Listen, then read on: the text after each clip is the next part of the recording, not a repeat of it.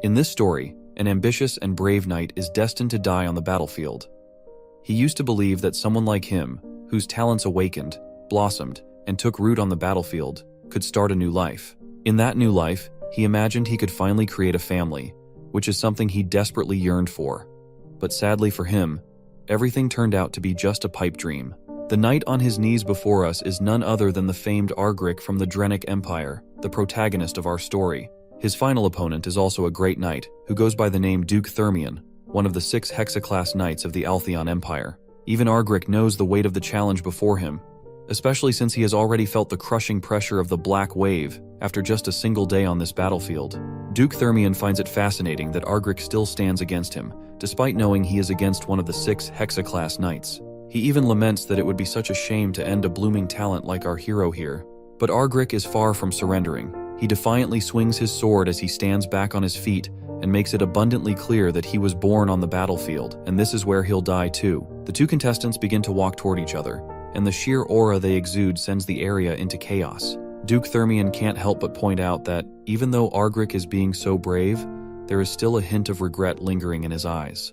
The Duke continues to talk about how Argric could have been a formidable rival for him in the future. But then, he charges his sword with energy, rushing straight at our hero while expressing hope that, once he gets a new life, he will be able to let go of his regrets. With that, the Duke swings his sword, but before Argric kicks the bucket, he narrates that the war between the Drenic Empire and the Altheon Empire has lasted for many years. His mother was a victim of this war, and he was just a newborn when she died due to the chaos around them, leaving him alone in this tumultuous world as an orphan. While other children play with toys and read books, he struggled to contribute to the war and fight for his kingdom. After turning 14, he had to pick up the sword himself and was sent to his first battlefield. He fought bravely, and it was in this moment that his talents awakened. The monocore in his heart amplified his movements and senses to a level he could never have imagined before. He began rising through the ranks among the knights, and surprised everyone by harnessing 3 mana cores and becoming a quad core with 4 cores. His dream of joining the 5 Hexaclass Knights of the Empire was within reach. He finally had the opportunity he had been desperately wanting. He believed that this last war might finally bring him peace from his weary life. So, he fought his final battle valiantly, knowing he was on the brink of achieving everything he had ever dreamed of. That was until Duke Thermion arrived on the scene, and his mere presence sent everyone scattering. Back in the present, that first swing from Duke shatters Argric's sword into bits and pieces, and his dream instantly shattered before his eyes, and the next blow from the Duke pierced his heart, and he reflects how all he wanted to create a family, but he lost. The stab wound sends him flying across the battlefield, crashing hard onto the ground. The impact shatters the earth beneath him as he slides, leaving him bloodied and battered. As he begins to lose consciousness, everything fades to pitch black. But the veil of darkness lifts the moment he opens his eyes. The first thing he sees is husband and wife trying to play with him, or rather, they are trying to play with their child. Argric quickly starts losing his shit once he hears them calling him their child. His father quickly hoists him up, and with a broad smile over his face, he addresses him as Dane. He tells him he must become a fantastic spearman and follow in his father's footsteps. His mother, who goes by the name Lily Sogris, quickly yanks him out of his husband's arms, insisting he will become a fantastic assassin. The husband, Arkan Sogris, and his wife both argue about which career their son should pursue, while Argric feels timid and confused by the bickering. They are apparently traveling in the carriage toward their home, and they argue throughout their journey about the same thing. Lily believes that sneaking through the darkness to assassinate targets and slipping away untouched is a much cooler path, while the father insists that the spear is the most beautiful and complete martial art. Well, that's how it goes for our hero. Just when he had thought he was done for in that battlefield, he miraculously ends up reincarnating. The twist in his story is that he finds himself in the Altheon Empire, his enemy, as the youngest son of a certain count. Once the carriage finally hits the brakes as they enter the mansion grounds, his parents come to a middle ground and decide they'll teach him both skills. But Lily still has not given up, and annoyingly states that their son will become an assassin, while Arkan just laughs it off, insisting that Dane will become a spearman. The carriage driver shakes his head, signaling their arrival, and both parents are a bit confused that they're already there. I guess they must have lost track of time while arguing with each other. The husband quickly hops out of the carriage and decides to help his wife down as well. He extends his hand to her, and she feels a bit embarrassed, and asks him what if the members of the castle see them. He chuckles and replies that he's just trying to hold his wife's hand, so why would that even matter? With that, he escorts his beautiful wife out of the carriage, while Argric can't help but feel awkward watching his dad act like such a simp. But eventually, his awkwardness fades as his eyes widen after taking in the grandeur of the castle. Once they finally make their way inside, Lily can't help but notice how happy Dane seems to be back home. I mean, why wouldn't he be happy? With a house like this and parents that wealthy, it might be easier for his talents to spread their wings than he ever thought possible. 2 months pass since that day, and we find Lily chatting with her son, who has started to babble. She's thrilled that he's finally making sounds, while our boy is equally fascinated to experience this babbling firsthand, something he never got to hear before. You see, opportunities to meet young children were scarce during his time wandering on the battlefield. The few kids he did see were often wrapped in bandages, crying because they had nowhere to go. Many mourning for parents who slowly succumbed to destruction and faded away. So, compared to that, his new home is a fortunate and wealthy place, and he's relieved he won't be starving here at all. Suddenly, the father bursts through the room's door, enthusiastically stepping in with a spear in hand. He proudly announces that this is called a spear. It seems that our boy is not at all a fan of his father's enthusiastic side. He is having a hard time believing that this man is his father, who is the strongest Hexa-class spearman in the Empire, known as Sogris. Even though he does not look like a war hero at all, but he was in fact a war hero known as the Blue Whirlwind. His wife gets annoyed and starts pushing him away from the kid, asking how he could enter the child's room with something so sharp. The man begins to lose his cool under her intense gaze and timidly says he just wanted to show it to Dane. But she's giving off a deadly vibe, reminding him that didn't she tell him they wouldn't be teaching their son anything until he reached an appropriate age? Well, it's not surprising that this grown man is trembling in fear under her sharp gaze, because his wife is the best assassin in the Empire. Meanwhile, she argues that if he keeps this up, she's going to teach their son the basics of stealth while he's still young too. He tries to argue that everyone is doing early education these days. Even one of the famed magic houses, known as House Teleport, puts a staff next to a child the moment they're born. But his wife gets annoyed again and asks if the spear looks like a staff to him now.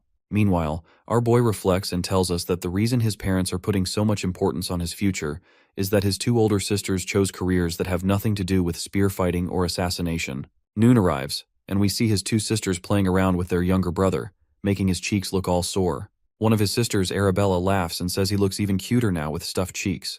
Meanwhile, our boy narrates about Arabella and reveals that because of her talent in magic, she has been on the path of a mage since she was little. By 12, she was already a 3-chain class mage, and since the highest class for a mage is 9 chains, it means she's a genius who has already surpassed the entry level. Arabella then asks his little brother if he wants to learn magic with her later, saying she has gotten bored learning by herself every day and would be happy to teach her little brother a thing or two. While Arabella is full of energy, her sister Claire is totally the opposite. Nervous and composed, she timidly says she can teach him summoning, since it's a handy trick to have in your back pocket. Just like Arabella, Claire is a talented girl who excels in summoning. She successfully made her first summon at the age of 7 and can now handle 2 summons at once. Arabella then playfully tells Claire to touch him, insisting he's just too soft. But Claire seems wary about touching him, unsure if she should. Meanwhile, Dane is acting all cute and chummy, and reflects how he initially thought Claire didn't like him. Now he realizes it's more like she's feeling jealous because he's the youngest in the family now, stealing all the attention. Eventually, Claire extends her hand and gently touches his nose. She gets ecstatic and exclaims about how soft he really is. She touches him again and promises to teach him everything once he grows up. Dane can't help but find it a bit overwhelming how everyone wants to drill their own specialties into him. His father is a Hexa-class spearman. His mother is a talented assassin, though a retired one. And his eldest sister is a genius mage. Then there's Claire, who's also a genius summoner. The house of Count Sogres is the perfect noble family, the ideal family he always imagined. He wonders if there's even a point to seeking revenge in this new life. Sure, his death was regrettable, but that place was a battlefield. It's almost funny to think about taking revenge on someone who beat him fair and square. The entire family gathers in the hall, arguing among themselves and trying to convince each other how their specialties would suit Dane better. Watching this heartwarming chatter among his family brings a smile to Dane's face because this is the kind of family he's always hoped for, and he's glad he was born here. But when things start to escalate and everyone begins to fume at each other, he starts to doubt if this is what a harmonious family is really like. We then learn about the special ceremony that exists in the House of Sogres, which is known as the choosing ceremony. You see, when a child is born into the family and turns 1, various objects are placed on a table in front of them, and people try to predict the child's future based on what object they grab. Since a year has flown by, today is young Master Dane's turn, as he has already turned 1 year old, and he will choose his class. The gathered guests chat among themselves, noting how the young ladies became a mage and a summoner, and they wonder what young Master Dane will choose. They decide to make their way to the ceremony hall to find out what Dane will choose. Once the guests gather in the grand hall, we see that Dane is sitting near 4 different items, each belonging to a different class. As the crowd gathers around the table where Dane is sitting, his mother tells him he just needs to choose the one he likes. However, Dane doesn't look quite sure about what he should pick. He glances at his father, who is eagerly waiting for him to pick the spear. His father is smirking while thinking that little Dane will probably be drawn to the dragontail spear. Apparently this spearhead is made from rare ducran, and when mana is imbued in it, it becomes as sharp and heavy as the mana the user puts into it. On the other hand, his mother feels happy and proud while thinking that Dane is too handsome to become an assassin. Still, she's sure he'll end up choosing the dagger. This dagger isn't just any simple knife. It's called Nighthorn, and is made from ethereal ore, which can hold all the world's elements and store multiple different poisons. Just like their parents, Dane's sister is confident that he will become a great mage, and that he'll choose the pouch to keep the mage's legacy alive. This bag is also a special subspace pouch, an object that can only be used by mages or those with magical talent. On the other hand, Claire, with her usual timid expression, wonders if Dane can summon. The item before him is actually a summon sign, which is a summoner's tool. Summoners use this sign to receive a code based on their talent, allowing them to call upon their summons. But Dane is feeling quite confused and unsure about what to do, because he can literally hear the thoughts of his family members. Eventually, he lets out a sigh and makes his final decision. He starts crawling toward the items, and the crowd's excitement rises with anticipation. As he picks up speed, his parents and siblings are absolutely overjoyed to see him moving, cheering him on in their own ways. His father tells him to choose something sturdy, while his mother encourages him to pick something short and sharp. As he gets closer, a yellow light begins to shimmer from all the items laid out on the table. Dane has no idea what's happening, and his family is just as clueless. On the other hand, the crowd smiles and gets excited as well as shocked when they realize that all of the 4 items just reacted, which is something unheard of. They can't help but admit that the young master seems like a generational genius after all. Meanwhile, Dane is just as bewildered by the situation. He recalls how he was a talented soldier in the battlefield, but in this life, he feels like he's on a whole other level. Little Arabella curiously asks her father what they should do since this has never happened before. But both their father and mother look just as lost, realizing that this means they need to teach him all 4 elements. Of course, this shocks the other 2 ladies, while Dane just smiles heartily in response. Time passes, and we find ourselves in the training hall, where we can hear weapons clashing. It turns out to be none other than Dane and his father. By the looks of it, our boy has grown a lot since we last saw him, which was only about 30 seconds ago, if I'm not mistaken. Arkin flashes a broad grin at his son for his good results, as Dane has perfectly polished the technique he taught him before. The boy thanks his father, and we learn that Dane has now turned 7. As they share a fun laugh, a man suddenly appears on the scene. Dane looks at him curiously, and we see that the man is presenting a spear. Seems like Arkin was clearly expecting the spear to arrive, and he promptly grabs it and offers it to Dane, telling him that this is his birthday gift. He explains that he was originally going to give it to him during the birthday banquet, but he wanted to give it to him before his mom's gift. Arkin further explains that he has been preparing this spear for 2 years, and that it was specially commissioned from a renowned craftsman in the capital. He then wishes him an early happy 7th birthday, and our boy eagerly drops his old stick and grabs the spear from his father, saying he'll use it because it's just so cool. He's really digging how the black handle and silver spearhead look together, and on top of that, it's surprisingly light. His father asks if he likes it, and he responds that he loves it. In fact, he's so excited that he starts fidgeting with it already. His father then asks if he knows the difference between a sword and a spear. Dane explains that with the spear's length, you can effectively keep opponents at a distance, and because of its small point of contact, it has a high attack efficiency. His father agrees, saying that's true, but warns him that as he gets stronger, it'll actually be harder to use than a sword. He points out the fundamental issue with spears. To attack, you need a minimum distance between you and your opponent, but he tells him not to worry about it too much since every weapon has its pros and cons. He explains that even swords, which are often called the perfect weapon, can be weak in certain situations. The son perks up at this, saying he'll keep that in mind.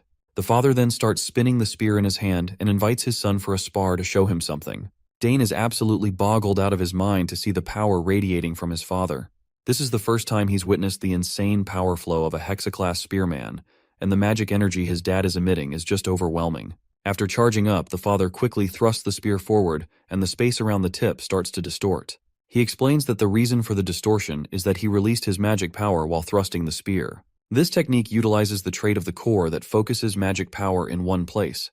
The son mentions that he's heard about this from his sister, and explains that humans can exceed their physical abilities as the number of cores increases, meaning their limits can be pushed. He reflects on how, in his past, he had a quad core, and all this knowledge he has right now is from his previous life. Meanwhile, his father starts smiling broadly, thinking about how well his son has been studying, and reminds him that he now has 6 mana cores. Of course, our boy pretends to be shocked, but inside, he thinks about how, if he hadn't died, he could have achieved 6 cores as well. Then, his father encourages him to give his new spear a try. Dane looks a bit hesitant, but his father tells him to just relax his mind, forget his worries, and thrust the spear.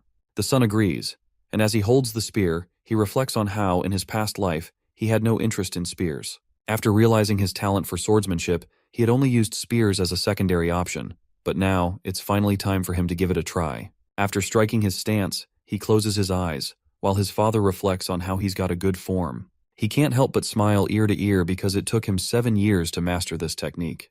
But since his son is still so young, he wonders if he can even pull it off at all. But as soon as Dane thrusts the spear, reality shatters, completely subverting his father's expectations. He genuinely wasn't expecting this miracle to happen. He freaks out and begins to shout, asking his son how he knows so much. Once Dane finishes performing the technique, the man walks over to his son, laughing and saying he did an impressive job. Dane explains that at the moment he thrust the spear, he gathered magic power into one place and imbued it into the spearhead. When the magic power reached the spearhead, he cut off its flow. The father goes bonkers when he hears this and asks if he has formed a mana core. Dane replies yes, revealing that while he was reading a book about creating mana cores, he decided to try it out, and luckily, he was able to succeed. But of course he is lying, because the truth is that he formed it while practicing mana breathing. The father kneels down to get eye level with his son, unable to help but feel proud. He's sure that one day his son will become an extraordinary warrior. Dane just flashes a smile, while thinking in his head about all the surprises he has in store for the future that are sure to blow his father's mind. Meanwhile, the father wonders if his son will really become a mage, a spearman, an assassin, and a summoner all at once. As night falls, it's finally the start of Dane's 7th birthday. Guests are gathering in the castle, and the hall is filled with music and the clamor of laughter. Everyone is having the time of their lives. Duke Bout, the same guy who killed our boy in his past life, is also attending the party. Once he spots Arkan, he calls him over to catch up. Arkan addresses him with the title Duke, but Bout tells him to drop the formality and just talk like they usually do. As we know, Bout is from the greatest house of the Altheon Empire and the head of the Thermion Duchy. Arkan quickly dashes toward his friend and whispers that many people are watching them, so he needs to keep up the act of formality. The Duke tells him to do as he pleases and asks where his son is. That's when Arkan calls out to Dane and tells him to say hello to Duke Thermion. As soon as he hears the mention of Duke Thermion, Dane's mind flashes back into the past where he had the last encounter with this man. Once our boy finally appears before the Duke, he introduces himself as Dane Sugres and bows his head, saying it's an honor to meet him. The Duke laughs, impressed by the kid's manners, and asks his father if Dane is also learning to use a spear, to which Arkan replies that he is. At that moment, a little lady approaches Duke Bout from behind, and when Dane's eyes land on her, he is startled for a moment.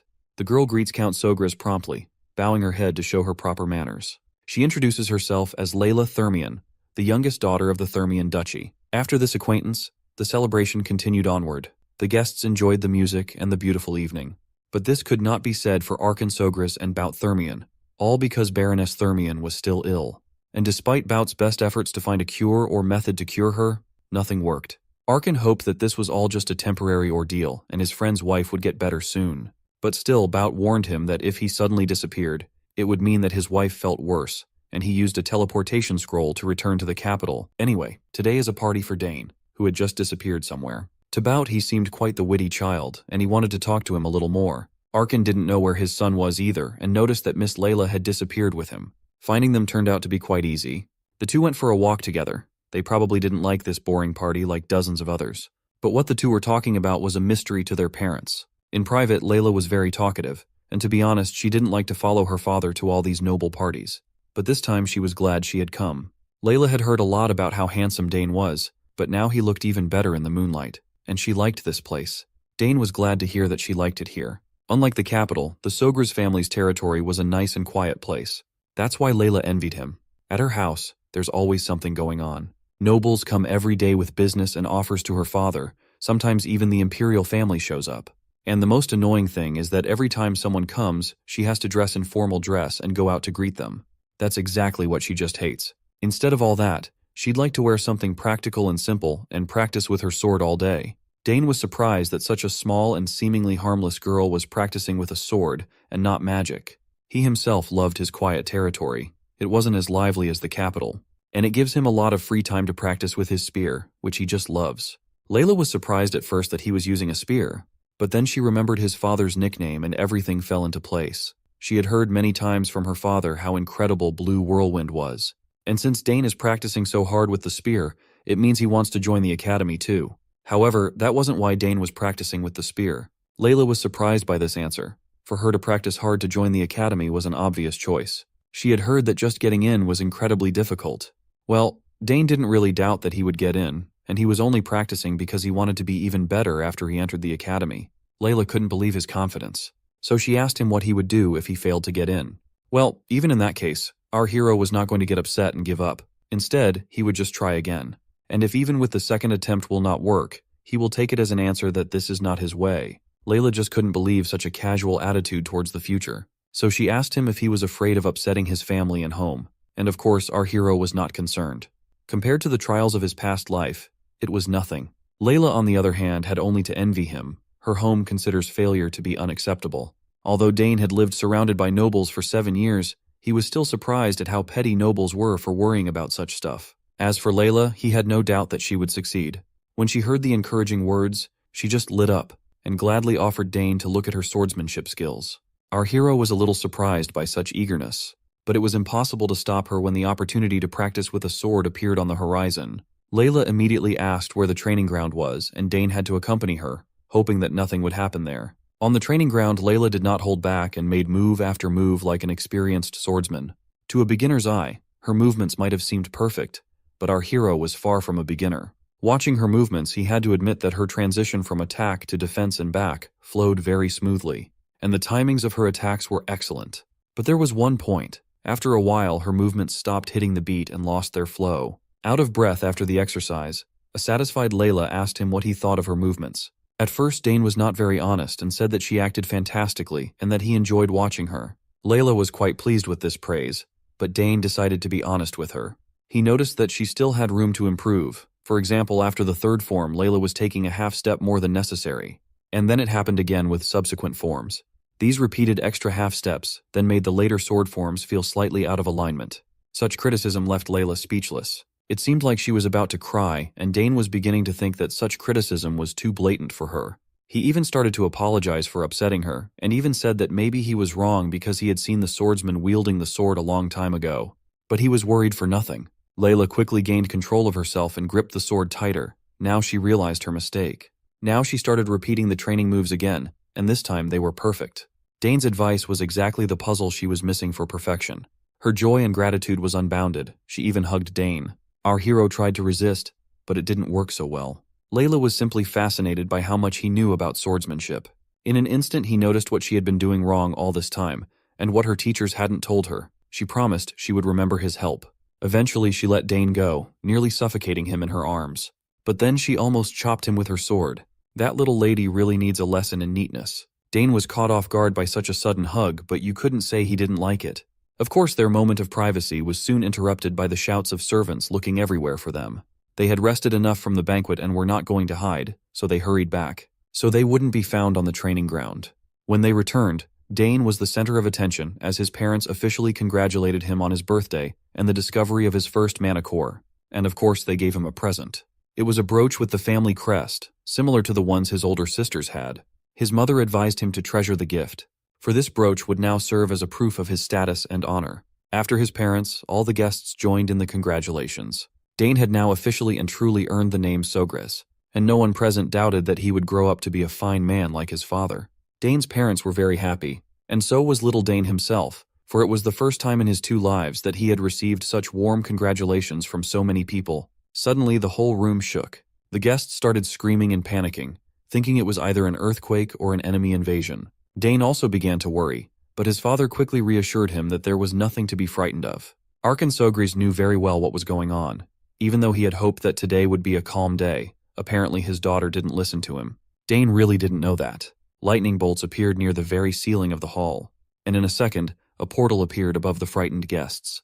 There was no end to the guests' bewilderment when a small figure flew out of that portal, who apparently laughed at the laws of physics, and landed on the floor without any trouble at all. It was Dane's older sister Arabella, and in her opinion, she wasn't late at all.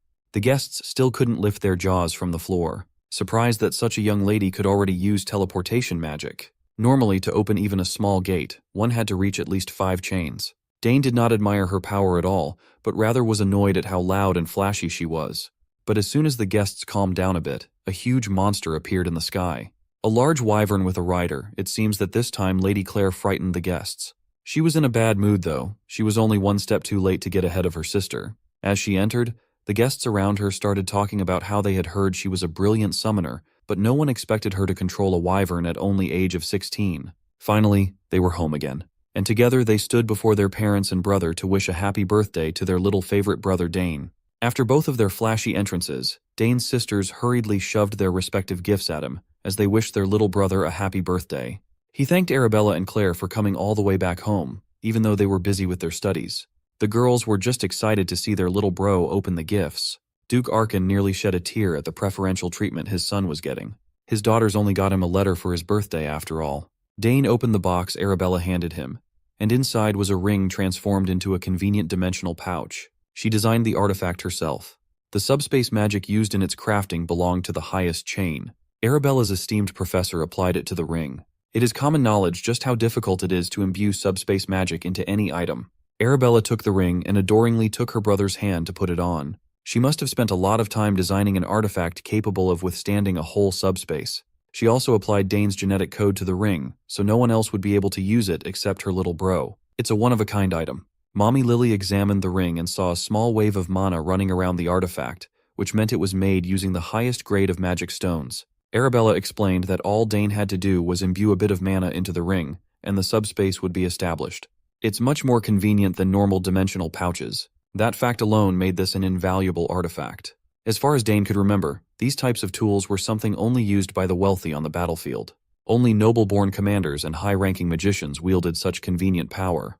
The ring would also grow as he got older, adapting to his body. Dane tried to imbue his mana into the artifact, and a green portal opened in front of everyone.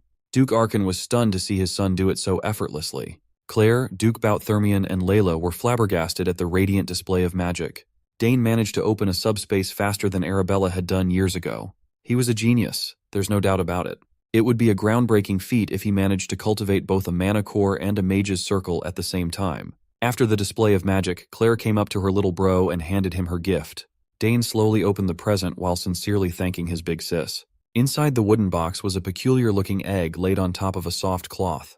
Confused, he grabbed the egg and asked what it was. Claire panicked and warned him to be careful with it, as it was not an ordinary egg. Everyone in the family was also curious as to what this odd gift was, but Claire only revealed what it was to Dane. She whispered that it was a familiar. She got it by accident while she was trying to summon Decaron.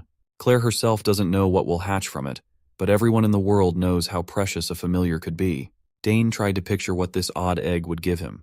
He had heard about familiars before. Unlike summons, they are an entirely different entity. A familiar summoned once can permanently remain in the real world. Claire asserted that Dane should keep this egg a secret until it hatches in the future. He promised that he would. All the whispering between the two irritated Arabella, who was feeling left out. As for Claire's instructions, Dane must make sure to pour his mana into the egg once in the morning and once in the evening to make it recognize him as its master. Lily was just glad that her little boy was receiving such incredible gifts. It showed how much her children cared about each other. With the gift-giving done, Duke Arkin cleared his throat and reminded his daughters to at least say hello to their parents, seeing as they crashed the party after saying they might not be able to make it. Realizing that they hadn't said a word to their parents since arrival, the girls awkwardly greeted their father. Duke Arkin was a big softy when it came to his children, so he didn't really mind. He was just glad to see his girls again. Since they went off to pursue their professions, the girls rarely came home anymore, so Duke Arkin was glad to see them looking healthy. Layla watched the Sogre's family being so lovingly loud and jovial with one another from afar. The little girl could not help but compare her own home situation to theirs. Dane noticed her staring at them and turned his head. He noticed the dip in her mood as she silently walked away. He wondered why she looked so lonely and sad in the middle of a lively crowd of nobles. The banquet wrapped up, and the next day came. Duke Bout-Thermion stayed the night and was now walking through Sogre's territory. He could not help but think about how incredibly talented Arabella Sogres was. As expected of the best mage at the academy, her talent in the magical arts was unparalleled. The girl could be the perfect match for Duke Thermion's son, the academy's best swordsman. If House Sogris and Thermion could combine through a marriage between those two, it would give birth to a faction that could rival even the imperial family. If that happened, no one would be able to mess with both houses and their children. So, Duke Thermion decided to bring up the matter of engagement between the eldest children in today's conversation with Archon. On the way to meet the other Duke, Thermion caught the sound of steel nearby. It came from the training grounds, so someone must be honing their technique inside incredibly early in the morning. Of course, it was Dane polishing his spear skills with utmost focus. He had gotten quite deadly with the weapon. With years of training with his dad and his insane work ethic, he had long since become combat-ready. Dane's focus was unparalleled. He moved with the fluidity and sharpness of a veteran warrior, flying all over the battlefield while delivering multiple killing blows. He pushed his speed even harder and kicked the intensity to a higher gear. Finally, his arms blurred as he delivered countless spear stabs in a short amount of time. Curiosity got the best of Duke Thermion, and he ended up spying on the boys' training from afar. He was pleasantly surprised by the youngest son of House Sogris going sicko mode in training. With his experienced eyes, he could discern how incredibly polished Dane's technique was. His movements and concentration did not feel like those of a 7-year-old at all. Even his simple stabs were refined to a terrifying degree. Everything was executed to such a high degree that spearmen who have been on the battlefield for years could still learn from it. When Dane finally wrapped up his last sequence, he was huffing and puffing for air. Duke Thermion was thoroughly impressed from start to finish. What he had just witnessed felt impossible. He had heard rumors about the young Sogris showing incredible talent, even way back when he was just a baby. But he always thought those were just exaggerated hearsay. Now he knew those rumors were true. After a little break, Dane went back to practicing. He focused on his movement and footwork this time around. Being one of the strongest swordsmen in the land, Duke Thermion could not help but notice that the kid's stance and footwork seemed similar to a swordmaster's. The Duke started considering that the kid might have even picked up swordsmanship to a high degree at such a young age. Finally, Dane noticed that someone was watching him from the doorway. He brandished his spear, ready to strike, as he warned whoever was sneakily watching him to come out instead of hiding. Duke Thermion got too excited and ended up getting detected by a kid. It was not his proudest moment as a skilled warrior. The more he thought about Dane's movements, the more strangely familiar they felt. He was certain he had seen that same footwork somewhere before. The Duke had to reveal himself and apologize to Dane for eavesdropping on his private training session. He insisted he wasn't trying to do anything shady. Seeing as the eavesdropper was Duke Thermion, Dane felt bad for speaking out of turn. Even though he had been living in his current body for 7 years now, this man was still the one who defeated and killed him in his previous life. Remembering his etiquette training, Dane Sogris formally greeted the Duke. Duke Thermion confessed that he was mesmerized by the sight of the rising star's early morning training and apologized once more. The kid held his own, responding that he was forgiven. The Duke was amused by his guts to speak as if they were equals. Now that he had a closer look at Dane, he noticed that the boy's body wasn't even showing signs of fatigue or trembling despite such intense training. When he was his age, he hadn't even made a manicore. The Duke pointed out Dane's excellent stabbing attack, observing that the boy had inherited Archon's talent with the spear. The spear itself was also crafted really well. Dane formally thanked the Duke for recognizing his technique, and the old man smirked. Not only was this kid a lethal soldier, but he also knew what to say at any given moment. In comparison, his own son did not have such excellent skills and manners when he was 7. This little detour made Duke Thermion consider arranging a marriage between Layla and Dane as well. So he slyly interjected that his daughter had also been training her swordsmanship. He suggested that since they were of similar age, they should look out for each other once they entered the academy in the future. Dane continued responding politely. The Duke liked the young man's forthrightness. Finally, Duke Thermion excused himself so as not to bother Dane's training any more than he already had. But before leaving the training hall, he still had one more curious question he wanted answered. He wanted to know if the kid had ever trained in swordsmanship too. Dane made a mistake in front of the Duke. His old habits must have come out without realizing it. Given Duke Thermion's discerning eyes, it's not surprising that he recognized the minuscule habits in one look. Dane answered that he had just read some textbooks on basic swordsmanship, but had never formally trained in it. The Duke still found it strange that he sensed something akin to raw battlefield sense in the kid. But common sense dictates that an inexperienced child couldn't have that killer instinct. At last, the Duke finally got off his back and bade farewell, and Dane sent him off. Duke Thermion also extended an invitation for him to visit if he happened to come to the capital in the future. The swordsman had become personally interested in Dane's talents. Dane wondered if the man still remembered him. Just thinking about defeating someone who ended his life before was already getting his blood pumping. If he laid a solid foundation and prepared step by step, He was certain he could surpass the Duke. It's one of his goals to defeat the mighty Bout-Thermian in this life. Continuing with his training, Dane lost track of time, and Hernan, the attendant, had to fetch him. He was always watching the kid from the shadows, always ready to attend to his needs. With Hernan's faint presence, Dane reckoned that this guy could be talented enough to learn assassination and stealth skills. Today, everyone had been very busy preparing for the second banquet. Some of the nobles had already begun to arrive. In their location, gathering more than 30 noble families to arrive on the exact date was difficult. As for Dane's sisters, they had already opened a teleporter gate and went back to the academy together.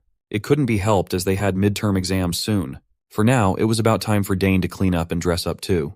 He made a mental note to take a closer look at the gifts his sisters gave him last night. After his intense training, Dane was tended to and dressed up. He entered the family hall with his mom and dad and mingled with various nobles. Dane had to put his etiquette training into practice the whole night as he schmoozed with high society. He was paraded around as the birthday boy. Everyone's attention was fixed on him. Finally, he managed to get out of the banquet hall and breathe. The life of a noble was a tiring one. His schedule was more packed than usual as the birthday boy, but at least he could always find solace resting in their beautiful garden. Mr. Gardner had worked hard to cultivate this special place beautifully, the kind of beauty that gives peace. Dane looked at the flowers in full bloom, exploding with their unique colors as butterflies danced around. He remembered his oldest sister lecturing him about how flowers contain the most mana in nature. Since he had a little bit of time to kill, he might as well try and analyze the mana in these flowers. Dane closed his eyes and concentrated on the natural flow of magic in the air. Without opening his eyes, he began grasping the concept his sister explained to him. He started sensing the mana in the flowers. He had been training in multiple fields all at once but had not seen any noticeable development in mage magic and summoning magic. He was having a hard time picking and choosing what fields to devote his time to. Having too many talents could be troublesome at times like this. Bro was literally suffering from success. After spending a few minutes immersed in the natural mana in the garden, he finally saw the mana in the flowers. He could not believe that such a small thing could contain such a massive, rushing mana flow. If one can feel the flow of nature and somehow make it their own, the principle could settle into the body to form a magic circle. That's precisely what is happening now. It helped a lot that his body's mana affinity had always been tremendous. He could clearly see something others could only faintly feel with their sixth sense. Just one trip to the garden had improved his perception of mana by a ton. What he could only faintly see before had become clearer. He was so close to grasping the inner workings of magic when he felt something shatter. Meanwhile, two noble kids had also found their way into the garden, bored by the chit-chat of the grown-ups in the banquet hall. They were siblings. The older redhead was just bitter that no one was paying attention to him as everyone was talking about the genius Sogris kid. He aggressively walked on top of the bed of flowers, destroying them in the process. The red-headed siblings had lost their way into the massive garden and happened to see Dane standing around in a daze. They eyed his clothes and mistakenly assessed that Dane must be a servant and yelled at him. He did not take too kindly to this disrespectful brat. The bastard dared to order him to lead him and his brother to the exit. Dane saw what they were doing to the flowers and yelled at them to stop stomping on the plants. Red Bastard had the nerve to feel offended for being yelled at. Dane asked why they were ruining the flower bed instead of using the garden paths. Red Bastard saw that he was small and continued acting obnoxiously. Then came the flaunting of their family name as all noble brats do. Dane didn't care though. To him they just looked like a pair of brutes ruining his garden's flower bed. Red Bastard did not like being called a brute, but he acted like one and grabbed Dane by the collar. He and his brother were the sons of Count Tyron, a guest of the castle. Hearing the name of Count Tyron reminded Dane of a memory from his previous life. That guy was the noble he captured after a shameful defeat on the battlefield. He remembered Count Tyron as an irritating noble, one of those horrible bastards. Based on the behavior of the brute in front of him right now, the phrase, like father, like son, seemed perfect. Red Bastard continued flexing his family name, boasting that they were famous in the capital. He even bragged that his house could make Dane disappear without a trace, so he had better watch his mouth. Dane knew plenty of dumbasses like this kid from before. He knew that words wouldn't get through Red Bastard's thick skull filled with air. The boy raised his fist, swinging at Dane while still thinking he was just roughing up a mere servant. Dane wasn't going to let that happen though. He responded by bashing his head against Red Bastard's nose as hard as he could. It was a critical hit that nearly crushed the Red Bastard's snorter. The little brother worriedly called his big bro. He checked on Red Bastard, who slumped on the ground after being hit hard. Wiping his nose, he saw blood and started freaking out as though he had never bled before. When he saw the red in his hand, Red Bastard's blood boiled, and he threatened to kill Dane. Finding the threat amusing, our boy stood on business and dared the brat to go ahead and try. Red Bastard wanted to pay back blood with blood. His little brother had some sense in him and wanted to stop his big bro, but Red Bastard was way too arrogant to be stopped. The brute launched a punch forward, and Dane nonchalantly dodged by, jumping back. It was a mismatch through and through. Dane was way too slippery for an amateur. While he let the Red Bastard tire out, he observed that the brat's footwork was too sloppy, as if he had never held a weapon in his life. Dane considered that the bastard might be a mage or a summoner. The barrage of punches continued, none of them even coming close to hitting a single strand of Dane's hair. Red Bastard's nose continued to bleed as his patience ran thin. Dane continued playing with his enemy using his superior footwork, and an idea came to his mind. Maybe he could harness the flow of magic he saw on the flower earlier and incorporate his will into it. If he succeeded, he should be able to compress that force into a physical form. He might as well use this opportunity to test it out in combat. The bastard's little brother watched on the sidelines with his mouth wide open. Dane planted his feet on the ground and started accumulating magic in his hands. He visualized a ball of raw mana and sent it hurtling toward the brat's stomach. The force was powerful enough to send Red Bastard painfully crashing onto the grass, making a mess of the concrete on the way. He screamed in agony, his body and ego bruised. Lil Bro checked on his loser Big Bro lying on the bed of flowers. Dane was more concerned about the flower bed he had just ruined than the bastard's well-being. But the Red Bastard was tenacious. He still had enough gas in the tank to stand back up. Seeing as Dane could use magic, Red Bastard demanded to know who Dane was. Lil Bro continued trying to discourage his Big Bro to no avail. His pride was too wounded to care about any fallout or trouble. Red Bastard beckoned the mana inside his body and started opening some sort of insidious portal. Dane was surprised to see the familiar sight. This type of magic belonged to summoners. The mana swirled and coalesced together until a translucent wolf started descending to the ground. The wolf looked bloodthirsty and predatory, with its snarling sharp fangs. Red Bastard laughed maniacally as he called his summon named Genpu. He finally introduced himself as Digron Tyran, ready to show Dane the consequences of messing with someone of his stature. Dane heard the brat ordered the wolf to tear him apart, but he was unimpressed by the mere wolf summon. It certainly felt lacking, as he had gotten used to seeing his sister Claire summoning fearsome beasts like her wyvern. Digron stood far away as Genpu lunged at the unmoving Dane. He just looked at the wolf in the eye and did not budge. Genpu must have sensed that he would suffer a horrible fate if he dared to go through with the attack. So, the wolf turned its tail and did a 180 spin. Its aura visibly changed as though the aggression against Dane had totally dissipated. The Tyran brothers were dumbfounded. Digron's pride, his summon, had seemingly turned against him. Right now, the big puppy was behaving as though he was subservient to Dane. Digron yelled at his summon to rip Dane's throat and end his life, but the orders fell on deaf ears. In response, the puppy started happily wagging its tail toward Dane. Sensing no ill will from the summoned beast, Dane gave the good boy some gentle pets. Even he had no clue how this turn of events happened. Now that he thought about it, even Claire's summons had always been friendly to him. Even the wyvern played with him sometimes. At that time, he simply thought that it was due to his blood ties with his sister. But in a situation like this, where there was no familiar relation, the summoned beast still behaved in a friendly manner. This could mean that he had an abnormally high favorability to all kinds of summoned beasts, or Genpu's favorability toward his bastard summoner had hit rock bottom. Digron could not understand what was happening. He had never heard of a summon betraying their master. Dane was just winning on every front, and he continued taunting Digron to come at him. Lil Bro was practically begging his big bro to stop embarrassing himself and accept the L, to no avail. Digron's pathetic ass still wanted to fight, but Lil Bro really needed this fight to be over. The poor kid, caught up by his brother's foolishness, had peed his shorts in fear. Lil Bro cried, and Digron cursed him out for being an embarrassment. Dane added salt to the wound in their pride by pointing out the bathhouse in the basement of the main castle. Digron used his little brother's accident to get out of dodge. As if he hadn't made enough of a fool of himself already, he ordered Dane to stay in the garden. Dane just stared at the pathetic loser with disgust. Digron did not even take his summon with him. Our boy continued hanging out in the garden, experimenting with his new understanding of mana. He tried to practice a trick that Claire taught him before. He identified what was left of the faint link between that bastard Digron and Genpu. He cut that thing off and carefully overwrote the link with his own magic. In doing so, the wolf and he became officially connected.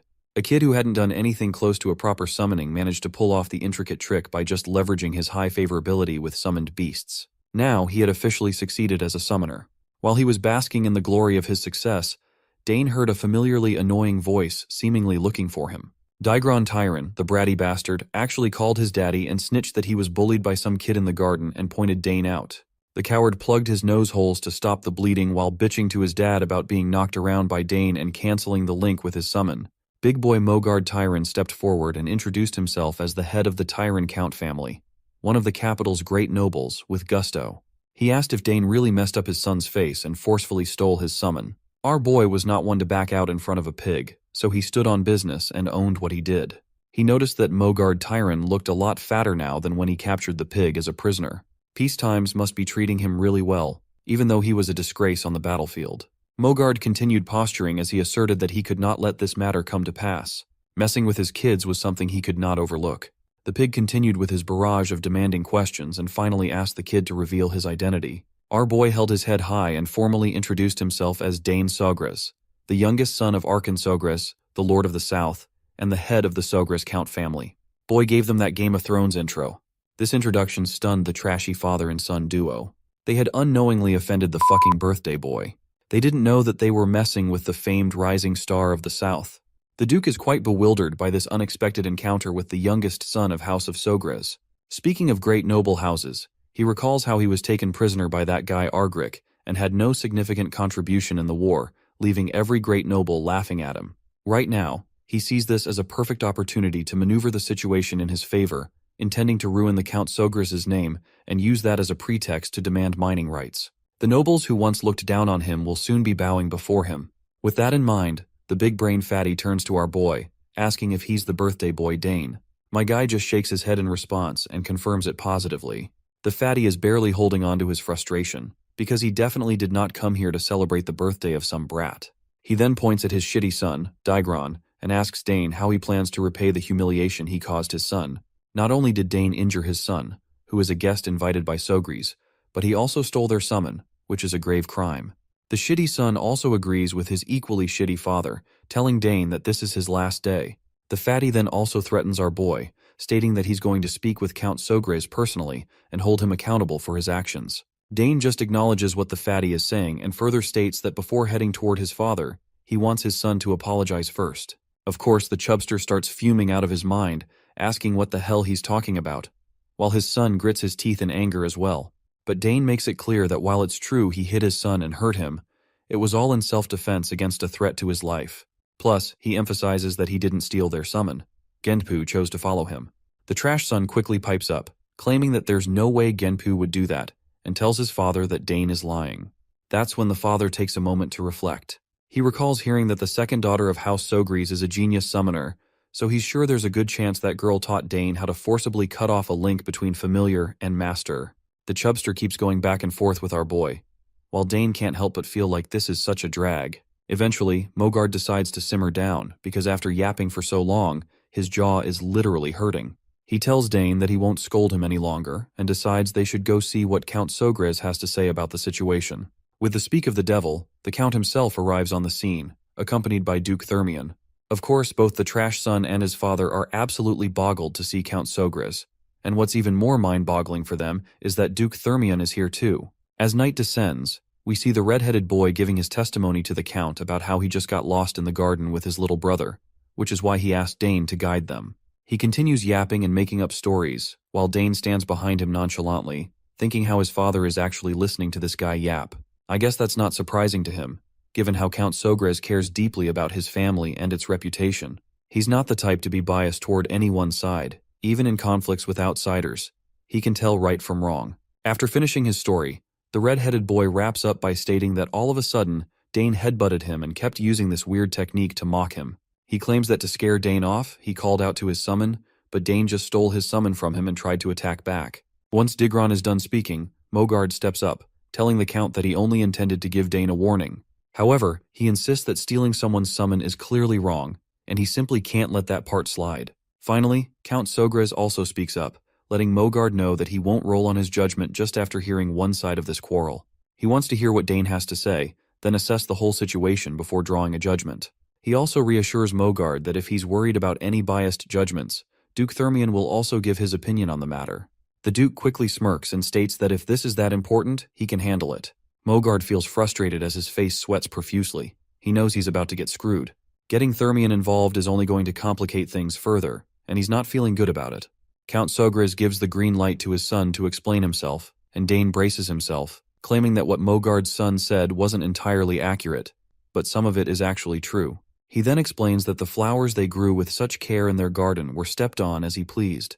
So he only told Mogard's son to get out of there, which made Mograd's son angry and started the fight. Of course, both Fatty and his son are absolutely awestruck after hearing these brutal truth bombs, with the son even trying to deny it by calling Dane a liar. But the Count tells Dane to continue, so our boy further explains that when Mogard's son summoned Genpu, his command was to kill him. He also clarifies that he didn't steal his summon. Rather, Genpu came to him first and saw his goodwill. The Duke is utterly bewildered to see how fluently this 7-year-old is speaking, with such grace and a proper choice of words. Dane, on the other hand, confirms once again that he never stole anyone's summon. Mogard loses his cool, stomping his feet on the ground and calling it nonsense.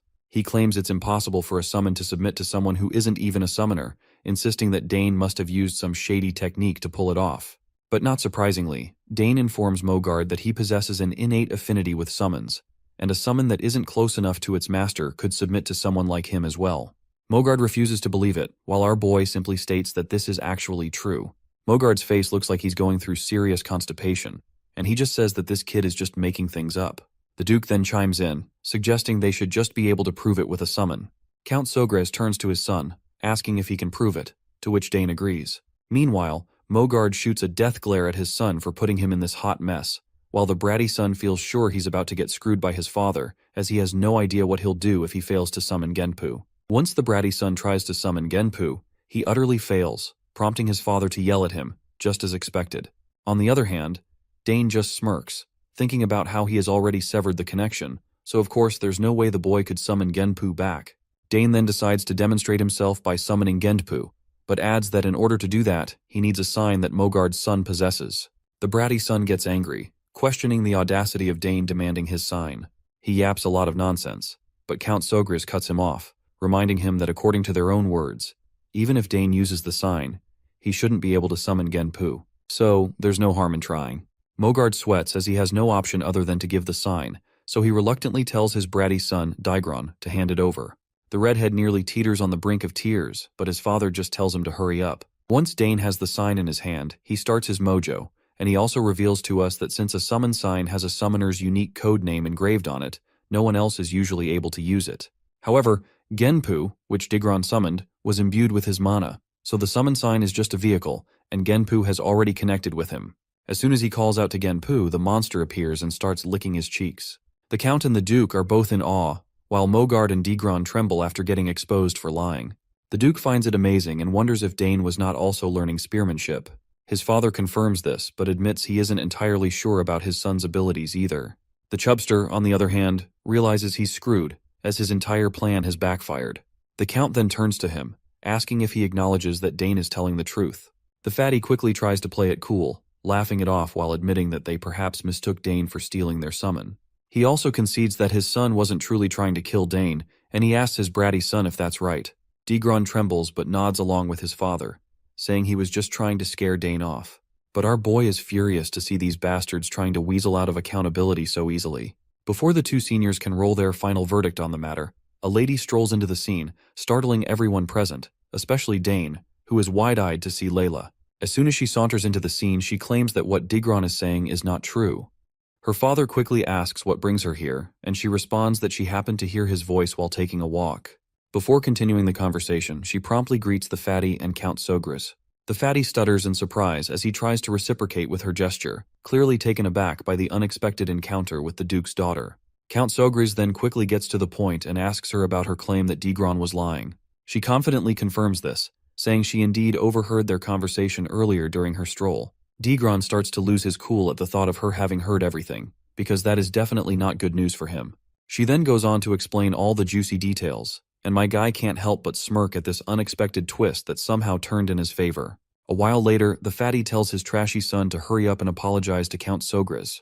The son quickly mumbles, saying he was wrong, but the Count tells him to apologize to Dane instead, not him.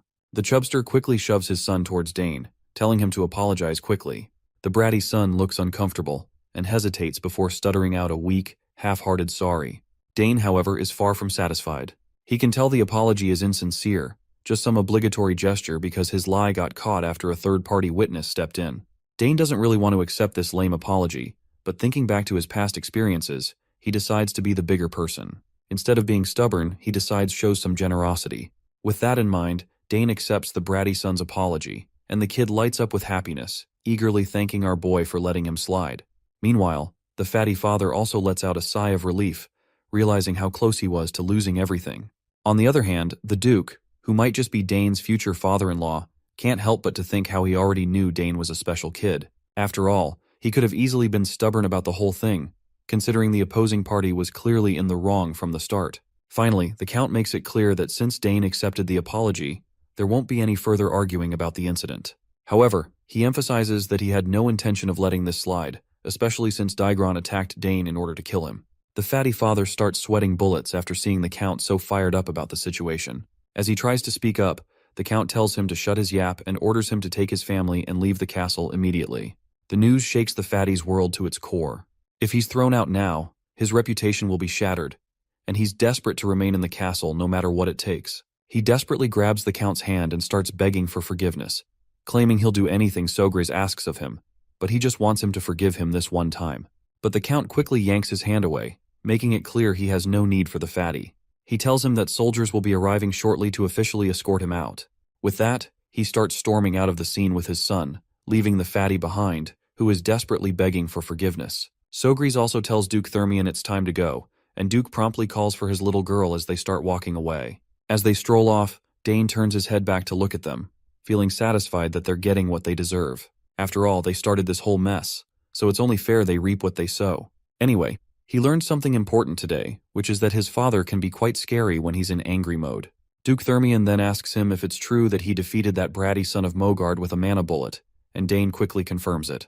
The Duke then can't help but point out how talented Dane is, not just in spear fighting but also in summoning and magic. It's truly outstanding, and he's sure that history has never seen such talent before. The proud father flashes a grin, saying he's also proud to have such an exceptional son. Meanwhile, Dane is just soaking up all the praise while Layla is freaking out, struggling to believe what she's hearing. Duke Thermion then points out that while talent is one thing, Dane is also incredibly calm. Most kids tend to get agitated during fights, and they stubbornly insist that they are in the right, but Dane doesn't do that. The Duke has no doubt that this boy will grow up to be a fine man. The father quickly gives Dane a gentle pat on the head, saying it's too early to tell for sure. They'll have to wait until he's all grown up to see how things turn out.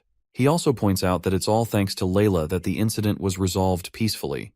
Without her testimony, things could have turned really ugly. Once Duke Thermion hears this, he's quite surprised that Sogris have such a positive view of Layla. He does not let this opportunity go to waste and tries to downplay her role in the incident, suggesting that if the Count acknowledges her so much, maybe they should start discussing their marriage. Of course, Sogris is startled to hear this, and he can see how eager the Duke is to marry his daughter. To dodge the bullet, he quickly shifts the conversation, noting that the sun is already setting and it's almost time for the banquet.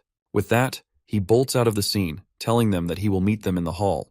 Thermion then also tells his daughter to take her time heading back with Dane. He quickly starts running after the Count, mentioning he wants to have a little chat with him, leaving the two kids behind. As they walk, Layla turns to our boy and asks why the summoned ignored its summoner and obeyed him instead. She claims she's seen famous summoners duel many times in the capital but has never witnessed anything like this. Dane shrugs and admits he's not sure either. It just kind of happened. Of course, Layla pouts annoyingly to see that Dane is intentionally hiding the truth, even though she's the one who helped him get out of that mess. But my guy remains nonchalant and reminds her that he also helped her, bringing up the time when he assisted her with her swordsmanship. Layla thinks back to that moment and reluctantly agrees that he's right. Finally, Dane decides that since they've helped each other once, they can do it again. He tells her she's free to ask him anything. Right away, the girl perks up in excitement as she exclaims that she wants to learn it right now. Dane is startled by her impatience and wonders what could be so urgent to learn. He asks her what she wants to learn, and she quickly tells him to teach her how to use a mana bullet. Dane asks her why she's so eager to learn the mana bullet, and Layla quickly responds that she wants to grow stronger and faster. She hopes to form at least 2 mana cores before entering the academy. Dane wonders why she's in such a rush since she's still so young. He gets the answer for his confusion as soon as she reveals that she wants to grow up quickly to make her mother happy. Her mother loves her a lot, and Layla is certain that becoming stronger would make her proud. Hearing her mention her mother, Dane recalls hearing adults talk about Countess Thermion being bedridden. With that in mind, I guess he has no choice but to help her. Layla bursts into a happy little dance and declares she's ready to start training tomorrow, though she would not mind starting training from tonight as well, especially since she is not sure how long she is going to stay here in the mansion. Dane just shakes his head and tells her she can start whenever she wants. He assures her that once she understands the flow of magic, learning the mana bullet won't be too difficult. Layla then eagerly asks what he'll want in return for teaching her. Dane falls silent, which makes it pretty clear that the request he has in his mind won't be as easy as just showing someone how to use magic bullets. The scene then transitions back to the banquet hall, where guests are whispering and murmuring among themselves about that fat father Tyron. They've heard that Count Tyron got kicked out of the castle, and they're all wondering what he did to deserve that. Some guests mention that Tyron's eldest son caused some kind of incident by picking a fight with the young Master Dane and ended up getting taught a lesson. They chuckle among themselves, amused at the thought of the fat cat coming here only to be humiliated and embarrassed. Word has also spread that young Master Dane is an outstanding summoner. One guest wonders if that means the Sogra's house will now be a prestigious summoner house. However, another chimes in, saying that's not all. Young Master Dane can also use magic, which is something they're having a hard time believing. We then see this big mustachioed man introducing himself to Dane as Baron Opent. He asks our boy if he happens to know anything about the Opent territory in the east. Dane humbly bows his head in respect and replies that he's heard the territory is famously known for its grilled trout and sapphires. The man laughs heartily while admitting that Dane is absolutely right. He goes on to say that the Opent house's trout and sapphires are the best on the continent. He then shoves his daughter forward, saying he almost forgot to introduce her. The girl steps forward and introduces herself as Sylvia Opent and politely greets him. Dane is startled to see her and nervously reciprocates with her gestures and gives his own name. I have no clue why he is so nervous around her, but it looks like we are about to soon find out. She dashes toward him with a mischievous look on her face and whispers that she's heard he's the one inheriting House Sogres in the future. Dane fumbles out an unsure response, and Sylvia enthusiastically tells him to stop feigning ignorance. She claims that she has heard he's talented in many ways, and bluntly tells him that she will be under his care from now on, especially since there's a possibility they might become family in the future. And there it is. Dane's nervousness around her makes total sense now. This girl is just too direct, and she didn't even hesitate for a second. Right at that moment, Layla joins the scene while Sylvia is still in the middle of shaking hands with Dane. Not surprisingly, Sylvia gets startled to see a potential rival, while Layla is practically throwing daggers towards our boy with her sharp eyes and demanding to know who this lady is. Sylvia recognizes Layla right away and greets her warmly, introducing herself as the eldest daughter of Baron Opent. Layla tries to reciprocate with a gesture, but the anger on her face makes it clear she's far from happy, even though she says it's nice to meet Sylvia. The two ladies exchange smiles that are practically dripping with killing intent. Watching them reminds Dane of a memory, and he can tell that both girls are absolutely ready to throw down. Eventually, Layla grabs his hand and states that she's borrowing him for now since they already had an appointment. She shoots him a death glare as she asks if he remembers their plans. Of course, poor Dane has no clue what she's talking about, but he agrees anyway, apologizing to Sylvia and promising they'll talk again later. Sylvia forces a smile and tells him that they'll definitely talk later. As Layla leads Dane away, Sylvia can't help but feel annoyed how this girl just took him right from her hands. Layla, on the other hand, still hasn't simmered down either. She's absolutely annoyed at the audacity of that girl trying to take Dane from her. Dane finds himself startled under Layla's piercing gaze. He can't help but lament that the darling daughter of the Duke, who holds the second most power in the capital after the Emperor, is no match for the young lady of the Eastern Baron. So it's no surprise that Sylvia just gave up like that. Once Dane and Layla are outside, she starts grilling him about his connection to Sylvia. She wonders if there's a chance he might get engaged to her, but my guy quickly dismisses any such relationship, insisting they were just greeting each other. Layla lights up at the thought, and even Dane can see her mood shift instantly. After walking for a short while, they finally arrive at the secret spot only Dane knows about. He's confident that they won't be bothered by anyone here.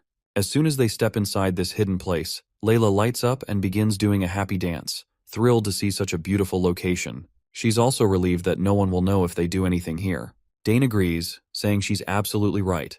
This is a great place to train. But before starting the practice, he wonders if she's ever felt mana before. Layla admits that she has a little, though it's not enough to form a mana core. She mentions that she's tried to intake mana by breathing it in. Her explanation reminds Dane that she's not at the emission stage yet.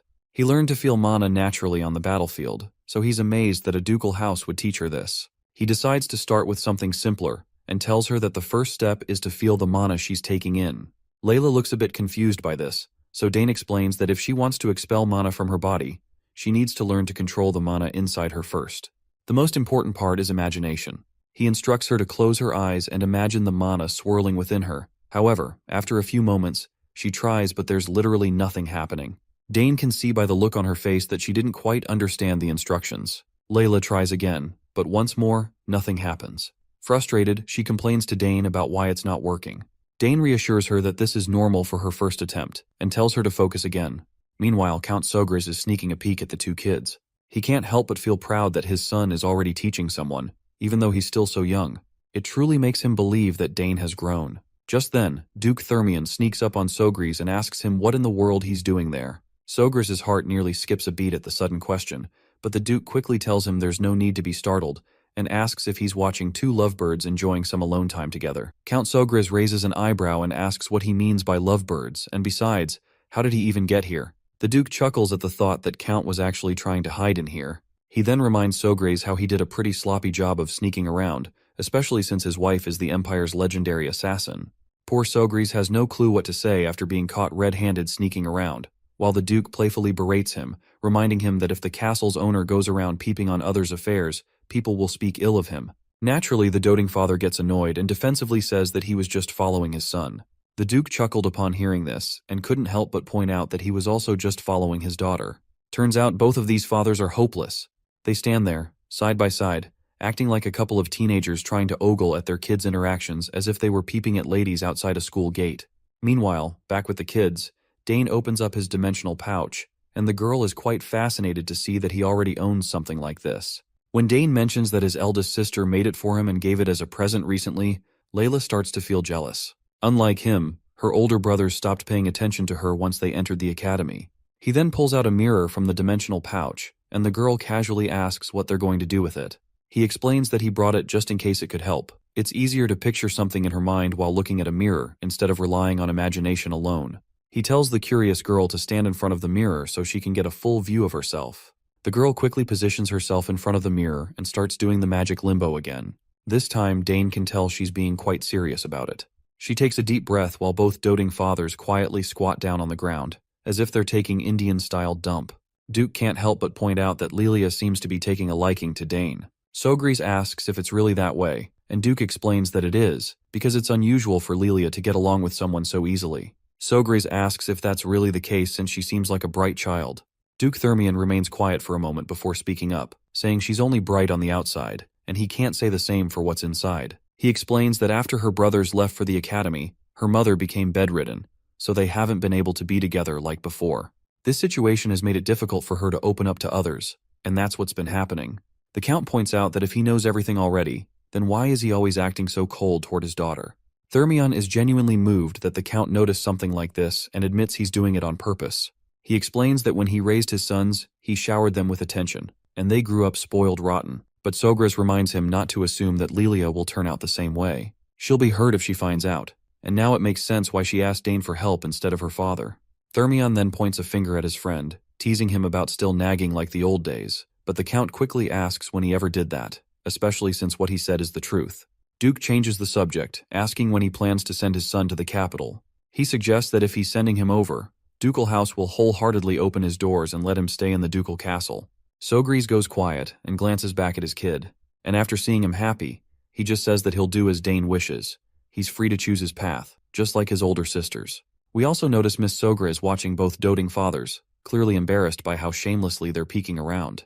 But eventually, she just smiles, realizing that the love they have for their children holds a strange power over them. She decides not to ruin the mood, and pretends she didn't see anything.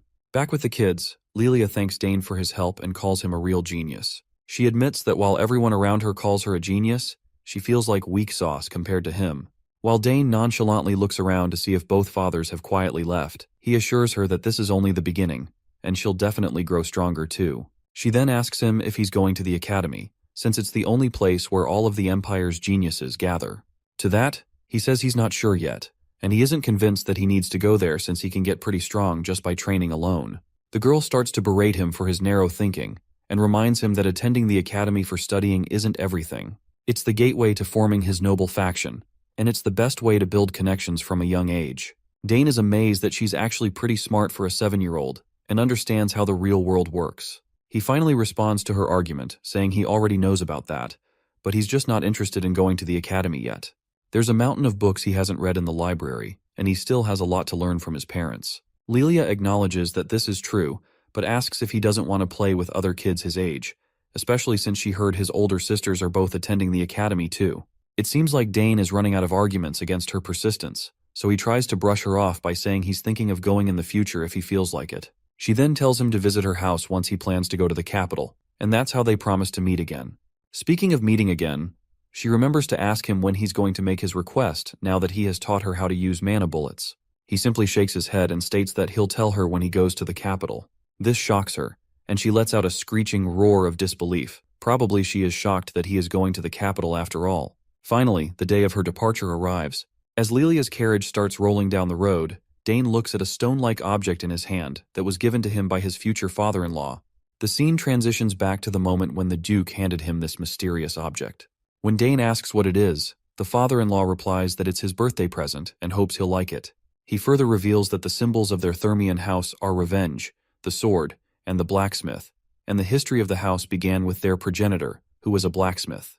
Thanks to him, their house has the best forge in the Empire, in fact the best forge on the entire continent. All of the Thermian-made weapons that protect the Empire were crafted in that forge. Of course, our boy already knows all this because, according to his past knowledge, all the ores in the world can be found at that forge, and all sorts of mystical weapons and artifacts are created in the greatest forge on the continent. The father-in-law then reveals that if Dane presents the insignia at the forge, they will create a weapon of his choice for him. That's when we finally learn that this rock-like object is essentially an insignia, a certified check that proves the honor and skills of whoever holds it. Count Sogris is absolutely boggled when he sees the Duke giving away such a precious insignia, something even the imperial family desires. The Duke simply pats his son-in-law on the head and tells him to grow well and help his father. His potential wife waves a last goodbye to him, and that's how they part ways. In the present moment, his mother squats down next to him, and after seeing his dejected face, she asks if he's upset that they left. He admits he is, saying she was practically his first friend. His mother reassures him that once he goes to the capital, he'll be able to meet her again and will even become more handsome, which will surely impress her. Well, I guess his mother is right, since he can't stay here forever, and he will have plenty of opportunities to see her again in the future. So he wishes her well until they meet again. Meanwhile, as the Duke travels in his carriage, his mind is still occupied with thoughts of Dane. He finds it strange that every time he looks at him, he is reminded of that warrior, Argyric, who showed the ability of a triple-class warrior at a young age. He's sure that if Argyric were still alive, he could have become one of the Hexa-class knights of the Drenic Empire. That's why he hopes to see Dane again when he has grown stronger. A few days later, we see our boy sitting alone before the egg. He's been feeding it mana every morning and evening and is now wondering if it's too early for it to hatch. This egg holds a mysterious familiar, and even if someone isn't a summoner, they can instill the egg with their mana and imprint themselves as the master before it hatches, allowing them to control a summon that usually only sticks around temporarily. He knows that the quality of his mana needs to match his familiar, and there are probably many tricky conditions that haven't been fulfilled yet. He's heard that some eggs never hatch because their conditions are never met, so he hopes that's not the case here. Even though he changes the flow and strength of his mana, there's still no reaction. After putting in a lot of effort once again, he puts the egg back, thinking that he's just being greedy by hoping he would succeed in one go. Suddenly the butler comes out at the gate, asking Dane if he's ready. At that very moment, the egg begins to react and starts making noises. Dane quickly rushes toward the egg, certain he just heard something. The butler also bursts into the room, asking about the noise. Dane tells him to wait a moment while he checks the egg first.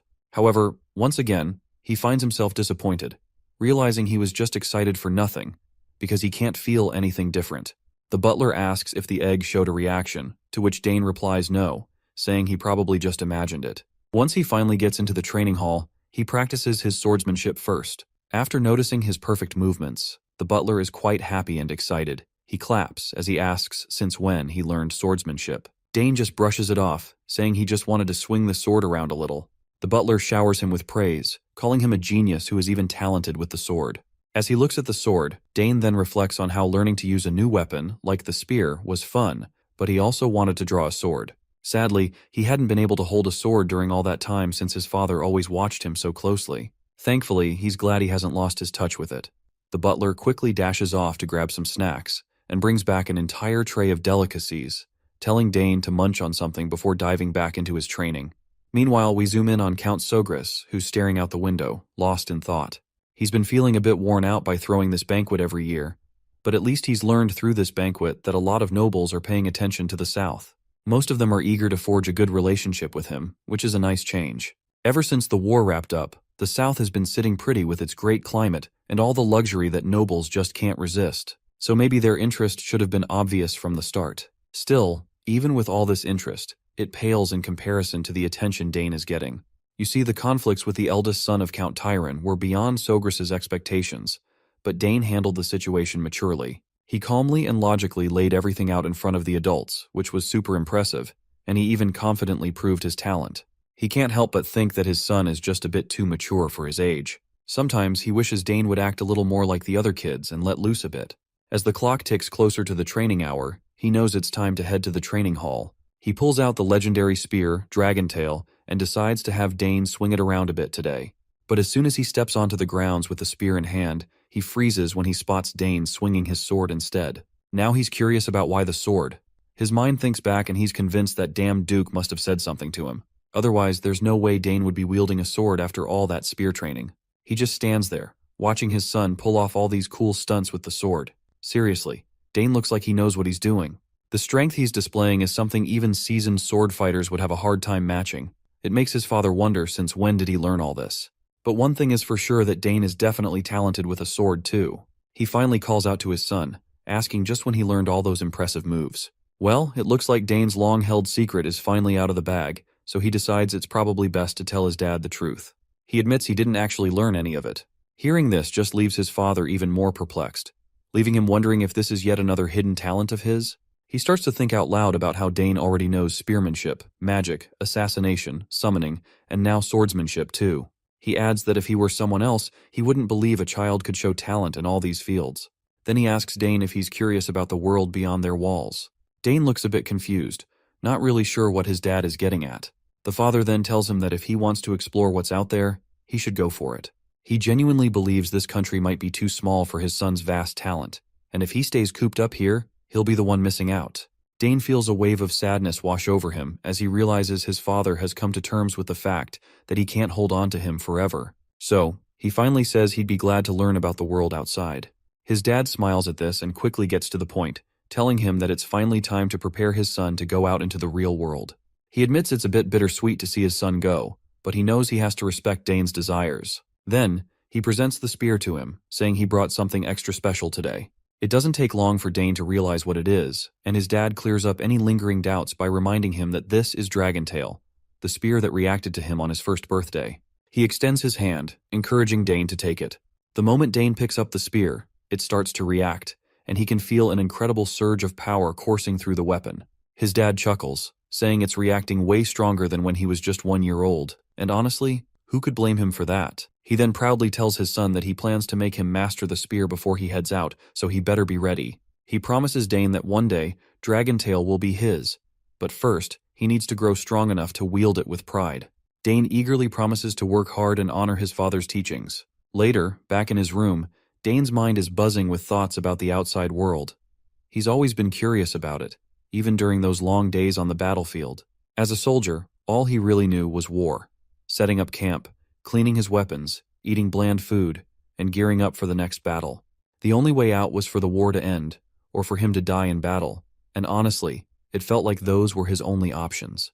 But now, with the chance to live a normal life ahead of him, he can hardly imagine what life outside the battlefield could be like. Still, as Dane, he knows he has to embrace this opportunity. He has no clue how his talents will be used, how the world will accept him, or what he can achieve out there. But for the first time, he has the chance to travel, explore, and accomplish anything he sets his mind to. At first, all he wanted was to stay and enjoy the warmth of this place. But thanks to his dad's question, his thoughts have shifted, and he's finally made up his mind to venture outside, and he's feeling pretty excited about it. Just as he is thinking about this, his mother pops into his room, which leaves him startled for a moment. He asks her when she entered the room, and this crazy assassin lady reminds him that he was so deep in thought that he didn't even hear her knock.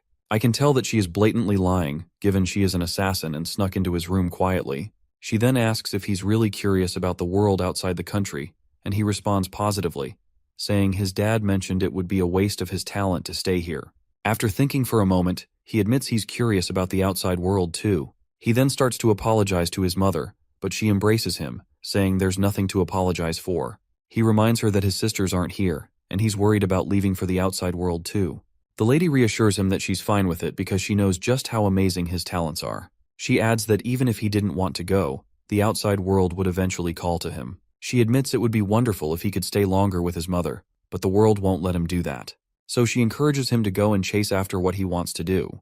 He promises that even if he leaves home, he'll return often to tell her everything he sees in the world. The mother thanks him and says it looks like she finally needs to teach him before sending him out into the world, just like his father is about to teach him. As he wonders aloud what kind of teaching she is talking about, the mother excitedly babbles about teaching him everything related to assassination. She goes on and on about all the skills and knowledge she has, and Dane can't help but think this is going to lead to some seriously exhausting days before he even steps outside. All in all, she tells him she'll be teaching him a ton of things, and he assures her he'll do his best to learn. As he looks at her, he can't help but think about how he'll get special lessons from his mother, filled with love. Many years have passed, and the scene then transitions to the southern region of the Altheon Empire, Sogris County, a place known for its warm climate and abundant natural resources. This place has become a cornerstone of the empire, helping them stay strong during the war. Thanks to Count Sogris's magnanimous rule, it's a region filled with peace and warmth. Finally, with the war coming to an end, the few small rebel forces have all been captured, bringing about an era of lasting peace for everyone. On a bright day, people are buzzing with chatter about how young Master Dane visited one of the shops recently. They can't stop talking about how the shopkeeper's eldest daughter literally fainted when she saw him. The ladies gossip among themselves, saying he's becoming more handsome by the day, and they wish they could catch a glimpse of his face at least once. There's even a rumor floating around that he's still single, which gives them a glimmer of hope. But one friend quickly reminds them that he's only 14 and tells her friend to stop drooling over an underage boy. One of the ladies then mentions that there are rumors Dane doesn't seem like a 14-year-old at all. He's already as tall as Count Sogris. Some even say he could easily be mistaken for a 20-year-old. All right, enough of the gossip, and let's see for ourselves how our boy has grown. For that, we transition to the outskirts of Sogris County, an area infused with ancient magic, known as the Forest of the Last Days. Here, Dane is on a special mission assigned by his mother, Lily Sogris. We catch a glimpse of him holding a spear in one hand, and in the other, some kind of cloth, probably a map or something else. I'm not really sure. Whatever it is, he's already figured out his course. With just 3 hours left before sunset, he knows he needs to get out of the forest before the sun goes down.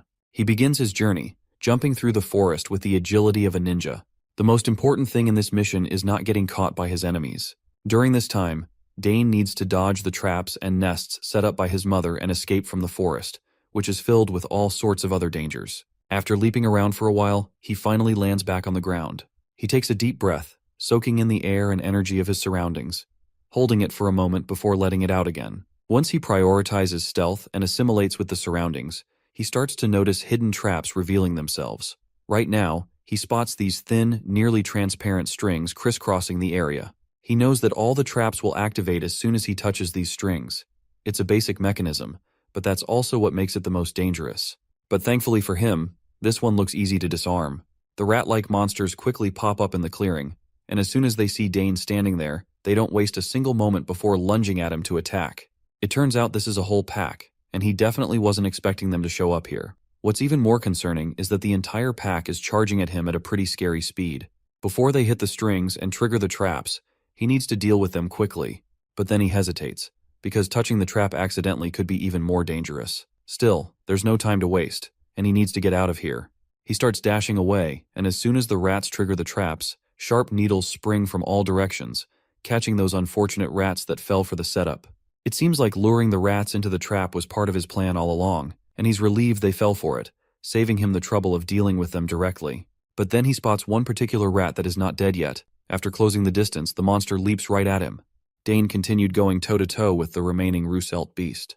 He struggled with the vermin's speed as it almost caught up to his own. The overgrown rat hit the brakes and pivoted for another attack. This time, it used its long-range weapon, spitting out a bizarre substance from its mouth. Dane carefully assessed the situation as the substance homed in on him. He did not know what it was, but the substance certainly felt dangerous. He spun his spear and dispelled the attack effectively. The young man gritted his teeth as he knew that he couldn't afford to waste any more time fighting this chunky rat.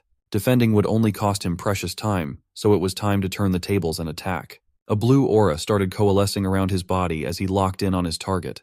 With a viciously swift chain of moves, Dane displayed his impressive Spearman technique. He moved his body freely in the air while flawlessly tracking the enemy's position. It resulted in the Russelt's head being sliced in half with a clean cut. Dane did not even bother looking back at the result of his attack. He just bolted out of there and continued his mission. By sundown, he had reached the end point of the trial. He was thoroughly exhausted, huffing and puffing for air as he tried his best not to throw up. At least he had finally escaped the forest and all its horrors. Suddenly, he felt a ferocious presence coming out of the woods and worried that his struggle wasn't done yet. He hurriedly stood up and regretted letting his guard down to rest.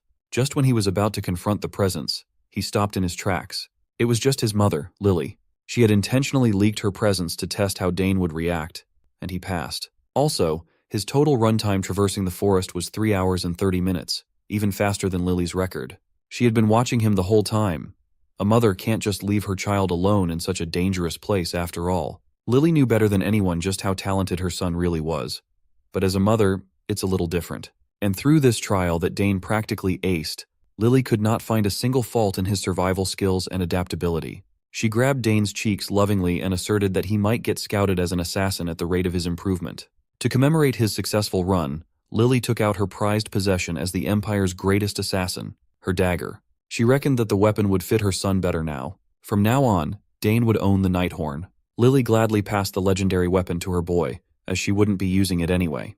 Nighthorn was created from the mysterious ethereal ore, an ore that could take the elements of any object. If he wished, he could use it to store all the poisons in the world. In doing so, he could mix and absorb poison for his own use. Dane sincerely thanked his mother for such a precious inheritance, and swore to treat Nighthorn well. This also marked the end of his assassin training from his mom. Just as they were preparing to head out and go back home, the mother and son duo heard a guttural scream nearby. It seemed to have come from the depths of the forest, so they decided to check it out. We jumped forward to a few days later, inside the walls of the Sogres County Annex Tower. In one of the guest rooms, a man woke up coughing and screaming in horror. He had long, flowing white hair and a beard, and he seemed utterly confused. The mysterious man struggled to catch his breath after waking up from his slumber. He finally looked around the lavish room and wondered where he was. The last thing he remembered was eating a mushroom in that damned forest. The door creaked open, and out came Dane carrying some water. He warned the man not to move too much, as he was still undergoing detoxification. Dane explained that the old man must have mistakenly eaten a poisonous red-nosed mushroom. Fortunately, Dane and Lily had found and saved him in time. The old man recalled seeing those red-nosed mushrooms. He didn't think they would be so deadly. If Dane and Lily had arrived even a little later, the old man would have been a rotting corpse by now. Dane handed the man a cup of water, knowing how parched he must be. The young man carefully observed the strange old head. He saw a belt that had the insignia of the Nixian magic tower in the old man's possession. He was definitely not an ordinary person. If it wasn't for Nighthorn absorbing the poison raging in his body, the old man would have died. Now that the old head had calmed down a little, he asked Dane where they were, and the young man honestly stated that they were in Sogres County's Annex Tower. The old man must have gotten lost in the southern region. He was poisoned by those damned mushrooms and walked all the way south. Dane advised that he should take it easy for now and wait for the Count to come and see him soon. The young man also introduced himself as the youngest son of Count Sogres, Dane Sogres. Old Head lit up with interest as he knew of Arabella Sogres, the genius being eyed by every magic tower in the Empire. Dane also explained that they found the old man in the forest in the middle of his training with his mom. The old man almost spat out the water he was drinking after hearing that. That crazy forest gave him hell. Even as an 8-chain mage, he lost his way, and the flow of his mana reversed while casting a spell, wrecking his whole body. The entire forest held ancient mana all over the place, and then there were those undetectable traps scattered throughout the area. The forest belonged to the Sogres house. Naturally, it would be a dangerous place for anyone who wasn't a member of the family. Also, due to the presence of ancient magic, the flow of mana was different from that of modern mages. It was truly the worst place for a modern mage to be. The old man finally realized that he really would have died if it wasn't for Dane. He also realized that the boy in front of him might be a generational talent if he was already strong enough to freely train in that hellish place. Dane even made the antidote that he urgently needed to escape death. By his looks, this young man seemed to be somewhere in his teens. Despite his young age, he was capable of formulating an antidote that required extensive knowledge and precise production skills. The old man couldn't believe how blessed the Sogres family was. On top of 2 generational geniuses in the fields of magic and summoning, even the youngest son seemed extraordinarily monstrous. If the continent was still at war, the House Sogres could easily become the most powerful noble house within the Altheon Empire. The old man thanked Dane and admitted that he owed the young man his life. He was a bit startled by the kid's bold response, but asserted that he pays back the debts he incurred. First, he wanted to introduce himself properly. As it turns out, this old man was Sidrain Gauss. Not too long ago, he was the head of the Nixian Magic Tower. Sidrain took pride in his name and stature, inviting Dane to ask for whatever he wanted.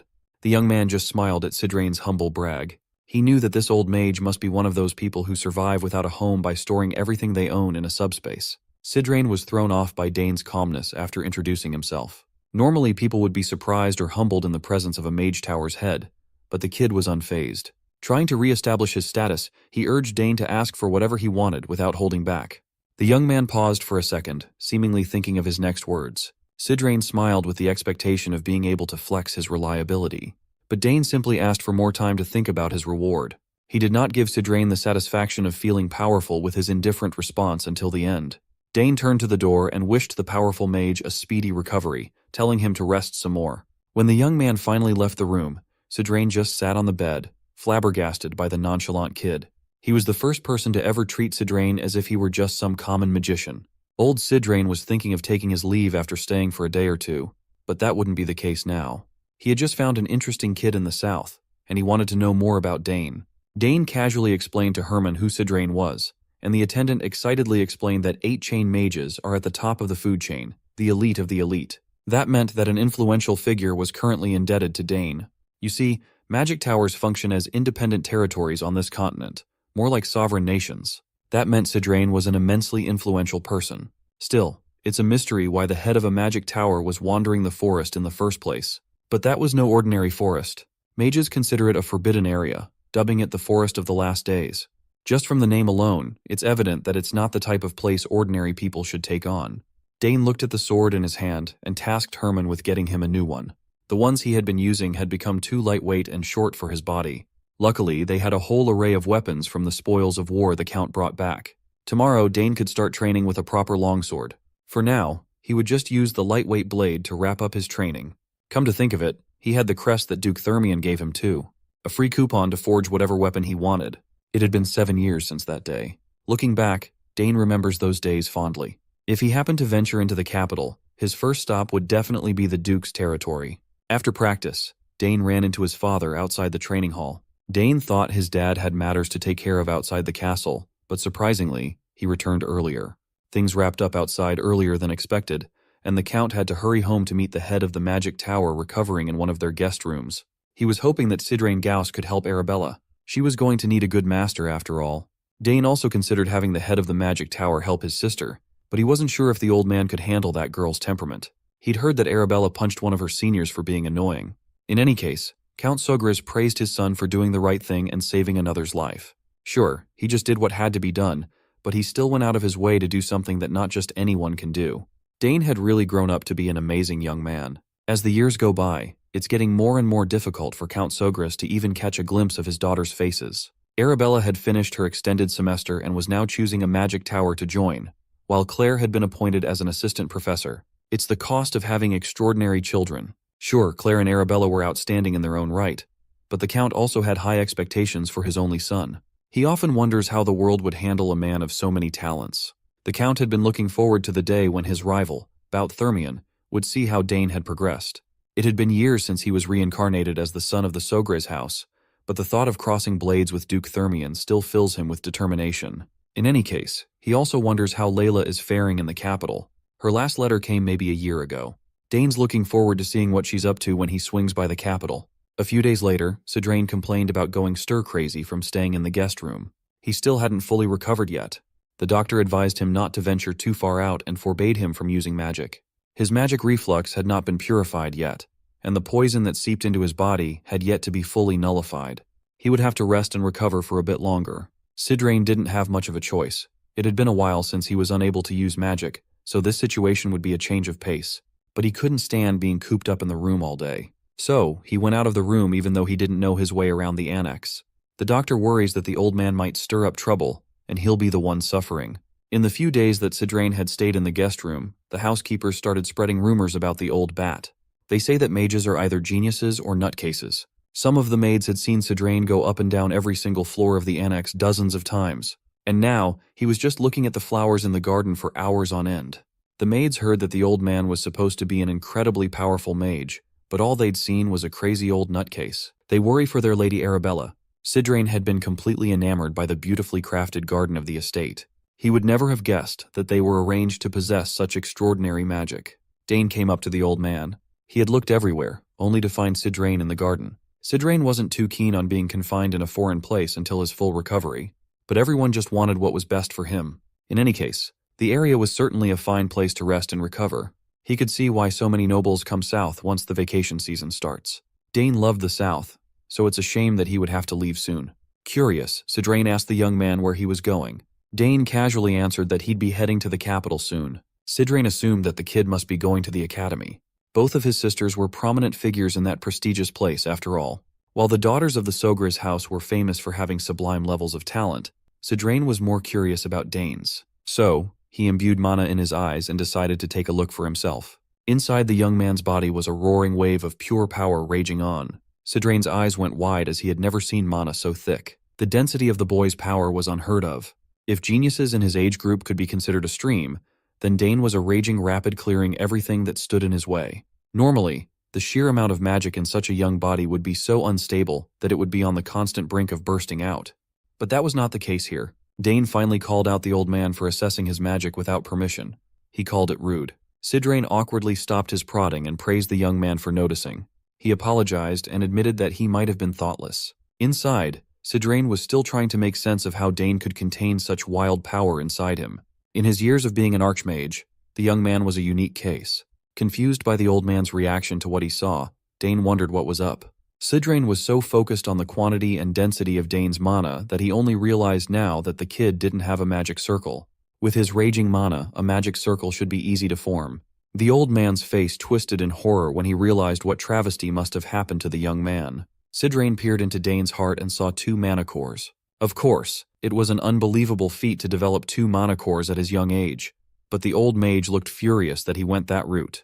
He reckoned that possessing such a crazy density of mana and using it to just wield a spear was lunacy. Sidrain believed that Dane using his mana to form cores instead of circles was blasphemy. The young man practically turned his back on the greatest talent that the archmage had ever seen. Confused by the old man's rant, he asked if he could just use both mana cores and magic circles. That only served to infuriate the old fart even further. He held his head in frustration at the wasted potential. He doesn't even know where to start explaining the gravity of the hole that Dane dug for himself. Sidrain asked the young man if he knew the reason why the lifespan of magic swordsmen was so short. It's because they possess both mana cores and circles simultaneously. However, those 2 concepts constantly interfere with one another. When they clash, problems arise. It had become an untold law of sorts. The mana compressed in the core would be transmitted to the circle. So, a circle that cannot handle the raging power would burst to pieces. Dane had a basic grasp of the concept himself, but he didn't know that it could be that bad. Sidrain had become grumpy seeing the best talent in the world squandered to train with a spear. Dane worriedly asked if it would really be impossible for him to pursue magic without a circle. Sidrain explained that while not impossible, refining mana without a circle to use spells that require purified magic would be theoretically improbable. Also, many have tried going down that theoretical path, but all attempts that Sidrain had personally seen have ended in failure. Nevertheless, this did not discourage Dane from giving this path a shot. Although he hadn't properly tried it before, he just felt like he could cast spells without the refinement of a magic circle. Sidrain thought the boy was going mad. So, Dane did not waste any time and started utilizing what he already knew to rearrange a magic code he was familiar with. After manipulating the runes and the mana in the air, the process went smoothly. With the rearranged magic code, he managed to produce a fire spell that had a decent kick to its explosion. All doubts in his mind were erased as he made it work. It was only a basic one-chain spell, but he managed to cast a spell without a magic core. Sidrain's mouth hung wide open in shock. Common sense dictated that anyone without a magic circle shouldn't be capable of casting spells. In his years of overseeing the Nixian magic tower, he had never seen anything like it. Dane continued modifying the magic code and created a mana barrier around his body. He explained that Arabella had discovered his high affinity for magic and wondered if that was the reason he could do improbable things with mana. That could be the case, but what he was doing was way out of the theoretical realm. Sidrain Gauss has stood at the pinnacle of mages for a long time now. This was his first time feeling what the commoners felt in the face of the elites and their otherworldly capabilities. He's witnessing a real world-shattering innate talent. Meanwhile, Dane was just amused that he managed to make the spells work. The old archmage's knees trembled in excitement. Dane had unparalleled mana affinity and purer and denser energy than anyone else in the world. The kid is the real deal.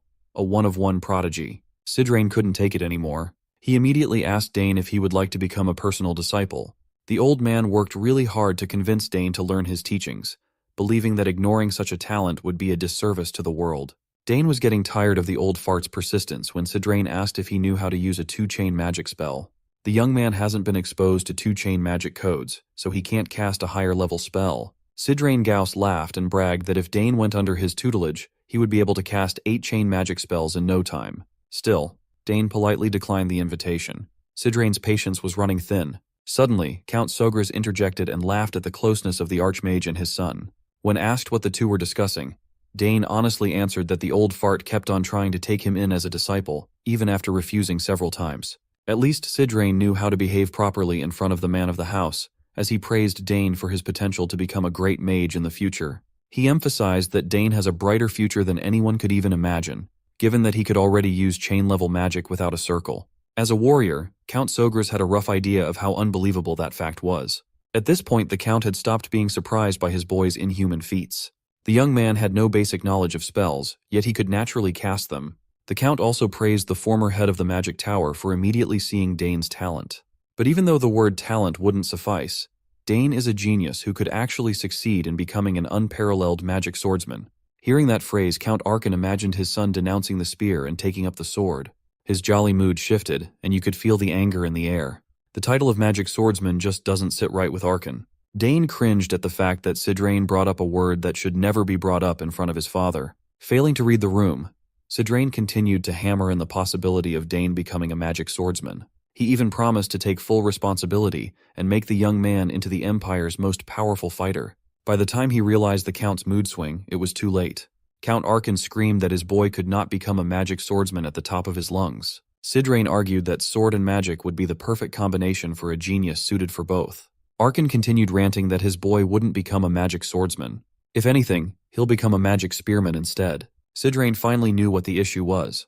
Dane just tried to stay as quiet as possible as his father calmed himself down.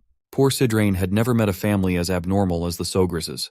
You see, to a mage, becoming a disciple carries a great deal of meaning. Mages, especially powerful ones, normally raise their successors through the act of something called inheritance. It's a tradition carried through from ancient times to modern times, even when universal magic education had long since been established. What Sidrain Gauss was looking for wasn't simply a disciple, but a successor of his life's work, and the ones that came before him. Given how an 8-chain archmage was still desperately trying to get him to accept the invitation, Dane had gained a great deal of confidence in his talent and potential. He could feel a sense of unknown feeling swirling in his body. Now that he had become familiar with the basics of magic, he remembered a gift that Arabella left him a few years ago. It was a crystal ball he could use if he wanted to see his sister. Right now, asking Arabella for her opinion regarding the matter might be beneficial. Dane dug up the crystal ball and imbued his mana into it. He called Arabella telepathically, who was currently studying in the Academy's library. When she finally recognized his voice, she was surprised. Arabella immediately stopped what she was doing and beamed in joy that her little bro was contacting her. As expected, even Arabella was shocked to hear that Dane managed to use a one-chain spell without a magic circle. She knew his mana affinity was abnormally high, but she never expected it to be to this extent. The circle only serves to purify and circulate energy, so maybe Dane's mana was already pure enough to be used raw. To test this out, Arabella wanted to send a mana stone to the transmission machine in Dane's room to inspect his mana's purity. It's a good thing that he had Arabella to help him with stuff like this. Right now, she's already an established 6-chain mage, and her help has been incredibly reassuring. Arabella reckoned that since Dane could already use chain-level magic, attracting a lot of attention in the Academy would be inevitable. But that's the last thing he wants. It cannot be avoided, though. Talent always draws the attention of the masses. But Arabella assured her little bro that she would utterly destroy anyone who would dare to bully Dane. Speaking of bullies, Dane asked his sister about the news of her breaking the nose of a senior, the second son of the Dwell Duchy. Just thinking about the slimy bastard gets Arabella riled up. Realizing that she was taking the call in a public space, she tried to calm down. Anyway, with enough time, she theorized that Dane's mana purity would continue to increase. It's one of the possibilities they could look into. Unfortunately, their discussion had to be cut short, as Arabella was needed by one of the professors. They said their goodbyes, and she promised to send the aforementioned mana stone over. The fact that Dane might be forging a path that had never existed before had finally sunk into him. With the extraordinary purity of his mana, he jokingly wondered if he had a dragon's heart beating in his chest or something. Meanwhile, Sidrain was still stuck in the annex for his recovery. He used a bit of mana to inspect Dane, and it worsened his magic reflux. He might have to stay for longer. If the kid would just accept his offer, he could have the most illustrious legacy among mages. He wondered just what he could do to entice the young man to join his side if Dane wasn't even interested in learning 8-chain magic. Maybe he should offer some grand and priceless artifact or pass on an inheritance refined through multiple generations. But if he offered his treasures up front, Sidrain could get scammed and he would have nothing left. As he was racking his brain for ideas, Dane knocked on the door. Sidrain wondered if the kid came over to apologize, or maybe even changed his mind regarding the offer. Dane came to find the old bat because he had something he wanted to say. Sidrain immediately assumed that the young man finally reconsidered becoming a disciple, but Dane quickly shut that nonsense down. It's not like he had no interest in magic at all. Sidrain asked if he already had a master or something, and that's why he kept refusing.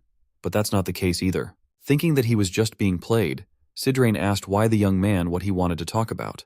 It's simple, actually. Dane didn't know the rearrangement code for 2-chain magic yet. Learning from his sister would be difficult as she's far away. In the end, the best method would be to learn under Sidrain, a literal archmage. The old bat still owes him for the rescue, so refusing his request offhand won't be possible. Dane admitted to the old man that he does not want to only walk the path of a mage. He's not just going to become a magic spearman either. He wanted to become a magic spearman assassin summoner. As far as Sidrain knows, something as crazy as that doesn't even exist. Hell, Dane would even add swordsman to that title too. The absurdity of the young man's aspirations thoroughly frustrated Sidrain. To achieve that mouthful of a title, Dane had to draw the line and refuse to become the old magic tower head's disciple. Based on the young man's determination, Sidrain could see that Dane was already set in his way. Then, an idea came to mind. The old mage stood up and asked if Dane would be interested in a letter of recommendation. Since he was aiming to enter the academy, getting a letter of recommendation from the former head of Nixian Magic Tower would be a massive boost to his reputation. Dane thought about it briefly and reckoned that it wasn't a bad offer by any means. So he accepted the letter of recommendation, and while they were at it, he wanted to make another request. Sidrain quietly laughed to himself, thinking that the young man had finally come around. He can finally start securing his grip on an unparalleled genius. Seeing as the old man was feeling generous, Dane asked if he could learn the rearrangement code for 2-chain magic. That won't be a big deal for someone like Sidrain. He knew the rearrangement code for all 2-chain magic in existence after all. Dane is still young. Giving him a letter of recommendation for the academy and some 2-chain magic codes wasn't a big deal. Although he wasn't in his best condition right now, Sidrain could start their lessons immediately. Dane slyly smiled to himself as he just reeled in a huge catch. He extended his hand and declared that with everything on the table, they could consider Sidrain's debt from being saved, paid in full. The old bat said it himself. Since he owed Dane a great deal of gratitude, he could ask for anything. So here he is, asking for what he wants. Sidrain did not like being played like this. He really thought he was finally getting a disciple. Dane's answer to his invitation remained the same. It's a big no. The old bat was tricked by a 14-year-old child. Refusing to back down, Sidrain insisted that the young man asked for 2 things when he only owed Dane for 1 thing. The young man begged to differ, though. First, he saved the unconscious old man from the forest. Second, he nullified the poison rampaging through Sidrain's body. He could have added the fact that he had to carry the unconscious old man all the way back to the annex, but he'll just consider it a bonus. Sidrain had no more rebuttals. He was thoroughly and logically defeated. He wondered how such a daring child existed in this world. Finally, Sidrain and Dane set up their lessons in the training hall. The old man had partially accepted that he might not get Dane as an official disciple, but he could continue to curry favor with the kid in case he changes his mind in the future. Sidrain just could not bear to let such a talent go to waste. The lecture finally started. They would have to work around Dane using chain-level magic without a circle. The young man would have to pay close attention as the rearrangement code for 2-chain magic is a lot more complicated than 1-chain. There are countless aspiring mages who can't even break through to this stage and end up giving up. Dane locked in, glad that he has such an accomplished instructor. Sidrain saw the sparkle in the kid's eyes and made sure not to go easy on Dane. He still had his reputation as an archmage to uphold after all. 2-chain codes are on an entirely different level because the caster has to calculate the amount of mana themselves. The magic density in the atmosphere and even the state of the body plays a vital role all at the same time. Magic's complicated nature is the reason most people give up on it entirely. Sidrain gave the complex definition, expecting Dane to ask for a simpler explanation. When he asked the young man if he needed any clarifications, Dane just smiled and let him continue. To Dane, learning not only the rearrangement of magic codes but also information he had no idea about was eye-opening. To make sure that he really got the principle, Sidrain asked him to discuss the rearrangement laws of magic. According to the young man's notes, the first law was coexistence. Magic power can exist in the physical world and with other sources of mana. Through coexistence, mages use their own power and the magic power in their environment to activate their magic. The second law is conservation. If magic power can collect enough of a particular elemental material, it can exhibit different attributes through conservation. Not only does Dane have a deep understanding of magic's nature, but he's also adding his own interpretations. Most people would find the theory of magic boring, but that wasn't the case for the young man at all. He had talent, tools, and a hunger for knowledge. How could such a perfect mage candidate exist? Continuing the lecture, Sidrain explained that magic codes become exponentially more complicated every time the chain increases. Rather than discussing theory, it would be easier to demonstrate. Sidrain adeptly summoned a sliver of his mana and made a simple grid of magic to demonstrate a one-chain magic cast using the simplest rules. However, the complexity rises from two-chain onwards. He transformed the sliver of mana into a swirling mess of runes and power, showing the rearrangement code for two-chain magic. Dane concentrated on the brilliant display and focused on how complicated the knots were. Sidrain manipulated his code and formed the two-chain fire magic, Fire Arrow. When it comes to magic codes, using them repeatedly is the key to mastery. The old man reckoned that Dane was finally recognizing how complex magic can be. According to his estimation, most people would take at least a year to jump from one-chain to two-chain codes.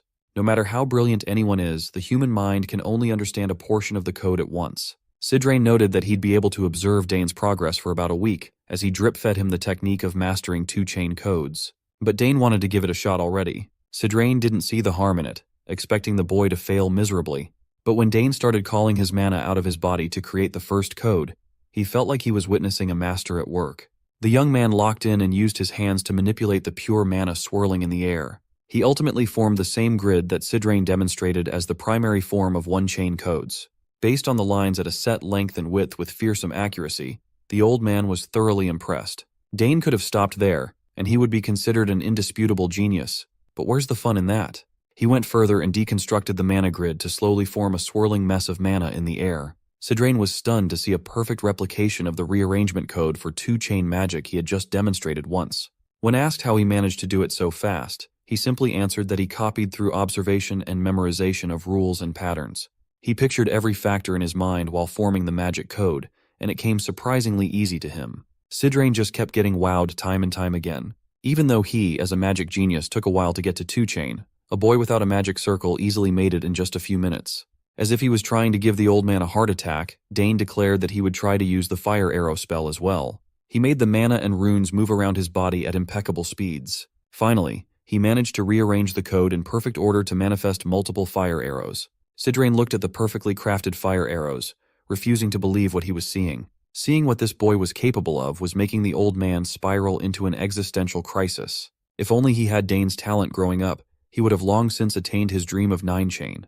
Dane freely controlled the fire arrows, making them fly all over the training hall as the old archmage tried to compose himself. Even Dane was surprised that everything came naturally to him in one go. One thing was certain: the world would flip out when they saw a mage without a circle performing magic miracles. Sidrain knew that Dane's talent would need to be hidden before all sorts of people tried to approach him with impure intentions. Also, he was still not giving up on making the kid his disciple. Since Dane picked up the first code so easily, they could just keep going and learn even more codes. Sidrain reckoned that he might have to be careful about what he included in Dane's letter of recommendation to the academy.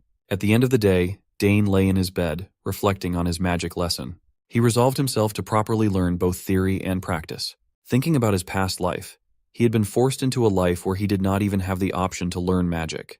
In the circumstances where he didn't even know when he would die in battle, trying to make time to learn magic was a luxury he could not afford. He had his hands full with swinging the sword and trying to survive while doing so. Up until a certain point, magic prioritized theoretical learning over practical spellcasting.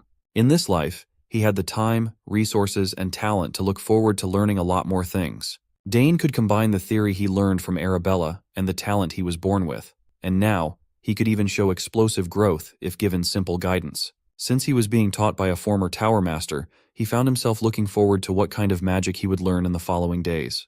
Half a month later, Dane came to his father with a request to make something called a magic reagent. Since they didn't have the materials, he would need to go out of the territory. His father was a little startled by his son's progress. Sidrain backed Dane up, assuring Count Sogres that Dane was ready for a reagent now that he had mastered 4 rearrangement codes already. Usually, for geniuses, it should take a month to learn one code. Count Sogres also understood that magic reagents were hard to come by. Dane only learned about them while reading books in the family's magic library. Sidrain had long since accepted that the kid was just built different. He was even elated that Dane was interested in something as boring as magic reagents. Finally, the Count agreed to the plan, believing that this would be a great experience for his son. Since he was going outside, Dane would be able to see their territory for himself, too. He smiled and thanked his father for trusting him to venture out. Dane set off on a short journey to the outer regions of Sogres territory. Alongside him were Sidrain and Herman. Even on the outskirts, the people of Sogres County still looked at and talked about him with veneration. Dane returned their welcoming sentiments with kindness and a smile. Through this journey, Sidrain gauged that Count Sogres must be a kind lord to his subjects based on how happy the people were. The South really does have a lot to offer. They have delicious snacks, great weather, and good people too. It's a sight that's extremely rare to see in the capital. That's why Dane loved this territory so much.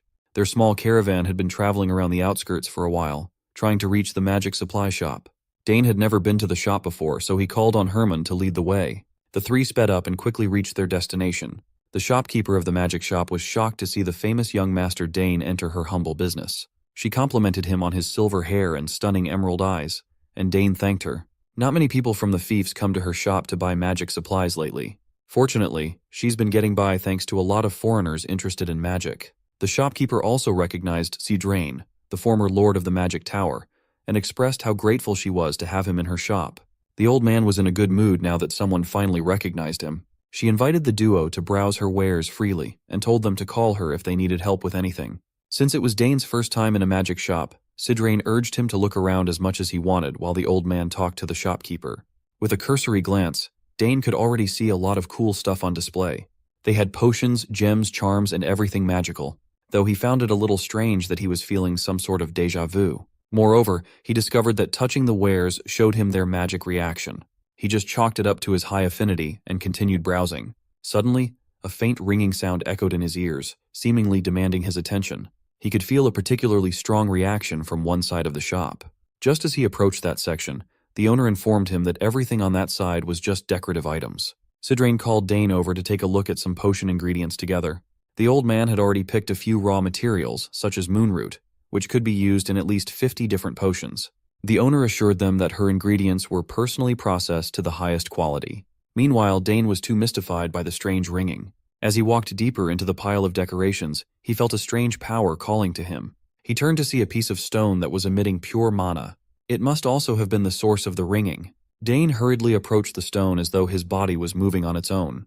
Herman, seeing his young master behaving oddly, ran over with concern. To him, his young master was simply staring at a plain rock stuck in the wall as decoration. Dane wasn't entirely sure what was happening, but the stone was undoubtedly calling to him. He took it out of the wall and held it in his hands. As he suspected, imbuing the stone with more magic made the reaction even stronger. There was a possibility the object was uniquely reacting to his magic. Meanwhile, old Sidrain was still picking up raw ingredients left and right. Dane went over and asked the store owner what the story was behind the stone he had just plucked out of the wall. As the owner had said earlier, it was just decoration. But what kind of decoration has a magic reaction that is stronger than anything else in the shop? Sidrain asked if the owner had been cheated with the rock or something, and she admitted that a few years back, a peddler gave her a big package as payment.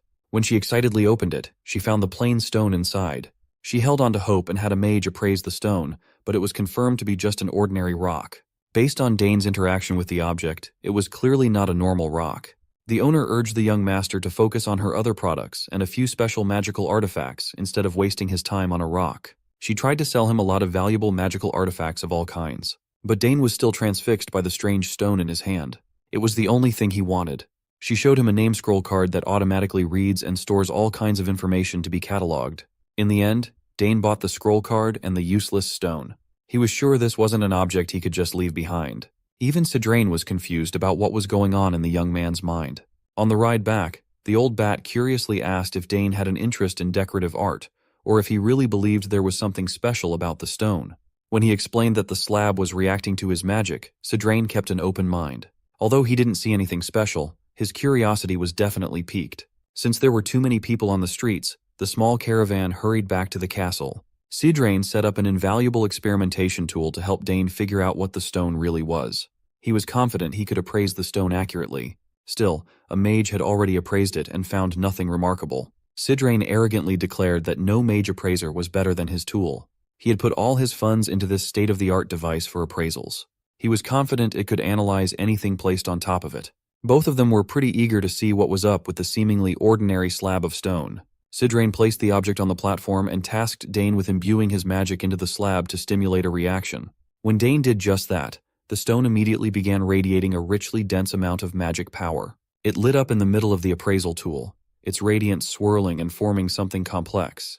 Sidrain carefully monitored the explosion of light, keeping his eyes on the stone slab. Seeing his tool manage to bring out the mystery inside the stone, Sidrain could finally hold his head up high again after being humbled by the kid so many times. The mana coming from the slab danced around the room, forming runes in the air. Dane immediately understood what they were looking at, as he had been learning about these things with Sidrain for weeks now. Inside the stone was a magic code, but the old bat declared it wasn't just any ordinary code. It was amazing. Floating around them was a code whose structure, arrangement, and intricacies had never been seen before. It could be as complex as a 6-chain or even 7-chain code. So, the magic stone had a hidden code inside, and Dane's magic seemed to hold the key to unlocking it. The stone only responded to his mana. Sure, they had managed to bring the code out, but decoding what it was and why it only reacted to Dane's magic was an entirely different challenge. Even Sidrain, who was well versed in the magical arts, was unfamiliar with this particular type of magic. Yet his pride as a mage made him determined to crack the code. If he could succeed, they might uncover what made Dane's magic so unique. While Dane and Sidrain were working hard to decode the magic in the Sogre's training ground, Arabella was busy doing her own research back in her personal academy laboratory.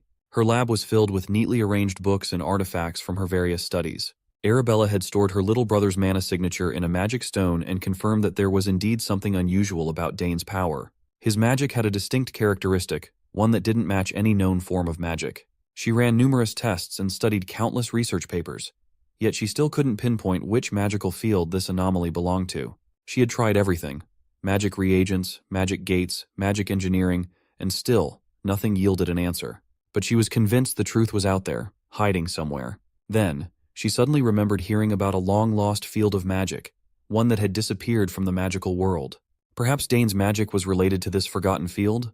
Arabella began rummaging through her mountains of books and literature, trying to remember where she had stored that old tome. It was a book that discussed alchemy, divination, spiritualism, necromancy, and a primitive form of magic code.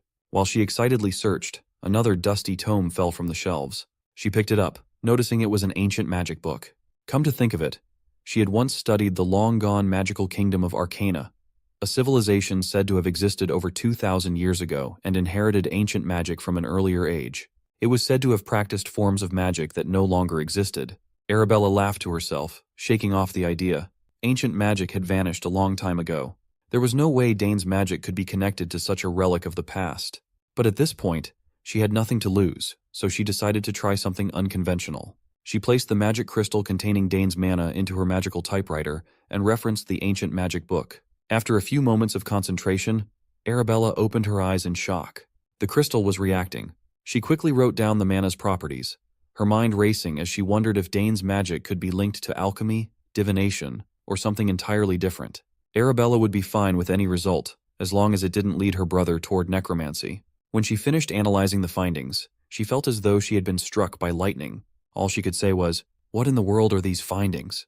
Back in the Sogre's training ground, Dane and Sidrain were still hard at work, trying to elicit more reactions from the stone. After some time, Sidrain finally broke the seal on the slab. Inside the slab there was something else. The old man carefully extended his hand and pulled out the object. It was a simple accessory, a silver bracelet emitting dense magic power. To the untrained eye, it looked like any ordinary bracelet you could find in a marketplace. Sidrain initially thought there might be something special about the bracelet's material, but it seemed mundane. Given that the stone only responded to Dane's mana, Sidrain suspected the same would hold true for the bracelet. Dane slipped the bracelet onto his wrist. It dangled loosely at first, seemingly too big for him. But then came the reaction. The bracelet lit up, resonating with the magic in Dane's body. As expected, it only responded to him. Dane started to see strange characters emerging from the bracelet, glowing faintly. Sidrain leaned in for a closer look while Dane anxiously asked if the old mage could decipher the symbols. To Dane's surprise, Sidrain's face lit up with a broad smile. The characters were ancient runes, characters that no one in the current world could read. By ancient, Sidrain meant the language of the long-lost Arcana kingdom. Dane only knew a little about Arcana from what Arabella had told him when they were children. She had described it as a time when magic ruled every aspect of life. But then, suddenly and mysteriously, the era of magical prosperity had ended, leaving behind only a few relics and legends. And now, this strange line of magic code, sealed inside a stone, had been added to the ancient puzzle. Sidrain knew that Dane's magic was special, but he never imagined it would be linked to the ancient Arcana kingdom. This revelation intensified Sidrain's desire to have Dane as his apprentice. After all, the Forest of the Last Days, which had defeated even Sidrain, was rumored to be imbued with remnants of Arcana's disruptive magic. Dane's connection to this ancient power now made sense. Unfortunately, all they had at the moment were those few lines of indecipherable runes. Sidrain urged Dane to take his time and dig deeper into this mystery, but warned him to keep it a secret for now. Suddenly, their moment of quiet study was shattered. A terrifying sound echoed across Sogra's territory, causing both their eyes to widen in distress. Something horrifying was approaching. The familiar sound of the alarm catches them off guard, and it doesn't take the old man long to realize this must be the alarm for a monster attack. Well, that's enough to get him fired up, because now that his body is almost fully healed, he's itching to flex his old muscles and get the blood pumping. Plus, it's a great chance to repay the Sogris for their hospitality. The excited old coot quickly tells Dane not to just stand there and to grab a spear or something, but Dane just stands there with little to no expression. He silently reaches inside his coat and pulls out a pendant. Sidrain raises an eyebrow and asks about the thing he is holding and why the monster alarm sound is coming from it. Dane then breaks it to this excited old man that the sound has nothing to do with monsters. It actually means his eldest sister is trying to contact him. The old man's excitement deflates like a balloon as the realization sinks in, and he grumbles at Dane for not mentioning it sooner. Dane just laughs awkwardly, reminding the old man that it goes without saying there's no reason for monsters to be in this area. With that cleared up, Dane decides to respond to his sister's call while the old man stands there with a disappointed look on his face. As Dane connects, his sister immediately asks why he took so long to respond. He simply apologizes and asks her about the reason behind her call. She starts to spill some juicy details about his magic code, but quickly cuts herself off, asking if there's someone next to him. The mere mention of magic code was enough for Dane to realize that she's actually figured out that his magic is ancient magic.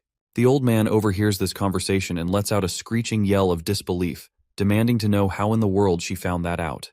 As they talk further, he also explains his side of story, that when he and Sidrain were analyzing some stones, they also figured out that his magic belongs to the ancient magic kingdom.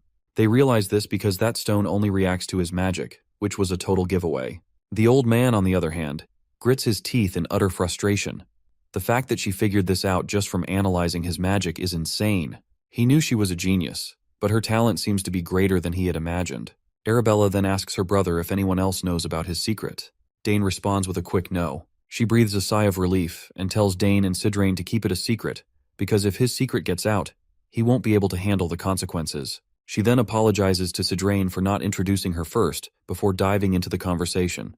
The old man just laughs it off, saying he already knows a lot about her from Dane.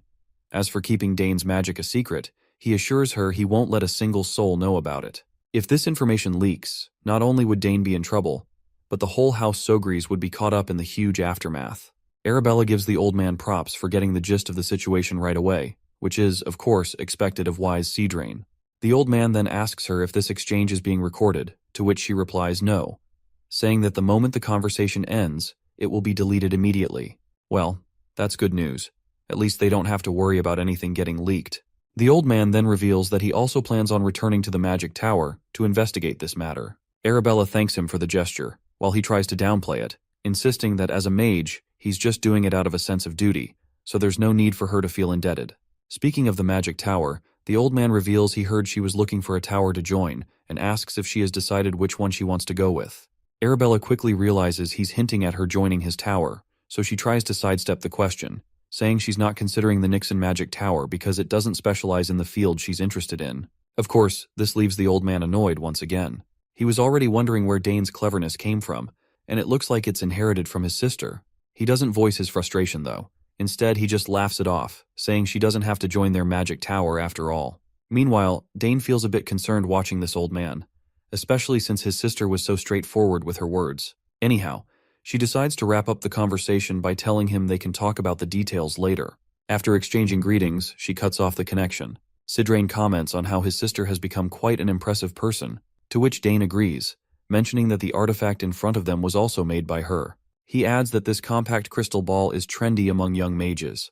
The old man smiles and admits it's quite impressive, but we can also see the frustration on his face as he says he doesn't need such an item. He explains that when you reach the 8th chain, wasting time talking to people is not something mages do. Dane can sense why the old man is saying this. The fact that this old coot doesn't want a trendy item like that only hints at the fact that he doesn't have any friends. Later, Dane spills everything to his parents about the ancient magic, and his mother looks quite concerned to hear this. But his father reassures them that if anyone targets Dane, they'll make them pay. His mother agrees, saying she won't hold back when it comes to the safety of her son. Once again, Dane feels a bit uncomfortable with their intense protective instincts, but he has to admit there's nothing safer than being looked after by the two of them. Sogris then states that if what Dane said is true, does that mean their lineage holds latent ancient magic? His wife acknowledges this and also wants to know if any of their ancestors had it.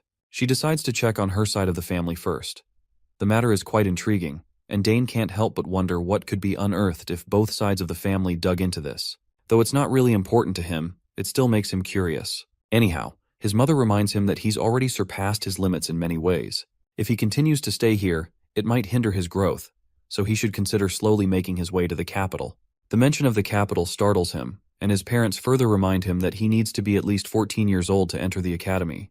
Now that he's at that age, he shouldn't waste any more time. Sogris makes it clear that he wanted to keep Dane for another year or two before sending him off, but it doesn't look like there's anything left for him to learn here. His mother reassuringly puts her hand over his and tells him he can leave whenever he wants, emphasizing that the decision is entirely his to make. Dane is surprised to see this because he wasn't expecting them to have already come to terms with the fact that he needs to leave this place. His father is confident that his son will make him proud and encourages him to go and indulge in his talents to his heart's content. Dane smiles at this, saying he understands what they're both saying, and he promises to prepare for entering the academy. The family of 3 smiles as the decision is finalized, and by now, Dane is also hyped up to finally transition to the next level in his life. Later, Dane fills Sidrain in on his decision to leave the mansion. The old man asks if this is really his choice to leave, and Dane confirms it, though he admits it's a bit sooner than he had initially planned. The old man then also expresses his support for Dane's decision, saying that having his talent restricted here would be a waste of potential. He also gives Dane a word of advice, not to reveal too much about his talents all at once to other people. While the academy welcomes talent, not everyone thinks that way, and there are people who might get jealous. Dane is already aware of this, though, because Arabella had warned him about it, and mentioned some outrageous situations she had encountered herself. The old man further states that it's hard for mediocre people to thrive in the academy given the atmosphere, but he assures Dane that House Thermion isn't one of them. Speaking of House Thermion, Dane quickly remembers Layla and the promise he made to visit her once he gets to the capital. He knows that if he doesn't visit, she would be greatly disappointed in him. He also recalls the crest Duke Thermion gave him, so he plans to think about what kind of weapon he wants before heading there. The old man then reminds him that there are 3 months until he enters the academy, so he should plan to depart from here in 2 months. Dane acknowledges this and returns the question, asking the old man about his own plans. Sidrain replies that he's going to return to the magic tower because he has something he needs to take care of. He expresses his gratitude to Dane for helping him resolve his boredom, and as a gesture of goodwill, he wants to return the favor by letting Dane know about any clues regarding this ancient magic. Dane is quite grateful to hear this. The old man points out that now that Dane has only a short time left here, the lessons should be the major concern for him. Sidrain wants to accelerate the process to finish the lessons before time, but he warns Dane that the 3rd chain is considerably more difficult than the 2nd chain. Dane promises to study hard to reach that level. Dane then says that he has prepared a gift for the old man. Sidrain perks up at this, clearly curious about what the gift might be. Dane promptly pulls out a box and tells the old man that he received this yesterday from his sister using teleportation magic. He explains that it's a very hot item among young people right now, and this particular model is a new compact crystal ball that hasn't even been released yet. He adds that Arabella developed this new product, and he pulled some strings to get it as a favor. The old man quickly picks up the stone, and he looks absolutely excited to have it for himself. He compliments how pretty the stone looks. Although he claims he doesn't need something like this, he still says he will graciously accept the gift Dane has prepared. No matter how much the old man denies it, the look on his face makes it clear that he's totally thrilled to have this product for himself. Dane then spends his time explaining to the old man how to use the crystal, just like any teenager would teach their grandma. As night descends and he gets back into his room, he reflects on how he has a lot to do in the little 2 months he has left.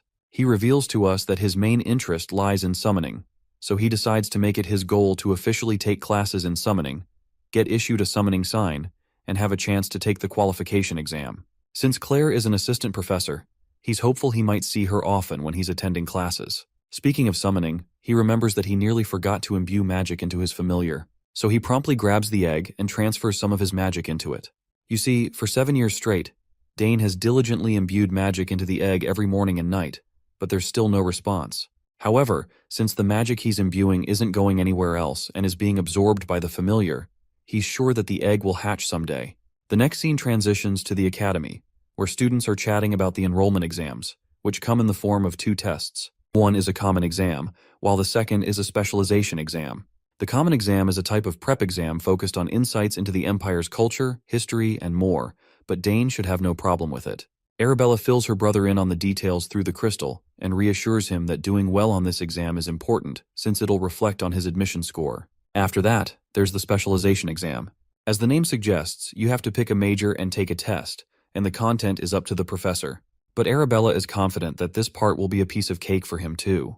Dane remembers that Arabella passed that test pretty easily, and she just smiles, saying, "Yep, it was a piece of cake for me." She then reveals that once he picks a major, he can't change it, so he has to choose carefully from the start. She mentions that she would really appreciate him if he chose magic. As Dane swings his sword on the training grounds, he can't help but crack an awkward smile at how she still hasn't given up on trying to persuade him to join the magic program. To brush her off, he tells her that he'll think about it. Then he asks if there's really no other way to change his major after enrolling, like she mentioned. Arabella explains that's usually how it works. The only real option is to graduate and then come back, though he can still take classes from other majors. But once he's in his 3rd year, they usually don't allow non-majors to take upper-level classes for a different major. In other words, he's got one shot to pick a major. She also explains that for someone as talented as him, there's an autonomous major system. Dane is pretty fascinated to hear this and asks how it's different from the regular majors. His sister casually tells him that unless he plans on failing, she'd advise against applying there because no one has ever managed to pass that exam so far. But it seems like Dane's already set his sights on it, and the way he pauses for a moment tells his sister he's actually considering something daring. But he quickly assures her that he's not going to do anything reckless, and with that, he decides to contact her later. Once the call ends, Arabella wonders if she's being too pushy about him joining the magic program. Still, she thinks it's the best choice he's got. Just then, a student approaches her to say the professor is looking for her. Later, we see Sidrain has prepared a recommendation letter for Dane, just like he promised, and Dane is really happy to see that he actually wrote it for him. The old man feels proud as he tells Dane that he put extra thought and care into crafting the recommendation letter. He didn't just write the usual generic lines. Instead, he made sure it looked impressive, and that the words truly reflected Dane's strengths and potential. For Sidrain, it was a sincere effort to support Dane, something he doesn't always do to this extent, so he advises Dane to feel somewhat honored. Dane quickly smiles and promises Sidrain that he'll live up to his expectations. But the old man grumbles, a bit annoyed, that it would have been so much better if Dane had agreed to become his disciple. He says their current relationship is technically that of a disciple and master, but he's not sure if Dane will ever acknowledge him as a true master. Well, it seems the old man might have a point because the awkward smile Dane gives shows that he really doesn't want to think of him that way. Anyway, the old man asks if Dane has finished his preparations, to which Dane confirms that there's not much he needs to take with him. He mentions that the academy dormitories are equipped with everything they need. Sidrain does agree that the facilities are great there. However, he adds that only a select few have a monopoly over them, and with that said, there's no way Dane would lose to those arrogant nobles. Dane laughs awkwardly, because from what he's heard, the academy has become a bit of a gathering place for the thugs of the nobles. Sidrain warns him to keep one thing in mind. That place is where numerous kids will bare their fangs if they think he's looking down on them. Dane reflects on this and realizes it's just like the law of the battlefield, something he's quite familiar with. He assures the old man that he'll keep that in mind. Sidrain then gives him permission to contact him whenever he needs anything. Now that he has got that compact crystal, he better make good use of it. Hearing this, Dane figures out that Sidrain must be leaving soon, to which the old man quickly agrees, and he is quite surprised that Dane can guess it correctly. He reminds Dane that it would be troublesome for him to stay here since his father has offered him a position as a mage advisor. But that's something to think about later when he truly has nothing else to do. Sidrain is sure that Dane will understand his situation, especially since there's a lot that needs to be done in the magic tower. It doesn't take long for Dane to realize he must be talking about researching ancient magic. The old man then thanks Dane, and our boy returns the gesture, thanking the old coot for all the time he's invested in a kid like him. They both share a smile, looking forward to seeing each other again, and the old coot can't wait to see how much Dane is going to grow in the future. With that, the old man begins to walk away, telling Dane not to come out to see him off as it would be a bit awkward. Dane wishes him a safe trip, but he can't help feeling a bit sad inside. He's grown quite close to this old man. The next day, Dane's father asks him if he's going to leave now that Sidrain has departed safely. Dane confirms that he's finished all his preparations. His father then remarks to his wife that with their son leaving too, the castle will feel very empty. But his wife quickly reassures him not to feel too sad about it. On the contrary, she's relieved Dane is finally setting off. Her main concern is that she doesn't want him to face any difficulties on his journey to the academy. Her husband assures her that since Dane will be using the teleport gate that Arabella arranged, nothing should go wrong. The doting mother smiles, admitting she's just worrying over nothing after all. In any case, she feels really proud of herself for raising their kids well, especially compared to other houses where children are busy fighting each other over succession. The father comments that the day will come for the Sogre's house as well, and they'll have to make a decision. But he believes that no matter which of the siblings steps up, anyone would be suitable for succession. Right at that moment, Dane walks into the room, and his parents greet him pleasantly. His father asks if he's ready to leave, while his mother asks if he's taking Nighthorn and the mark she gave him. Dane smiles back at them with a bright smile, confirming that he has them both. His mother then reminds him to take the mark to the place she told him about and show it to them whenever he thinks he needs help getting out of trouble. Dane acknowledges this, saying he'll keep it in mind, though he's curious about those people, wondering if they're her former colleagues or friends, to which his mother says they're indeed some of her closest colleagues. She mentions that it's been quite a while since she last saw them, but she's sure they'd be more than willing to help. As soon as Count Sogres hears the conversation between mother and son, his face tenses, looking almost like he's going through serious constipation. He's worried that if Dane follows his mother's advice, he might end up on the path of a full-fledged assassin. So he quickly speaks up, telling his son to find Duke Thermion as soon as he arrives in the capital. The Duke will help him until he enters the academy. At this, Dane's doting mother begins to shed tears, sorrowful to see how her son has grown up and is now leaving. Her husband gently reminds her that there's no need for tears and suggests she send him off with smiles and good wishes instead. Meanwhile, Dane steals his courage. Even though he'd planned to leave, he'd always felt a bit reluctant. But now it's finally time to set off. Herman then escorts him to the teleportation gate, while his father watches from a window. We also see a shady figure working under the Count Sogre's command. The Count tells his man, Gilad, to tail Dane as carefully as possible and make sure he reaches the teleport gate safely. Gilad acknowledges the order and gets moving. Meanwhile, in another room of the castle, Dane's doting mother has also summoned her familiar, known as Shadow. As expected, she gives him the same command as Sogres gave to his man, which is to ensure that Dane teleports safely. Shadow takes the order and immediately sets off. Once Dane arrives at the portal site, Herman is shocked to see the massive machine for the first time, and it's huge. Dane also acknowledges how truly magnificent it is. The butler comments on how Lady Arabella seems like an amazing person, to which Dane agrees, saying he can see why it took her a whole year to build this. Excitedly, the butler asks if just stepping onto the platform will activate the teleportation. Dane confirms this with a yes.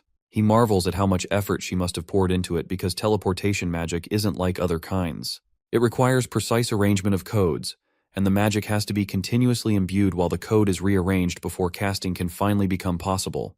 The gate that Arabella installed is a perfect device where all the teleportation conditions have been met. Herman then wishes him good luck and tells him to take care of himself. Dane reciprocates the gesture and starts walking toward the portal. As soon as he steps inside, he decides to pour magic into the gate to activate it, just as his sister suggested.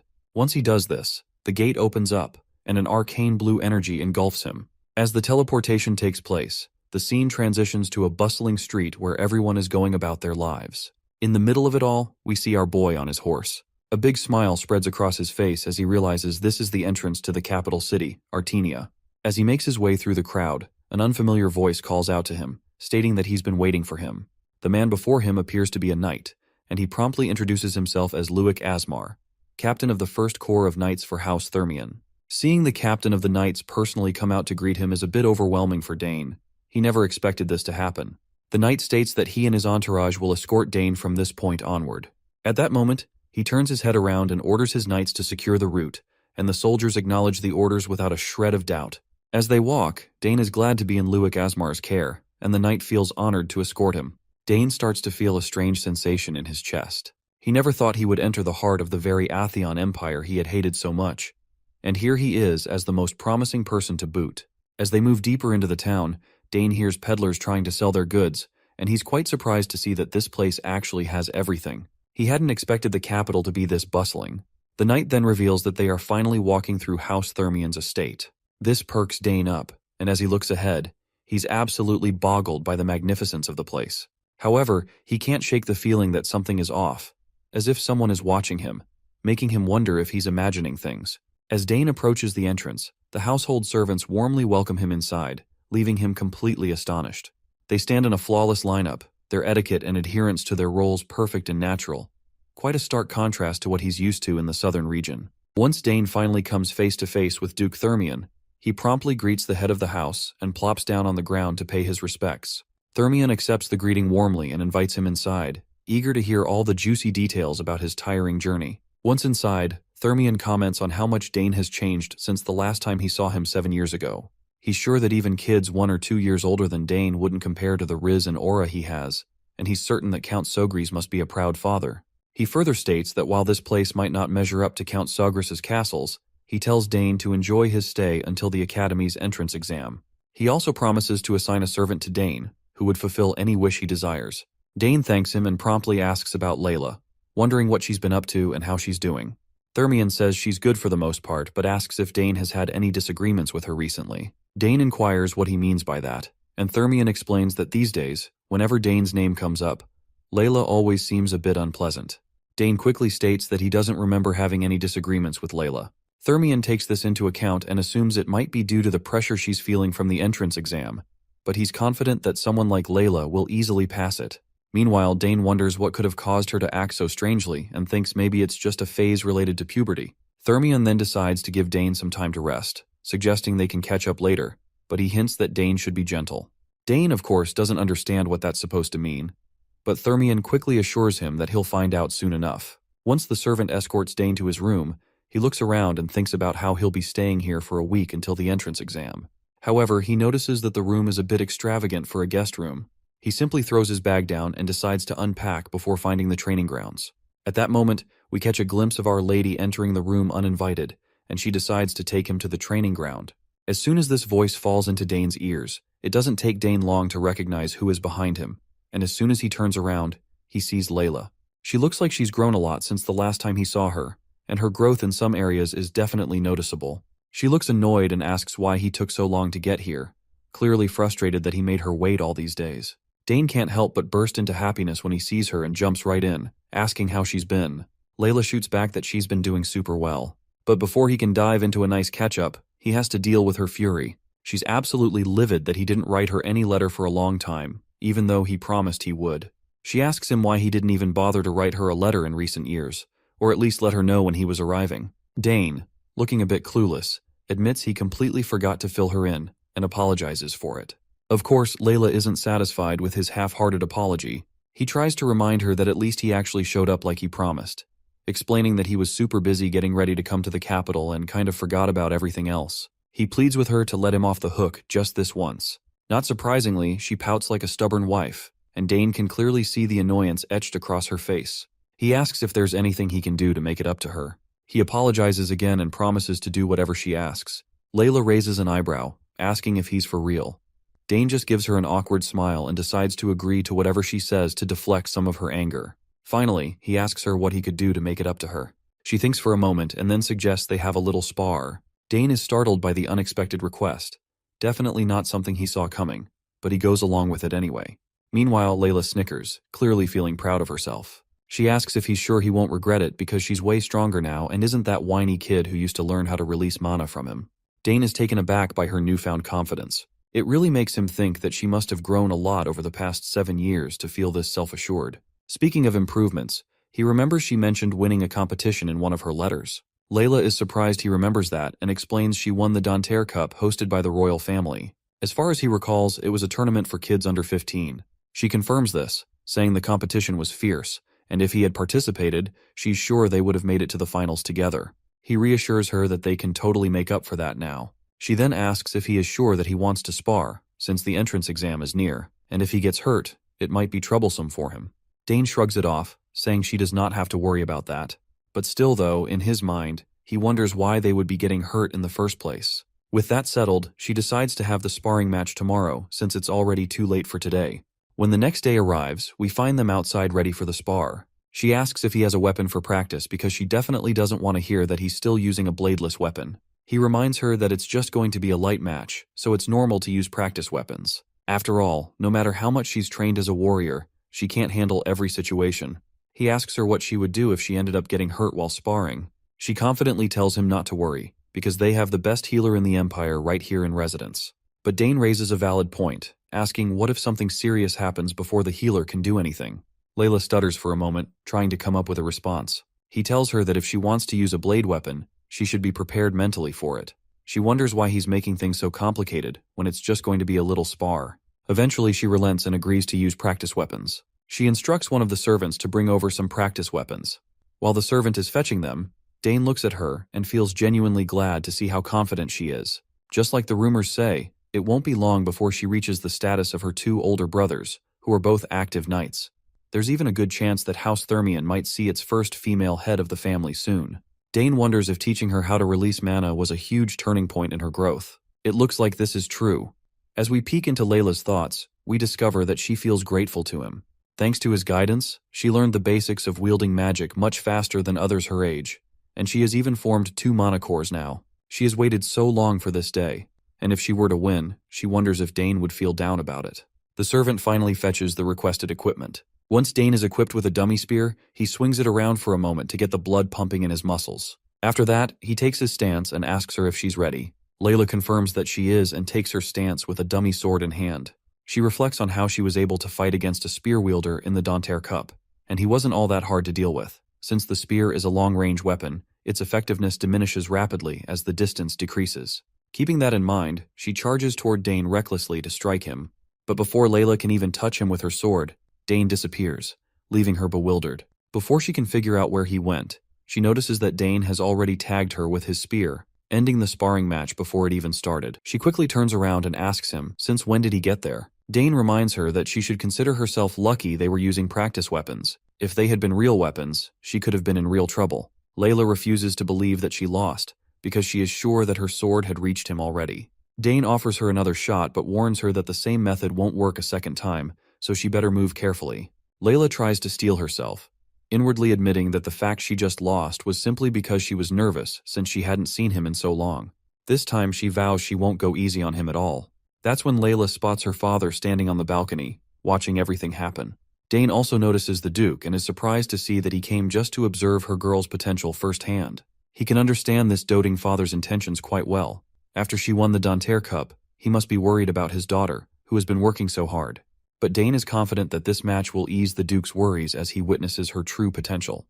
Layla feels even more fired up because of her father's presence, and she is eager to prove herself by giving everything she has in this final spar. Dane nods in acknowledgement and tells her to show him all she's got. As the battle commences, the exchange of blows between the two reaches an insane speed. This time, Layla is giving it everything she has. But despite all her efforts, Dane points out that she still has a bit more to go, encouraging her to try harder. The Duke can't help but snicker, feeling proud of his daughter. He's glad to see that in this match they seem to be evenly matched so far, but he's curious about how it's all going to end. But suddenly something shifts. A strange and ominous feeling creeps into the air, and he notices that the confident smile Dane had just moments ago has vanished, replaced by a serious expression that makes him look like a warrior ready for battle. Well, it seems that Duke is experiencing PTSD because everything about our boy looks strangely familiar to him. As their duel continues, Layla gives it her all to overpower Dane, but it's clear she's no match for him. Her next clumsy move leaves her wide open, and Dane quickly makes her trip, making sure the fall isn't too harsh.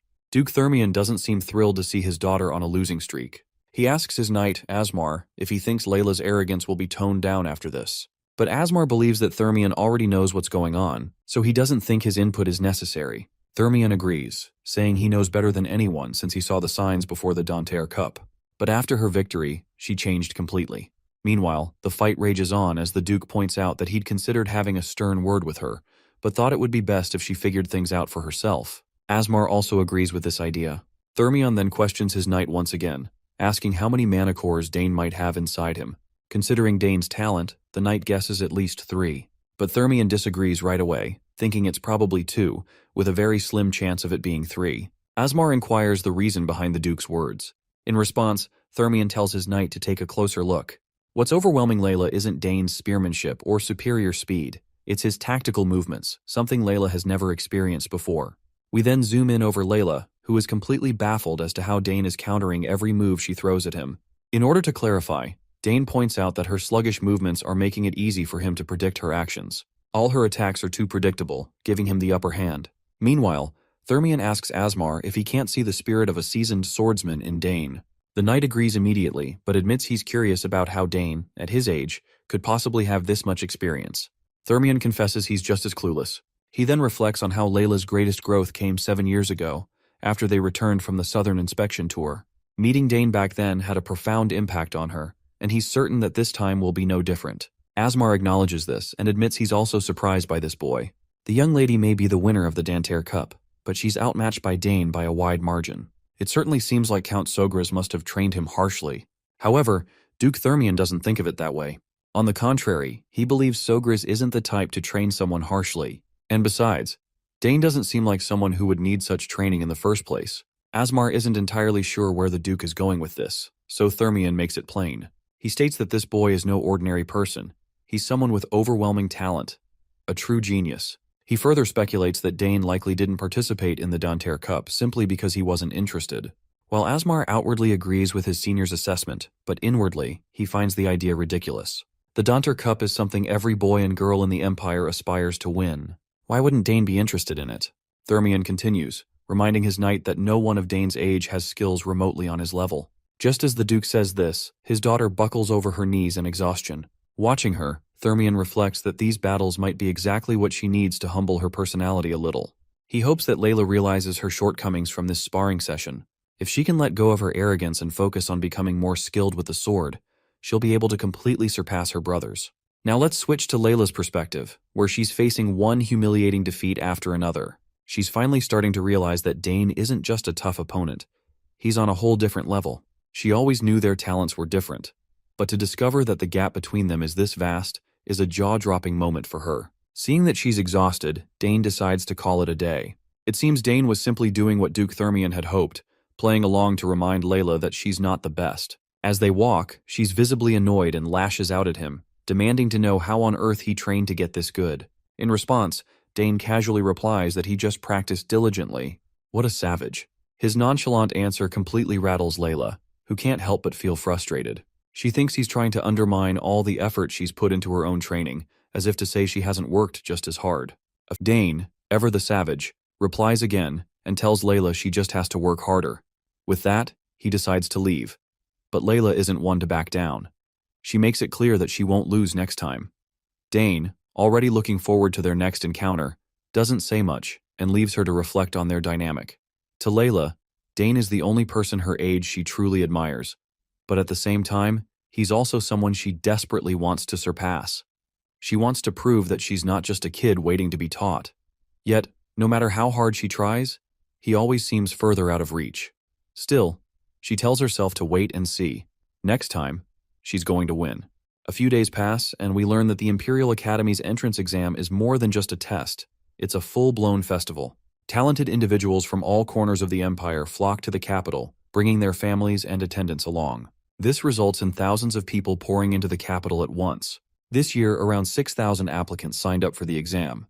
There were no prerequisites other than paying the exam fee, making it accessible to anyone. However, the competition was fierce. Nearly 2/3 of the applicants didn't make it past the first test. Now, with the pre-selection over, 2,000 applicants remain, preparing for the next challenge in the form of the specialization exam. Inside the academy, the big shots gathered to discuss the influx of applicants. This year, over 2,000 students passed the first test, so things are bound to get busy. One of them asks how many will pass this time, and a lady responds confidently, 200 at most. They all speculate about the kind of students who will make it. The man leading the conversation is Professor Donavo, Dean of the Magic Department. The lady speaking is Ingrid, Dean of the Spearmanship Department. Donavo asks when the scores for the test will be released, admitting that he's curious to know who ranked first. Someone casually mentions that the top scorer in swordsmanship is likely to be the young lady from House Thermion. After all, she's the winner of the Danter Cup.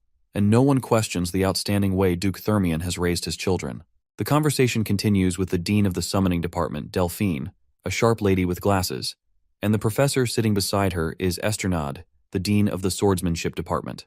While everyone throws around guesses about who is going to be the top student, Denavo sits quietly. That's when he cuts through the chatter, calling out everyone for their wild assumptions. He pulls out a letter that draws all eyes to him. When asked what it is, Denavo explains that it's a recommendation letter from Sidrain, and it even bears the Nixon Magic Tower's seal, imbued with mana. Everyone's jaws drop. Out of all the years, Sidrain has finally recommended someone he believes is worthy. The room is thick with disbelief. Even so, some insist there's no way this person could outperform the winner of the Danter Cup. Denavo, however, isn't done. He reminds everyone that Sidrain, who is famous for never taking on a disciple, has actually sent a recommendation letter. Not only that, but the child in question is just 14 years old and already a 3-chain mage. By now, everyone is dying to know who this prodigy might be. Denavo lets the suspense build before finally revealing the name, Dane Sogres of House Sogres. The room is stunned into silence. What makes this revelation even more staggering is the fact that there are already 2 geniuses from House Sogres enrolled in the academy, and now there's going to be a third. They are sure that this is definitely going to grab everyone's eyeballs. Esternade remembers that the House of Sogres is renowned for its expertise in spearmanship, but a mage's recommendation letter doesn't really make sense. It seems Sogres is about to become famous for its magic instead. Lady Ingrid shares the same thoughts. She had assumed he would apply for spearmanship, so this is a surprising twist. Denavo, on the other hand, is excited to see him join the magic department. With his sister Arabella already there, he'll be a fantastic addition to make the department even better. After all, the Imperial Academy is best known for its magic. Suddenly, a lady rushes into the meeting to announce that the test results are in. A system window displaying the results pops up. It reveals that the swordsmanship department has admitted 1,367 students, the magic department 227, and the summoning department only 152. The numbers for the swordsmanship department are staggering, especially when compared to the other departments, leaving everyone present in awe. Esternade feels smug, pleased with the large number of candidates joining his department. He's confident that our boy must be one of them as well. Every professor quickly scans through the results, eager to see which department Dane has landed in. But to everyone's dismay, his name doesn't appear in any of the departments. An old man in the room asks the reporter if there are any applicants who aren't listed. The reporter lady quickly replies that there's one application for the autonomous major. The mention of the autonomous major leaves everyone looking as if they've just swallowed a rock. Then the reporter drops another bombshell. Apparently, Dane Sogres scored the highest in the first test among 6,000 applicants. Once again, this news leaves everyone in awe, and one of them screeches in disbelief at the top of their lungs. Later, we meet Dane. It's already been a month since he arrived at the academy. Time has flown by, and it feels like his sparring session with Layla was just yesterday. Yet, here they are, having already taken the first test and now waiting for the results. Thankfully, the test wasn't too hard. That's when Layla comes rushing to him, eager to share the result information that's on her mind. She can't wait to find out how he placed. Well, we already know he scored first, which is quite unsurprising for us, but it's a huge L for Layla, who is Dane's rival. She can't hide her frustration as she realizes she's been bested again. Dane, on the other hand, feels immensely satisfied seeing her face defeat once more. After all, he's determined to humble this feisty cat who thinks she's entitled to be the top student. Layla, still fuming, demands to know how he managed to study so well. Dane responds that he focused on past exam questions his sister had sent him. He adds that even with that, it was still a challenge, especially the military science section. Still, Dane had an advantage, especially since military science is something he's personally experienced on the battlefield in his previous life. Layla, however, can't wrap her head around why 14-year-olds are being tested on war strategy and military politics. Dane just rubs salt in her wounds by casually stating that he found it fun. This sets Layla off, leaving her with an even more dramatic reaction. She glares at him and questions if he's hit his head or something. As far as she's concerned, military science, arts, music, and even the history of the Drenic Empire are all things a 14-year-old should lack knowledge about. But Dane, in his usual savage style, fires back. He reminds her that this is his specialty. After all, he's picked up a lot of things while living on the battlefield. Layla then questions Dane about what he chose for the second test. To her surprise, he says he chose 3. The mention of 3 catches her completely off guard because it apparently means he applied for the autonomous major. With every new revelation about Dane, her agitation grows. She demands to know what other talents he's hiding besides spearmanship and summoning magic. Dane just smiles and brushes off her question, but promises to tell her soon enough. Frustrated, she insists him to tell right away. and asks why on earth he chose the autonomous major. No matter how she looks at it, she just can't make sense of his decision. Dane responds calmly, saying it's because he wants to study all of them. Layla immediately reminds him that the pass rate for the autonomous major is atrocious. Dane remains unfazed and reveals that he heard students in the autonomous major can take any class they want until graduation.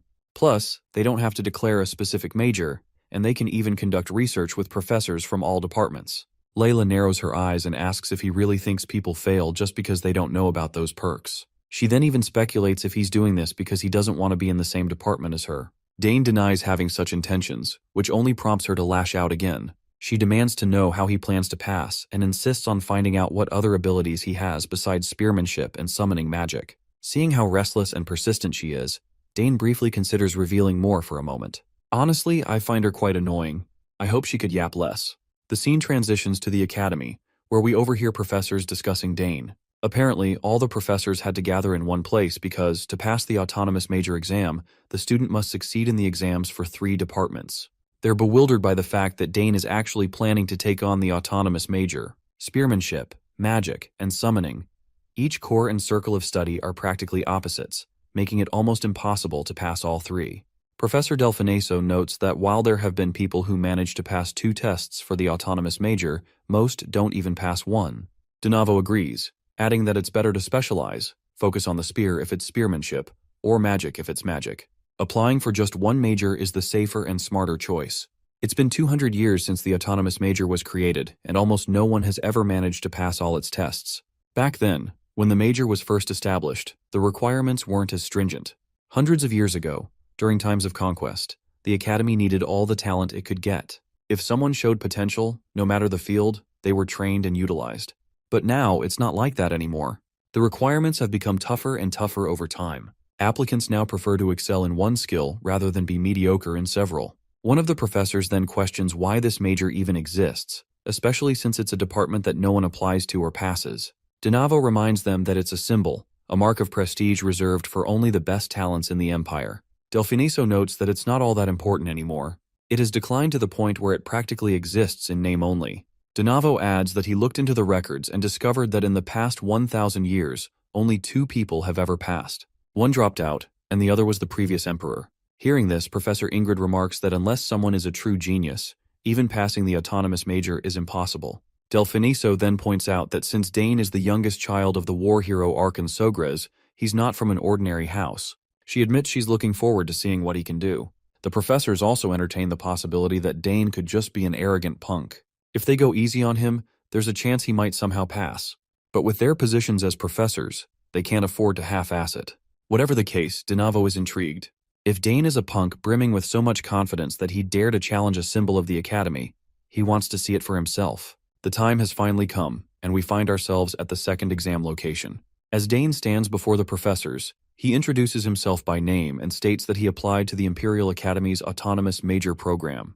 Donavo questions him, asking if he understands the significance of applying to the autonomous major. Of course, Dane has done his homework. He confidently states that he's fully aware of the obligation to pass the exams for the 3 majors he selected. Professor Ingrid then reminds him it's not too late to back out. She truly respects Count Sogres, the Empire's greatest spearman, and doesn't want to see the son of such a remarkable figure fail and have to return home in disgrace. Dane acknowledges her concern and even expresses his gratitude for it. However, he firmly makes it clear that he came here with the determination to give it his all. The professors expected nothing less. After all, if Dane were someone who would give up after hearing a few words of discouragement, he wouldn't have applied in the first place. With that in mind, Donavo states that the exam will consist of 3 different tests related to the majors Dane has chosen. If he fails even one of them, it will be an automatic failure. Now that the rules are laid out, Donavo gestures to the head of the summoning department, Professor Delfineso, to start the test. Later, she stands right in front of Dane. As they face each other, Dane reflects on Delfineso's reputation.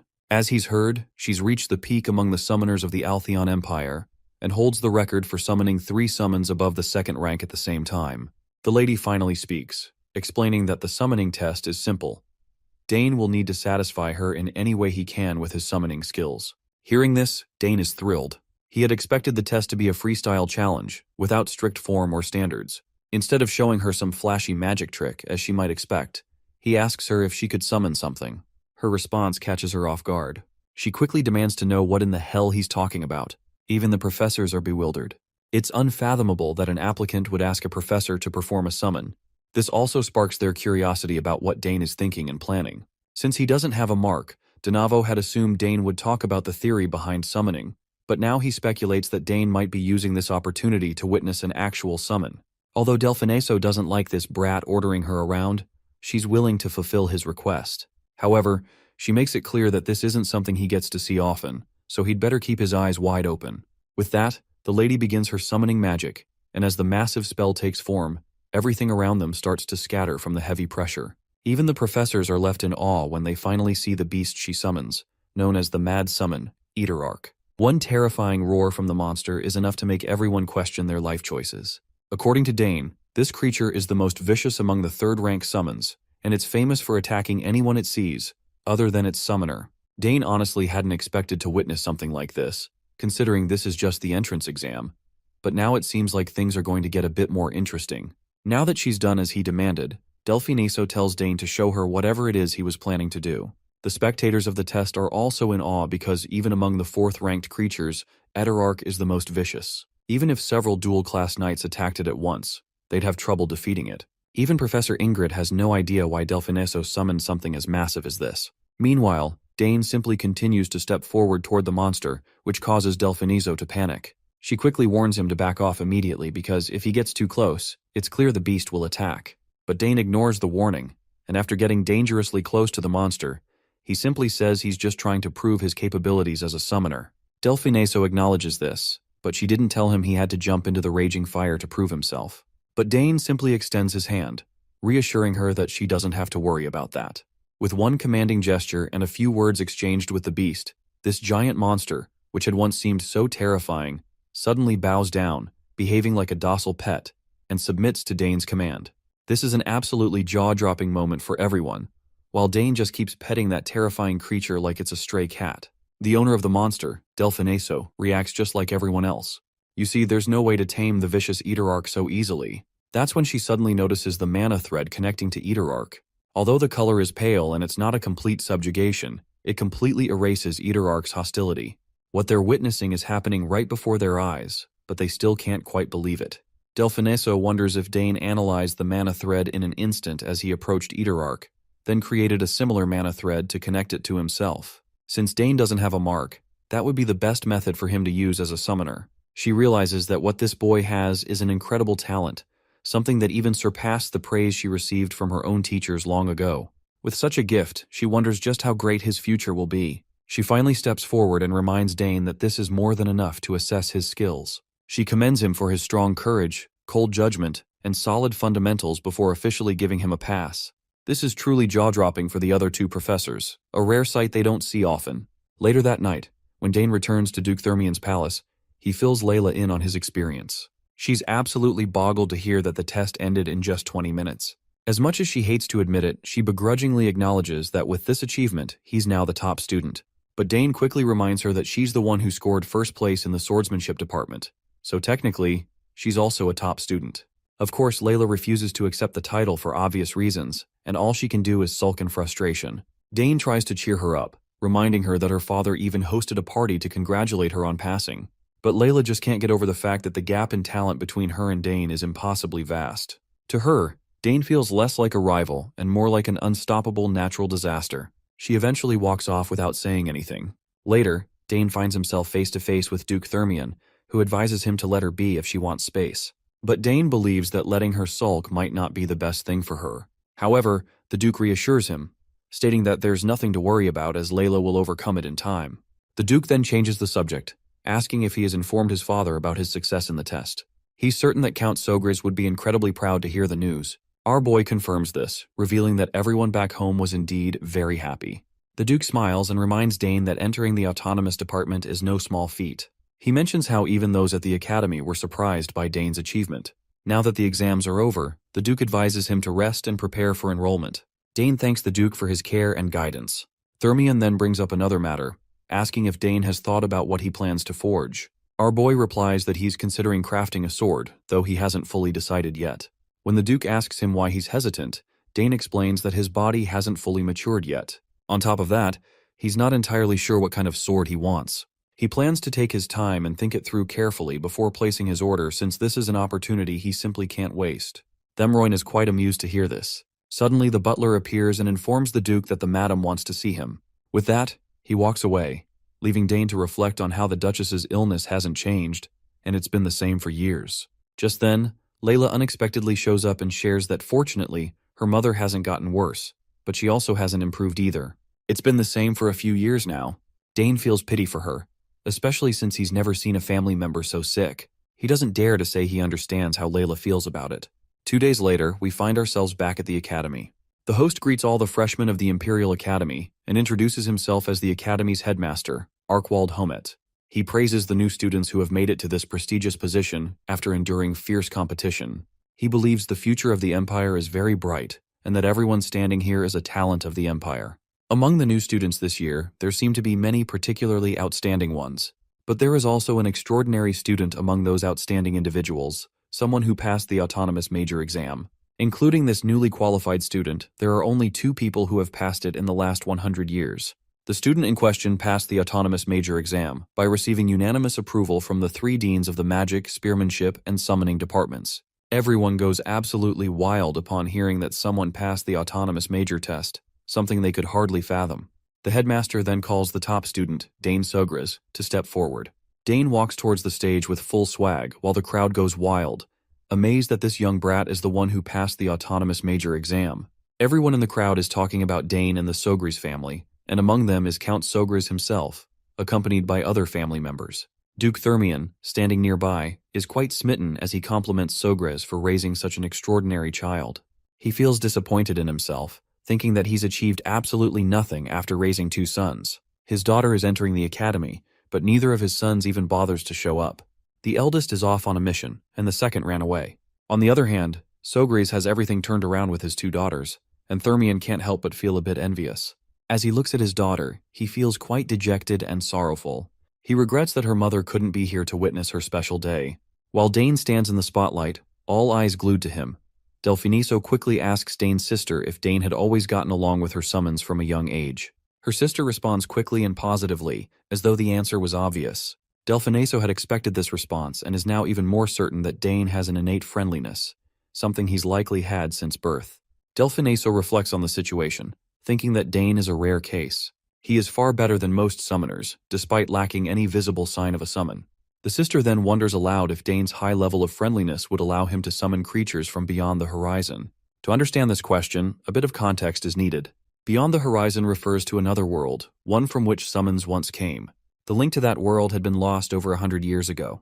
Delfiniso finally concludes that it's possible. He believes the summons from that world have the ability to choose their summoners, which could make such a feat more than achievable.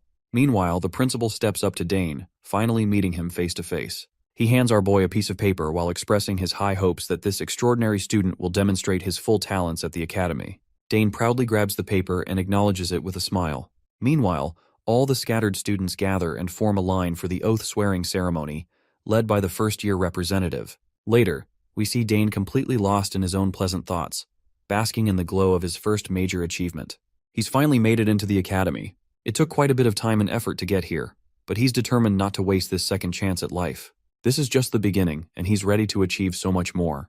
The next scene takes us to the Academy's main auditorium. A few representatives wrap up their introductory speeches about the Academy, and the students are given a short break before the next scheduled activity.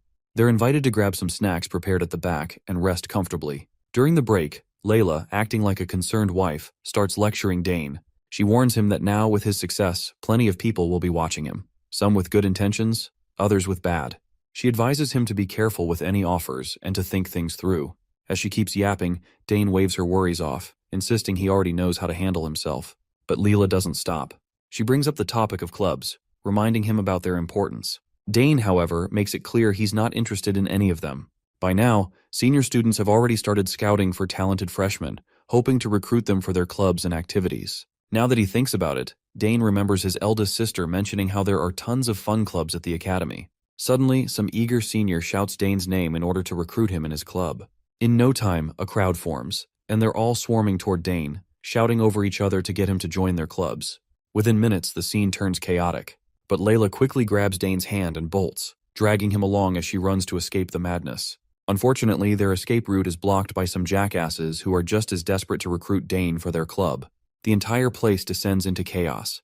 Students are yelling, pitching their clubs with wild enthusiasm, while Layla is running as if her life depends on it, pulling Dane with her. Despite her speed, the crowd is relentless and begins chasing after them. Dane, while running, can't help but think about how this feels oddly familiar. Sure, he's used to being pursued by enemy soldiers, but being chased like this, just for being the top student, is a one-of-a-kind experience. The scene transitions to another part of the academy, where we meet Kelthus Redfield. He's walking quietly, minding his own business. In the background, a group of senior students whispers among themselves, glancing toward Kelthus. It's clear he has a reputation, though what kind, we're about to find out. Apparently, Kelthus has returned from his position as the commander of the Imperial Knights and immediately took on a role as a professor. He's revered as one of the best, most amazing professors at the academy, though Kelthus does not want to be a role model teacher at all. From this point onward, his worries are going to increase because his life of comfort is about to end, all because there's a new student in the autonomous department for the first time in decades. Until now, Kelthus had it easy. He could casually write papers and still achieve decent results. But now, he'll have to prepare actual classes. The perspective shifts to Kelthus himself, who's quietly thinking it's about time the freshman orientation wraps up. It seems he's not thrilled about someone joining the autonomous department, and what annoys him the most is that someone had to join the department when he is acting as head of the autonomous department. Soon he notices Dane standing just outside his office. He calls out to him, surprised by how early Dane has arrived. Our boy does not forget his manners and greets his professor respectfully. Once they settle into the office, we get a glimpse of Kelthus's inner monologue. He's clearly irritated. He worked hard to get to this position, all so he could enjoy some peace and quiet. Teaching students was never part of the plan. If he wanted to instruct someone, he'd have stayed in the Night Order. He's had enough of that. Anyway, now that there's no turning back, Kelthus turns to Dane and asks why he chose to apply to the autonomous department. To which, our boy simply responds that he simply does not want to be bound to a particular field. Kelthus follows up by another question, asks if he plans to choose a specific field later. Dane responds positively, agreeing that he'll eventually pick something, but for now, he doesn't want to miss out on the great opportunity to study in the autonomous department. Kelthus looks a bit annoyed, as it seems like if this continues, he'll be stuck teaching Dane. But then, a glimmer of hope sparks in his mind when he remembers that Dane didn't take the swordsmanship test. The fact that this student skipped the test means he's not confident in that area. Kelthus sees his chance and asks our boy if he knows anything about swordsmanship. Of course, this catches Dane off guard. The question is completely unexpected, and he's a bit puzzled. Kelthus quickly clarifies that he's not trying to insult him, but as a student in the autonomous department, and with him being the professor, he believes Dane should know something about swordsmanship. It's a strange request, and Dane can exactly tell that his teacher isn't exactly thrilled to see him here. So, Dane keeps it simple and straightforward, telling his teacher that he's not interested in swordsmanship. This is the moment Kelthus has been waiting for. He's quick to seize the opportunity, telling Dane that he wants to test his abilities. You see, Kelthus has the authority to evaluate Dane, and if our boy's swordsmanship is as poor as he suspects, this lousy professor can use it as an excuse to make him leave the department. Kelthus decides to head to the training grounds to test Dane's aptitude in swordsmanship. Once they arrive, the professor gestures toward the array of swords lining the walls and tells Dane to choose any weapon he likes. Our boy begins browsing through the staggering collection of blades. As he looks at the plethora of swords, he can't help but wonder how a training room like this even exists in a place meant for academics. And most of all, why is there so much weaponry when there haven't been any autonomous department students in decades? After a few moments, Dane shrugs and picks a sword at random. Kelthus is not sure about the sword he chose, but Dane responds affirmatively, showing no signs of second-guessing himself. With the weapon selected, Kelthus lays out the rules. It's pretty simple. If Dane can tag him even once, he passes. To make it easier for his student, Kelthus imposes a restriction on himself, which is that he won't move more than 2 steps during the bout. Dane agrees to the terms without hesitation, and the two of them take their positions, facing each other to start the round. Kelthus feels relieved as well as concerned. He's relieved that Dane accepted the conditions so readily, but at the same time it's unsettling.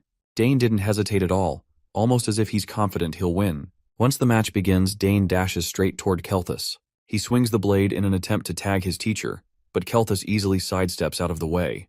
Though he dodged the strike with little effort, the professor can't help but notice something. Dane is fast. Faster than he expected. For a moment, he starts to believe that maybe this boy really is qualified to be an autonomous student. But there's no time to dwell on that thought. Dane presses on with relentless swings, each one more precise than the last. At one point, Kelthus finds himself mere inches away from being tagged, and the realization sends a chill down his spine. When Dane swings again, Kelthus is forced to draw his own sword to block the attack. If he'd moved even a fraction of a second slower, the match could have ended right there, and not in his favor. What's more surprising is Dane's swordsmanship. It's unconventional, almost wild, but undeniably effective. Kelthus is now convinced that this boy might actually know how to wield a sword. It's clear that this isn't just beginner's luck. Dane is unpredictable, and that makes him dangerous. After this rapid round, Dane steps back, breathing heavily. Kelthus watches him closely, and something about our boy's stance leaves him bewildered. It stirs a memory of a swordsman he once saw on the battlefield. What puzzles Kelthus the most is that Dane's posture isn't the polished, textbook-perfect stance of a Knight Order soldier or a noble house swordsman. It's rough, unconventional, something born out of raw experience rather than formal training. But there's no time to dwell on it. Dane charges again, and their blades clash once more. The speed at which they're exchanging blows is astonishing. Their movements blur into silhouettes, the clashing steel ringing out in a wild symphony. Kelthus can't believe what he's seeing. None of this makes sense. This wasn't something he expected. Not in his wildest imagination. He's a Hexa-class swordsman, one of the most elite, yet here he is, having to concentrate a significant amount of mana just to keep up with a 14-year-old kid. It's both frustrating and thrilling, a testament to Dane's potential, but also a challenge Kelthus never thought he'd face in a simple evaluation. He even starts to flinch on his feet, despite his best efforts to stick to the two-step restriction he promised. Each swing from Dane feels heavier, and the way our boy fights tugs at something in his memory. It's oddly familiar. Kelthus's mind flashes back to the battlefield, where he once faced a lone knight with the same wild, unyielding energy. He remembers how shocked he was to see such a courageous warrior, someone who fought with reckless abandon, showing no allegiance through coats of arms or flags.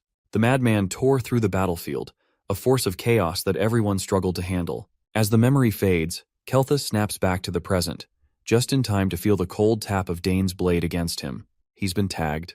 Dane cracks a small smile at the victory but doesn't laugh, especially since it would be insulting to his teacher. Instead, he innocently states, "I think my sword hit you." As much as Kelthus hates to admit it, a promise is a promise. He gives Dane a reluctant pass. Meanwhile, Dane finally relaxes as well. It was no easy feat keeping up with Kelthus. If it hadn't been for the handicap the professor imposed on himself, Dane is sure he wouldn't have stood a chance. Meanwhile, Kelthus is equally overwhelmed. He can't deny the ridiculous talent hidden inside this boy. Even with the handicap, Dane should never have been able to push back against a Hexa-class professor like himself. He now understands why Dane wasn't nervous about the swordsmanship test. With this kind of talent, it's no wonder. He turns to Dane and asks him why he didn't apply to the swordsmanship department instead. Dane replies simply that he thought his family would be sad. Kelthus is confused to hear this, as this remark doesn't make much sense. But now that he thinks about it, Dane's father is a genius spearman, and his sisters are skilled in magic and summoning. It becomes clear why Dane applied to the 3 departments. He was trying to fulfill his family's expectations. Now Kelthus finally realizes the truth the hard way. It wasn't that Dane lacked confidence in swordsmanship. It was that he simply didn't want to practice it. With the evaluation over, our boy gets the permission to leave. He bows his head respectfully, thanks Kelthus, and quietly exits. As the professor watches him go, a harsh reality dawns on him that his plan to chase this boy away and continue his comfortable life has failed. There's no easy way out now. As the door shuts, Kelthus closes his eyes. His mind drifts back to the past, where he recalls a conversation he had with his fellow. He asked his fellow about the knight in front of it, and his fellow responded that he is Argrick. Later, Dane meets his second sister, who is pretty bewildered to learn that he passed the test. As far as she knows, Professor Kelthus isn't the kind of person to let anyone pass so easily. You see, that professor has only ever attended one faculty meeting, and even that was because the headmaster called him personally. He absolutely hates being bothered. Basically, he does whatever he wants. And that's exactly why she was so worried about her brother. She's relieved nothing happened to him. Her comment gets Dane thinking. Normally, his second sister would have celebrated his victory, but instead, she just looks relieved that he's safe. It's one of the reasons he likes her. She genuinely cares about his well-being. Finally, his eldest sister shows up, running to him. Just as the trio of siblings is catching up, whispers start spreading through the students. Everyone's amazed to see all the children of House Sogries in one place. People always thought the house was impressive with just Arabella and Claire, but now the youngest is proving to be just as remarkable as his sisters. Later, we meet a senior named Max Hauer, who introduces himself to Dane. He explains that he's in charge of all the general operations for the dormitories. The dorms are divided into 3 halls, with students assigned based on their grades. The best hall is Danter Hall, named after the first emperor. Since Dane is the top student and passed the autonomous major exam, Max reveals that he'll be staying in Danterre Hall. He goes on to describe the impressive facilities: restaurants, training rooms, libraries, lounges, and even magic projection rooms. And then there's the mention of secret facilities. Dane has no idea what those are about, but he doesn't press the issue and just listens as Max continues to explain. The senior also explains that while Dane won't need to worry about this, there are cases where students have to leave Danterre Hall if their grades drop. He adds that Arabella and Claire stayed in Danterre Hall until they graduated, a feat in itself, and one more reason the Sogre's name carries so much weight. With everything laid out, Max hands Dane the key to his apartment, mentioning there's a spare. If Dane ever loses it, he can come back and get a replacement. The senior also warns his junior about the strange students around here. They're not bad, he says, but sometimes you'll find yourself wondering what's wrong with them. Max suggests he check out the details himself and assures him that if he has any questions, he can contact him through the crystal ball. With that, Dane heads off to his room. As he walks, he can't help but notice how lavish the place is. But there's something off about it too. He doesn't sense a single human presence. It's as if everyone just evaporated into thin air. Feeling uneasy, he decides to spread out his senses. Almost immediately, he picks up on a faint whiff of lubricating oil brushing against his nose and the barely audible squeaking of turning gears. From just that much information, it becomes clear to him that this is a trap, and he's already stepped right into it. But instead of panicking, my guy just smirks to see such a lousy attempt being made on him. The thugs who tried to make this are watching everything through this window. They got no clue why Dane has stopped moving, which makes them wonder if he has caught on that he has fallen for a trap. But the guy with glasses, Arnold, states that there is absolutely no way because, as he claims it, the Collards have been hunters for hundreds of years, so they are very good at setting traps. He is actually the eldest son of the Collard barony, Arnold Collard, third-year student of the shooting department. One of the students fears that it might be a dangerous prank, but Arnold assures his timid friend that he removed all the danger already. This is the first time he is going to have such a hazing, so he is excited. But some of these guys are not sure if picking on someone from House Sogre's is a good idea. Arnold just reminds them that they all have gone through tremendous hazings, so he just looks forward to this one, and he is sure that Dane is going to end up a complete mess. One of the female students, Priscilla Nerial, a fourth-year student in the theology department from House Nerial, raises a concern. Since he's the top student and autonomous, she worries this hazing won't be like previous ones. Not to mention both of his sisters are geniuses, and if he's an autonomous student, he'll be an even greater genius. Some are even doubtful about whether the traps they've set will work. But Arnold is certain Dane couldn't have sensed the traps. He made sure to paint the traps to hide them, and even lubricated them to prevent any mechanical sounds. Finally, Dane begins to move forward, which fills these idiots with absolute joy. Since my guy knows where all the traps are set, he intentionally triggers the first one. A water balloon descends, but Dane, who already expected this to fall, obliterates it with a mana bullet. Then comes the next trap, a smelly one with a truly horrendous odor. Arnold is losing his mind, unable to believe Dane has found all the traps. He insists it's just a coincidence. Priscilla Nerial isn't so sure that it's just a coincidence, but Arnold assures her he placed the easy traps at the beginning as an appetizer, saving the big one for last. He's confident Dane will fall for it. While his other two friends decide to have a little faith in Arnold's traps, Priscilla remains skeptical, and just as expected, my guy trudges through these traps like they're nothing, ready to face whatever comes next. After visually pinpointing the positions of every trap laid on the hallway, Dane Sogre's braced himself with a smile and charged forth. Setting off the first one, multiple boxing gloves launched from various angles. With his well-trained footwork, this trap was practically negligible. Next came a Looney Tunes ass fall trap that Dane avoided as feathers exploded all over the place. Directly after dodging the fall, bronze poles jutted out of the ground, aiming to skewer him into embarrassment, but those proved to be useless too. The seniors watching the failing results of their traps watched in surprise, as expected of the young master of House Sogre's. A few years ago, Dane's older sisters actually fell for traps like these in the initiation ceremony of their freshman year. Arnold Collard was on the brink of crashing out. They spent so much effort setting and hiding these traps, but the young Sogre's breeze through them like nothing. He seems to know where and when everything will come out. With the pride of a hunter, Arnold refused to give up. He's banking on the last trap he set to properly haze the new guy. Curious, Priscilla asked what the last trap was. With a smile, Arnold refused to spoil the fun and urged everyone to keep their eyes on the screen to see his last bit of surprise. In the hallway, Dane paused his nimble movements upon encountering what looked like a mighty mythical beast, a dragon of some kind. The last set of traps involved summons, a dragon and a freaky avatar of death in the form of a skeletal stag. They towered over Dane and charged forth with malicious ferocity. Still, the young Sogras maintained his composure and assessed the situation calmly. He was just surprised that someone would prepare such powerful summons as a trap. That was until he noticed something was not quite right. While the bodies and heads of the beasts seemed tangible and lifelike, the same cannot be said for their lower bodies. If you pay close attention, you'll see that the supposed summoned beasts are glitching out and seemingly bending at the corners of the hallway. With a smirk, Dane confirmed that these horrific displays are just illusions. It's just a very noisy and intimidating mirage. There's no way some random prankster would be capable of commanding such powerful beings. If Dane was an ordinary student, he would have fled in fear with his tail tucked behind his legs straight away. Once he saw through the illusion, this last trap became even easier to deal with than the previous ones. There's no need to dodge or stop this one.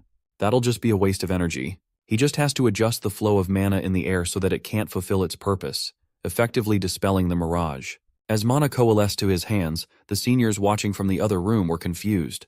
Instead of running away, Dane actually looked unfazed. Seeing this, Arnold felt a bad premonition. He wasn't expecting a freshman to detect a sophisticated illusion in such a short amount of time. It's just ridiculous. Even senior students would have a hard time doing so. Priscilla cringed, knowing that all of their plans failed, and it was so over for their asses. After gathering enough mana, Dane sent a swirling wave of pure energy forward. It sliced through the image of the dragon without mercy and hesitation. After hitting the right spots, the image started malfunctioning, causing smoke to fill the halls. With his fine-tuned control over magic, doing stuff like this is as easy as breathing for the young prodigy. In fact, he found this mean-spirited welcome a little boring for his tastes. After confirming that everything is cleared, it's about time to look for the creator. Upon pinpointing the culprit's location in a nearby room, screams of fear echoed out the hallway as the seniors hurriedly ran for their lives while being chased by the ferocious Eaterarch. Being the resident trap boy, the group turned to Arnold for answers as to what they should do, but all of them had no clue how to respond to such a dangerous retaliation. As Eaterarch cornered the seniors, the beast unleashed a bloody roar that shook them to their bones. All of them screamed in terror. Before the savage wolf could bear its fangs on the helpless victims, Dane stepped in to make it stop. His way of smoking the rats hiding in the other room was supremely effective. Hearing his voice, the seniors turned to Dane in surprise. They begged him to do something, seeing as this was likely his doing.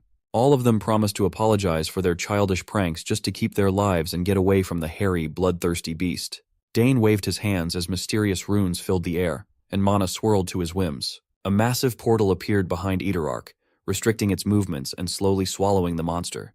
With another wave of a hand, Dane closed the portal, and Eaterarch was gone as if it had never existed in the first place. Arnold and his gang were dumbfounded. The proud heir of the hunting clan wondered if that beast had also been an illusion. After a few seconds, the seniors stood up from their embarrassing positions. One of them cleared his throat and acknowledged that the initiation ceremony was a clear and utter failure. The senior with glasses came up to Dane and introduced himself as Drojan Valentine, a fifth-year alchemy student. He subtly added that he was the only direct descendant of Marquis Valentine and raised his hand to shake Dane's. Drojan even added some compliments to the mix, commenting on Dane's handsome face and chiseled build. It's a given, considering how well-known Dane's sisters are for their beauty and talents. Confused as to what this guy was yapping about, Dane chose to be polite, shook Drojan's hand, and returned the greeting. Glasses continued to praise Dane for his mesmerizing ability to locate and dodge traps. They all heard that this kid was the sole student of the autonomous department in decades, so they should have expected that they would fail. Drojan slyly mentioned that Arnold had set everything up. Drojan continued that Arnold is the heir of House Colored, known for their hunting expertise. Hearing this, Arnold felt embarrassed by the call-out. Dane smiled upon hearing who was the mastermind behind the trap-infested hallway of the dormitory. Trying to flip the situation, Drojan called everyone over to introduce themselves properly. The lady with blonde hair is Priscilla, a fourth-year theology student. Drojan warns Dane not to bother the lady since she dreams of becoming a cleric. Not letting the nerd speak for her, Priscilla asserted that she is a kind and beautiful young lady and the abandoned child of House Nerial. She elaborated that entering the theology department meant abandoning dreams of marriage and everything that comes with it. Dane awkwardly shot her with a smile and stuttered a polite reply. When their hands touched, Priscilla's eyes opened as though she had just seen a ghost. Just from the brief moment of skin-to-skin contact, she sensed a density of mana that she had never encountered before. It felt like an amount of power that someone of Dane's age shouldn't possess. The sheer amount was ridiculous. It was breaking poor Priscilla's mind, challenging everything she knew about magic. She looked at her hand in disbelief. Dane looked like he was expecting that exact reaction. Still feeling bitter about his ineffective traps, Arnold was annoyed. He refused to believe that they were just overreacting to some above-average mana density. Meanwhile, the other seniors are in damage control mode. Shal Hasbro stepped forward and introduced himself as a second-year martial arts student. He immediately cleared up that he was different from those disgusting pests from the physical beauty club. Dane remembered seeing those roided-out gym rats trying to recruit members to their club just a while ago. Shal added that although muscles are important, martial arts are not just about growing those showy biceps. He even invited Dane to learn more about his course if he's interested. The only one left who hadn't introduced himself was the trap setter. The other seniors urged Arnold to swallow his pride and just greet the freshman like a normal human. But the heir of House Colored just kept on sulking like a childish brat. A moment later, he finally caved and shook Dane's hand. Arnold Colored and Dane Sogres looked each other in the eye. It's plain to see that this brat was upset, given how Dane easily destroyed those well-prepared traps. He considered praising the guy a little to stop sulking. Dane claimed that the traps were pretty good. He praised Arnold's considerable knowledge of trap mechanics and setting triggers. However, to Dane's assassin-trained eyes, they were a bit noticeable. He pointed out that the paint was the problem. Arnold was surprised to hear such criticism of his craft. Dane added that next time, instead of F6 black, he should try mixing F3 silver and D6 black in a 4:6 ratio. Given the level of the hallway's brightness, that combination should be less noticeable. Upon thinking about it, Arnold admitted that what Dane said made a ton of sense. Other than the paint color, the traps were actually pretty good. Any other student with untrained eyes would have fallen for them. The other seniors were flabbergasted. Who would have thought that a freshman would teach the mighty Arnold about traps? They knew they were witnessing greatness at work. With the introductions done, the seniors offered to show Dane to his room. They walked through the hallway, leading the freshman through the place where he'd be staying for his entire academic life. Although they played some freshman prank on him, Dane thought these seniors of his seemed fun to be around. Seeing their dynamic and banter, he could not help but feel like he gained some goofy friends. All in all, things are just going to get more interesting from here on out. The very next day, Layla scolded Dane for taking 6 classes related to his majors this semester first thing in the morning. It makes sense, though. He has 3 majors, and he needs to take 2 classes for each of them. There are also liberal arts classes filling his schedule to the brim. At this rate, he might not even have time to sleep. Usually the first years take 4 classes at maximum load. Layla urged Dane to think carefully and consider canceling some of the classes on his docket by the end of the day. Dane assured her that he'll be all right. He even went all in and applied for 2 liberal classes and added military science to the mix. Bro is in hard mode. Layla could not relate at all. Military science scarred her from the first portion of the entrance exam. She lost a lot of points because of that pesky part. But as expected of the academy's top student, Dane liked military science. Finally, the duo bid farewell and agreed to see each other in the swordsmanship class later. For her first period, Layla is headed for a liberal arts class. She took the Understanding Cosmetics and Skin course. Even though she's the fiercest swordsman of her generation, Layla is still a young lady. Dane arrived at his first period, and his classmates buzzed with curiosity about the top students in their batch. They were all confused as to why he would take this subject as his liberal arts class. Most of them were planning on approaching him after class to talk, but they were afraid that he would be cold and distant. None of them were even bothering to conceal their whispers. The first period is Introduction to Military Science. From what Dane had read yesterday, there were some things he already knew, and some things that were at direct odds with the reality of war. Theory and practice aren't always matched after all. If they were, no countries would lose in war. The sheer fact that military science is still taught in an era of peace just shows how important theory and fundamentals are. When the professor entered the classroom and walked to the lectern, every student stood up in respect. The burly professor didn't like that and urged everyone to quickly sit back down. He gave his initial greeting after flipping through the textbook. The professor is a middle-aged man with white hair. In his eyes were battle scars, a clear indication of his practical experience on the battlefield. His name is Francisco Gavias, and he is a military theory instructor. First and foremost, he took attendance before starting the lecture. From his seat, Dane quietly sized up the old man. He can tell from a glance that this guy has spent quite a bit of time on the front lines. That fact alone made him all the more excited for this introductory class. The first thing out of the professor's mouth was a criticism of military theory. He claimed that theory won't work on the battlefield. Soldiers have free will, and commanders always have to balance the lives of their men against victory. However, theory remains important. Only when you have a theory as a foundation will you understand the field. This class will help everyone correct mistakes and see the true usefulness of military science on the battlefield.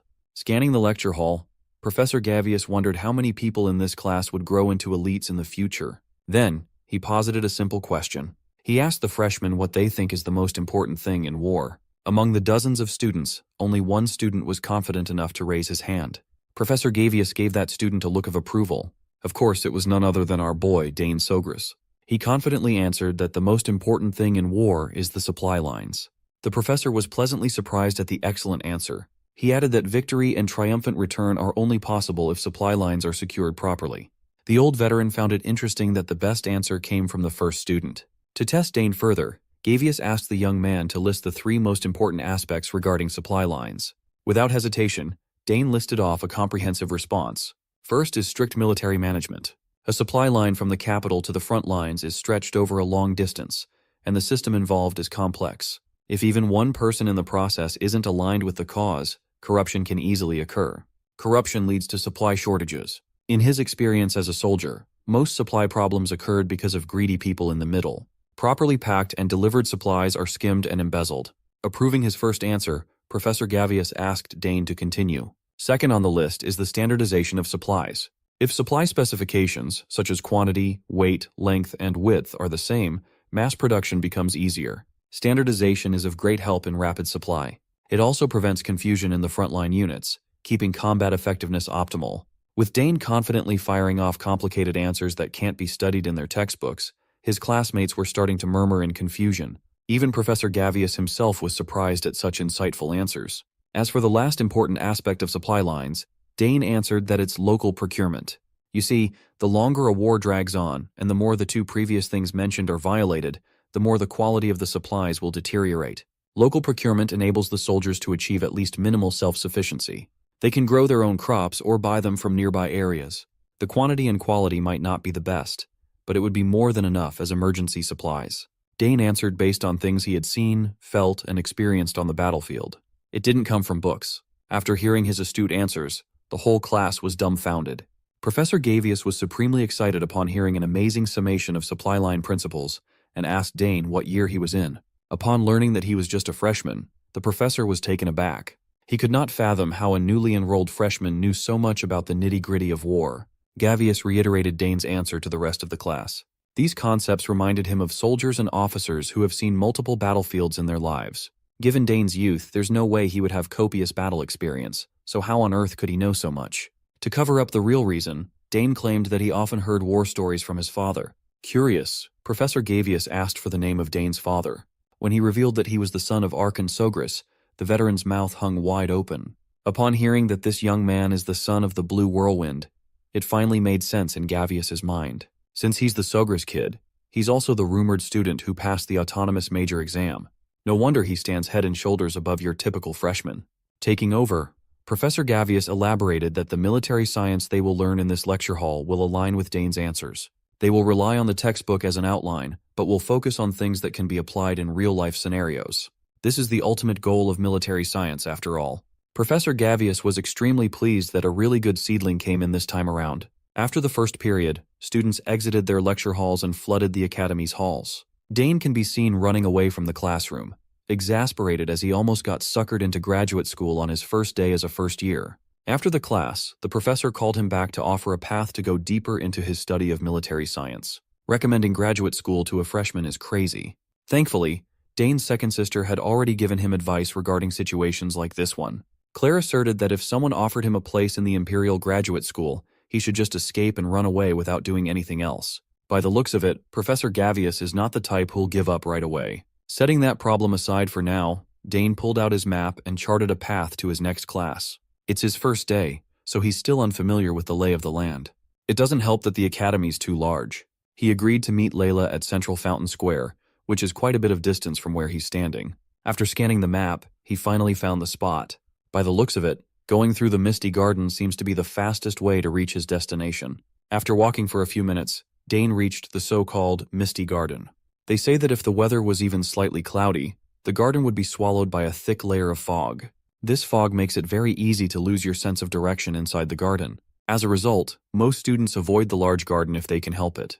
Furthermore, the mystery of Misty Garden has been linked to some scary ghost stories. Dane looked around him and was pleasantly surprised that the area looked a lot nicer than his eldest sister described. Since the weather is nice, he should be safe to take the shortest path and get to the other side quickly, right?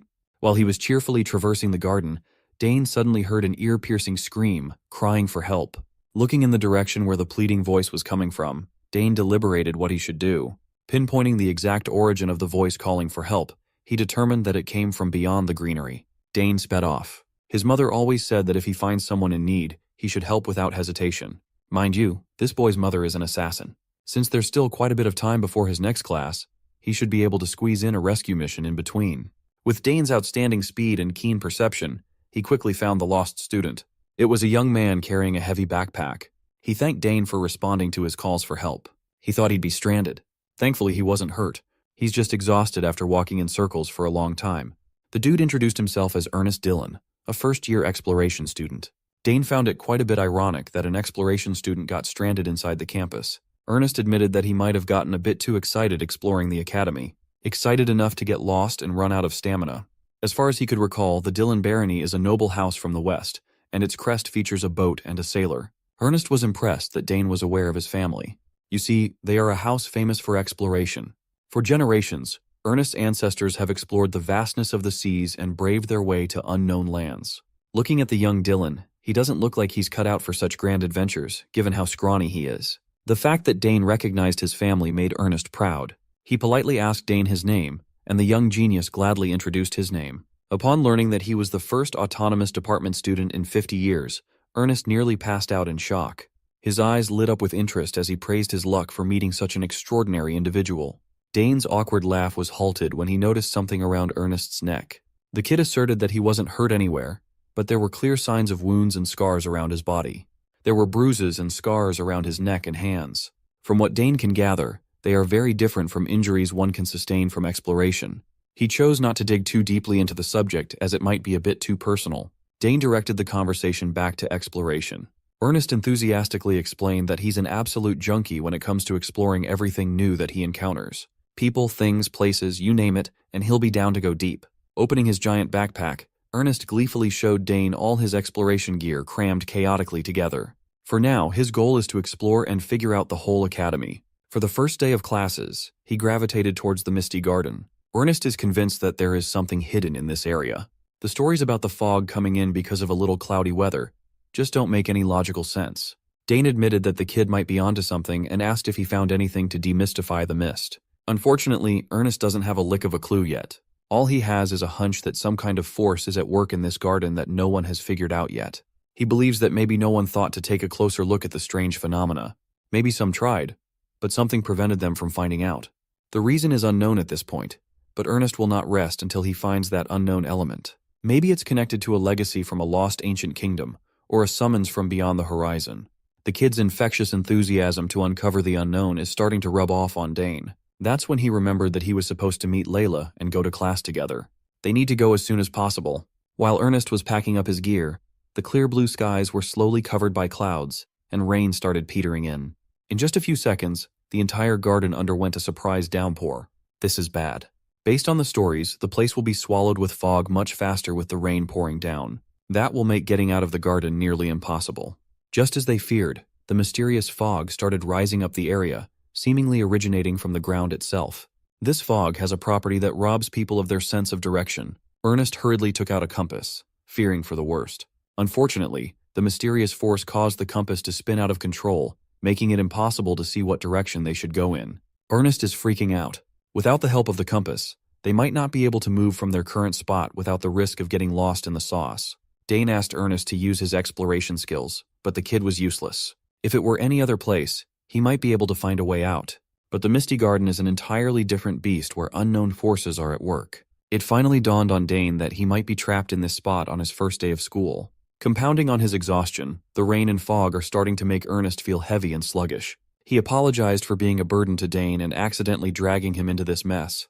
Dane assured him that they'd be fine. They just have to wait and see first before making a move. As the fog rolled in to envelop his body, Dane felt a familiar sensation. As opposed to Ernest feeling weaker, he's starting to feel more energized for some reason. While Dane was resonating with the fog, Ernest was crying his little heart out, feeling guilty for getting a fellow student trapped. The kid stopped crying upon seeing a blinding light and raging energy coming from the young Sogres. Dane's mana rose up and danced wildly, visible to the naked eye as it drove the fog away from his vicinity. His mana was moving so wildly that it almost knocked Ernest down to his ass. Seeing the fog disappearing around Dane, Ernest's explorer gene was mesmerized.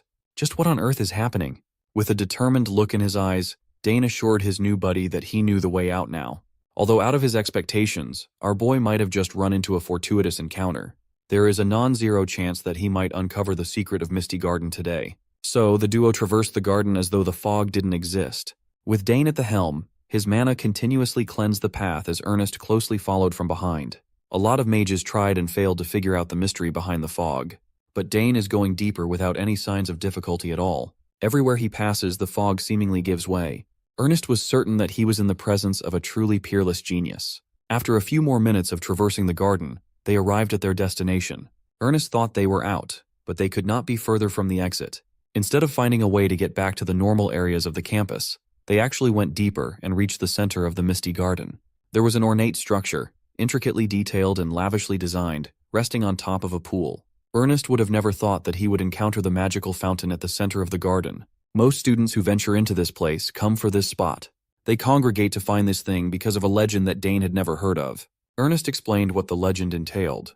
People say that if you reach the fountain before the mist clears, you'll be united with the person you desire most. It's just another typical romance story wrapped up in a fantastical legend. But Dane could feel that there's something unusual about the fountain. He wondered how the magic of the fountain could stay active for so long. If it's so difficult to reach its spot, how does it keep working without maintenance? Listening to Dane's valid questions, Ernest could not refute the logic. If there is no one continually supplying magic power on this thing, then maybe there's a power source strong enough to sustain it for long periods of time. A battery that doesn't need to be replenished. If that's the case, it is possible that the entire garden itself is just one giant mechanism. Considering how unnecessarily complex and twisted the garden's layout is, Ernest's hypothesis might just be true. If the garden is one big mechanism powered by an unknown source, then this magical fountain in front of them might be an ancient relic. Considering all the unanswered questions, it's fair to assume that the mist might be related to this too. Dane walked closer to the fountain and rested his hand on the structure. Touching its surface and feeling its sensation against his skin made him certain of what it might be. Something inside his body was reacting. It was as though his mana was meeting an old friend. There's no doubt about it. This fountain is exuding ancient magic. Injecting his man onto the structure, unknown symbols and runes surfaced. Upon seeing the symbols, Ernest jumped in surprise. He recognized them as the ancient Secret language. Initially, he was not sure, given how blurry it was. But now that Dane touched it, the symbols grew clearer. This is the language used in the lost ancient kingdom of Secret. Given his background, studying ancient languages like this is essential for explorers of the Dylan family. After all, it would be frustrating to go all out on reaching an ancient ruin only to be stun-locked because you can't read what's written in ancient texts. Of course, Ernest has yet to master every language out there, but he vividly recalls learning the Secret language with his father from a very young age. Taking out his notes and pen, Ernest stepped up to the plate to try and decode the ancient symbols inscribed on the fountain's structure. Dane gave way. It looks like the kid's explorer instincts are really kicking in, so it's better to let him do his thing. The first character Ernest decoded was the word for qualification. He continued looking back and forth between the symbols and his notes, making sure not to miss any detail. After some painstaking translations, he finally uncovered a sizable chunk of the inscription. He combined the words he decoded and formed a completely legible passage and finished decoding the sentiment. If he wasn't mistaken, the message dictates that those who are qualified will prove their strength. The words qualification and proof seem to point to some sort of test. If that's the case, could this qualification test relate to ancient magic? Dane took a closer look at the fountain. The nearer he was to the center, the more the familiar feeling grew. Ernest scratched his head. By all accounts, if the qualification mentioned refers to ancient power, there should be no one who can fulfill the requirement in current times. But Dane begged to differ. Waving his hand once more, his pure mana gathered at his wrist, swirling in a dazzling gleam. Confused, Ernest asked what he was doing.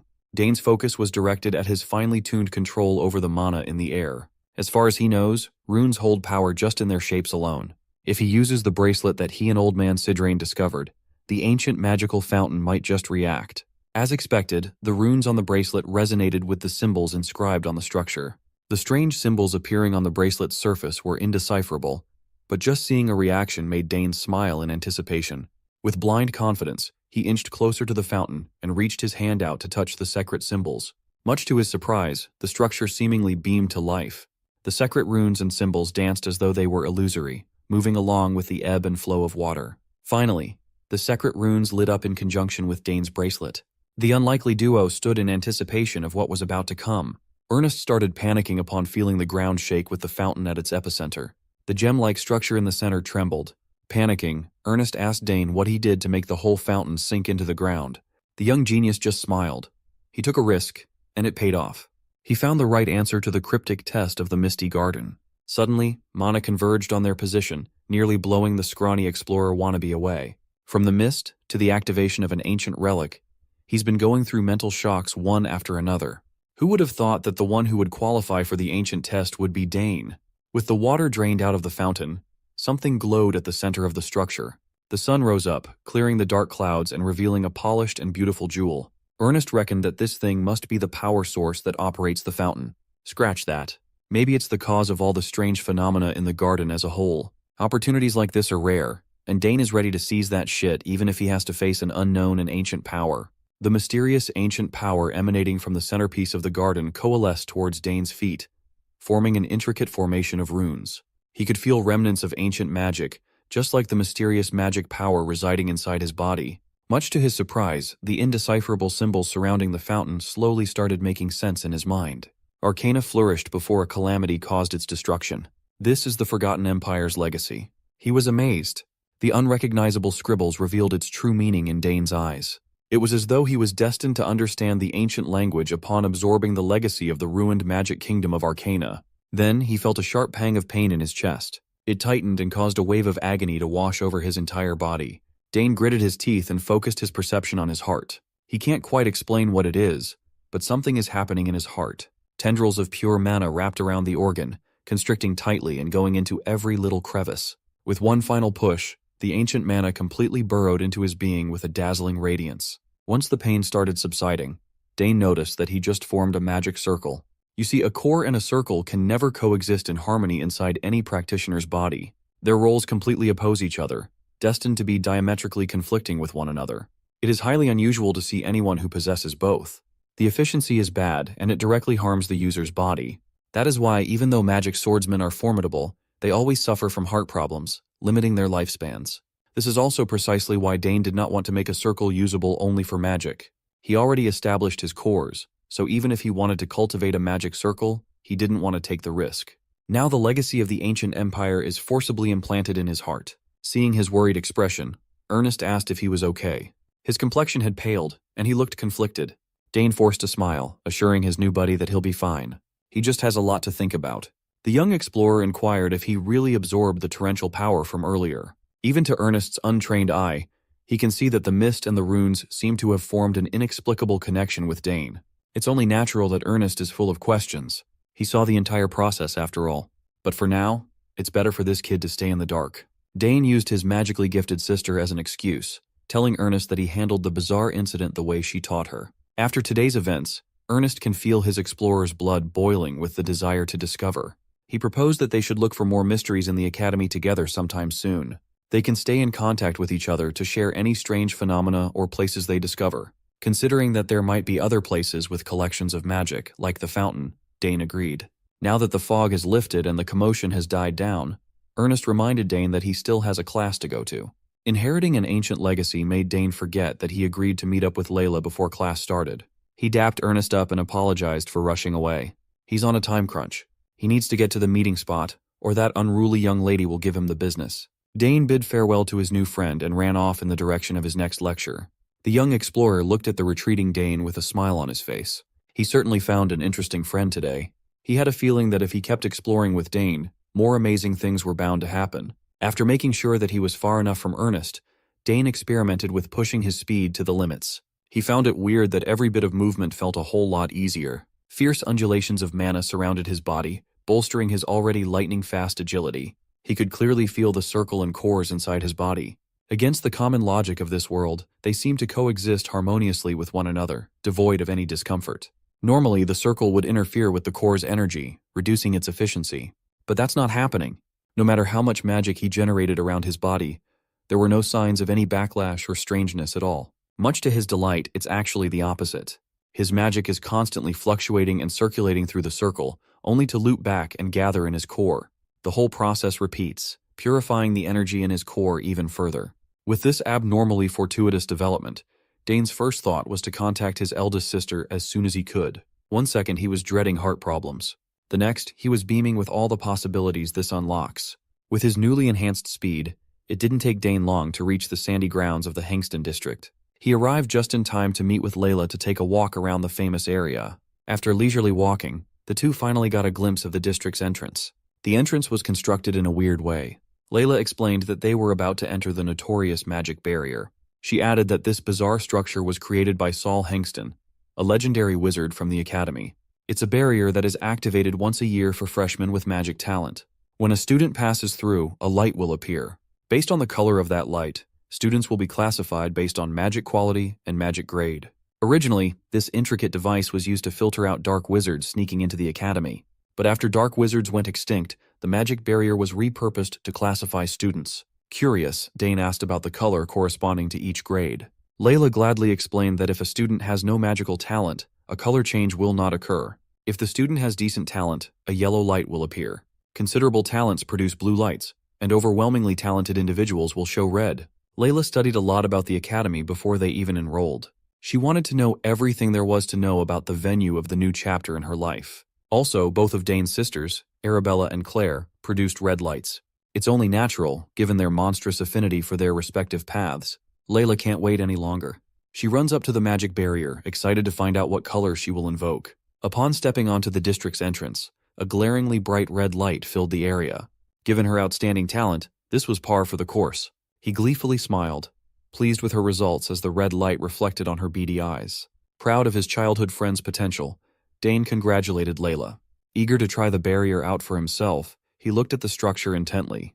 With steady strides, he calmly walked into the district's entrance. In his mind, he was expecting to see a red light too. He's confident that after absorbing ancient magic, he might even be stronger than a normal red light prodigy.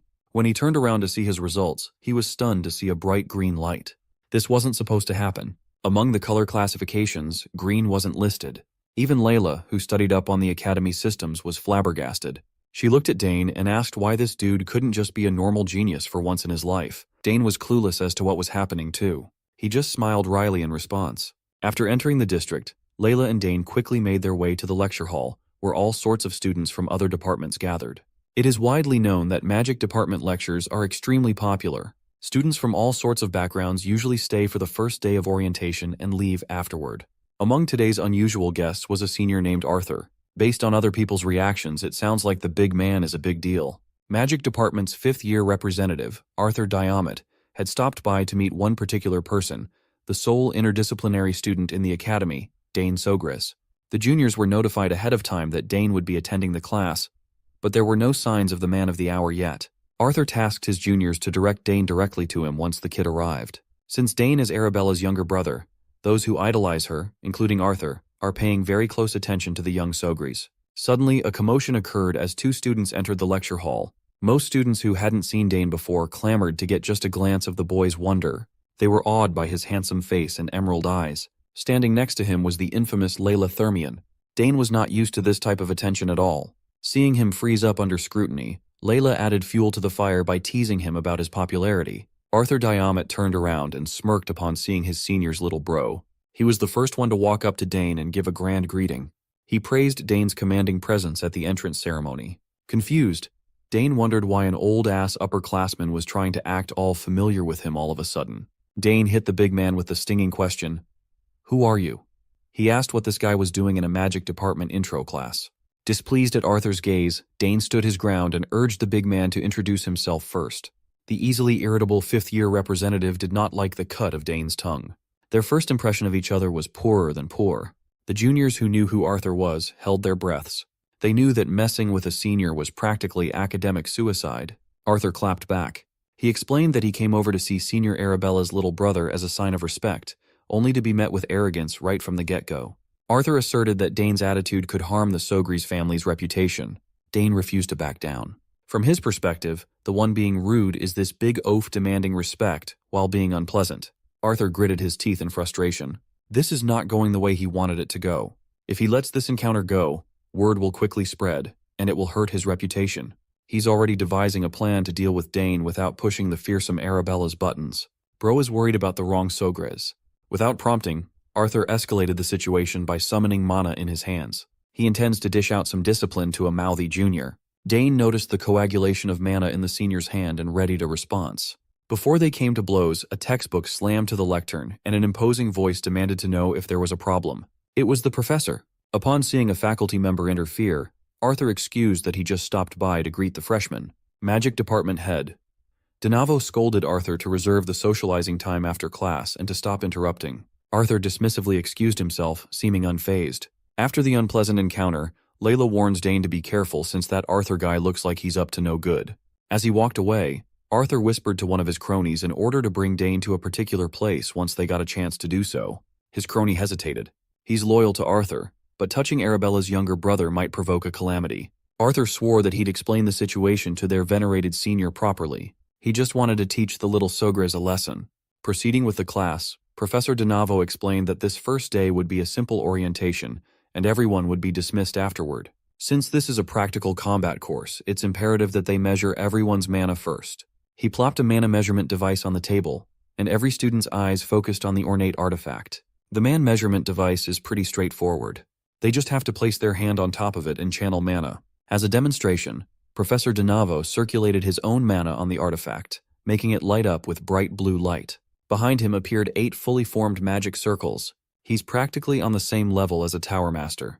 The students were shocked. Almost all of them had never seen a fully pledged 8-ring mage. After flexing on the noobs, Professor DeNavo elaborated that even within the same circle level, the color becomes darker if the level is high. Sometimes circles don't even appear at all. However, having no circles doesn't mean that a student lacks talent. There's no need to worry. After all, some people haven't formed their circles yet.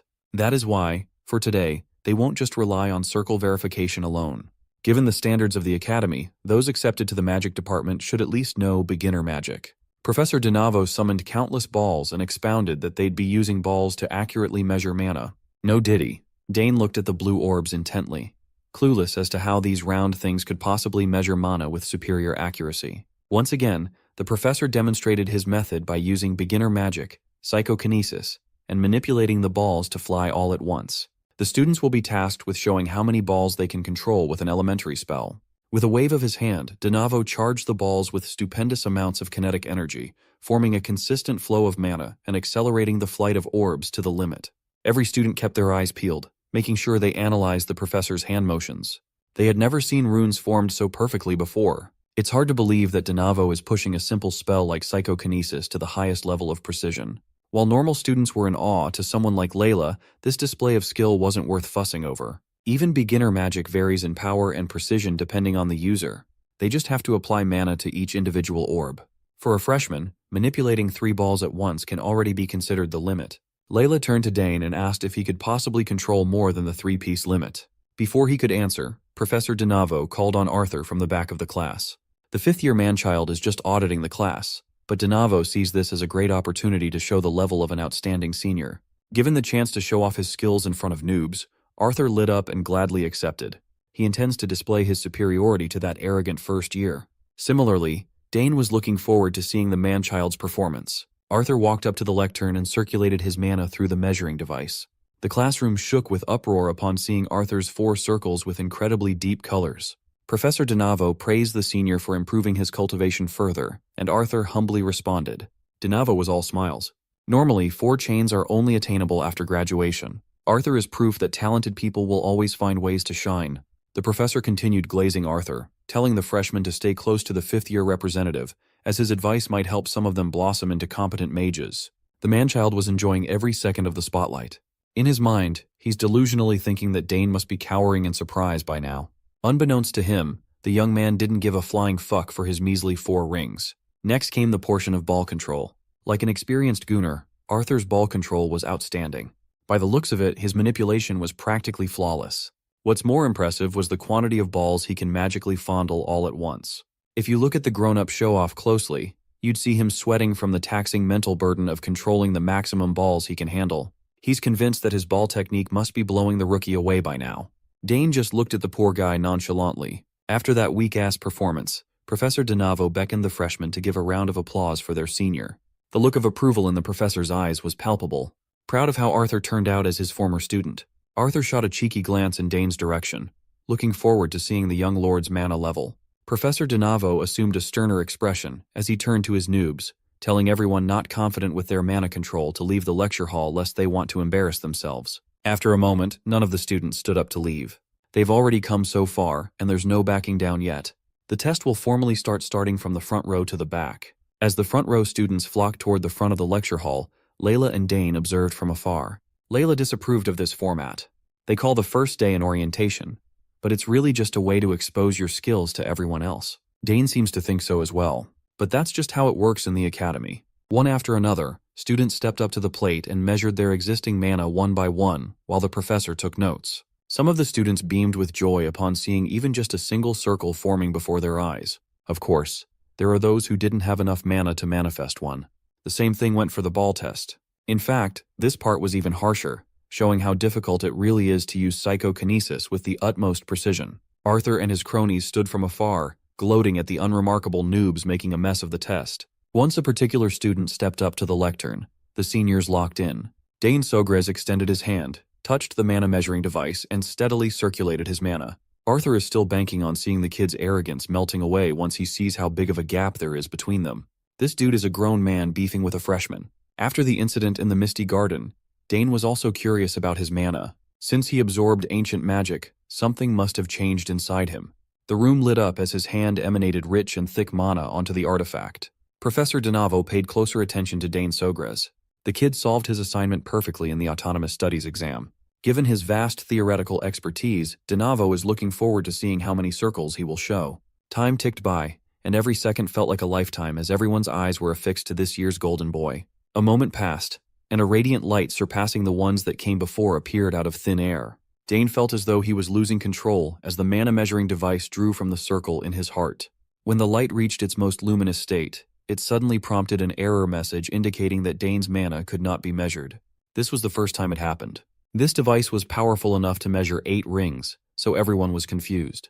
Dane read the red prompt over and over again, but he didn't even have an explanation for this result. Layla, Arthur, and every student watching held their breaths. Professor Donavo's eyes shone with a complicated expression.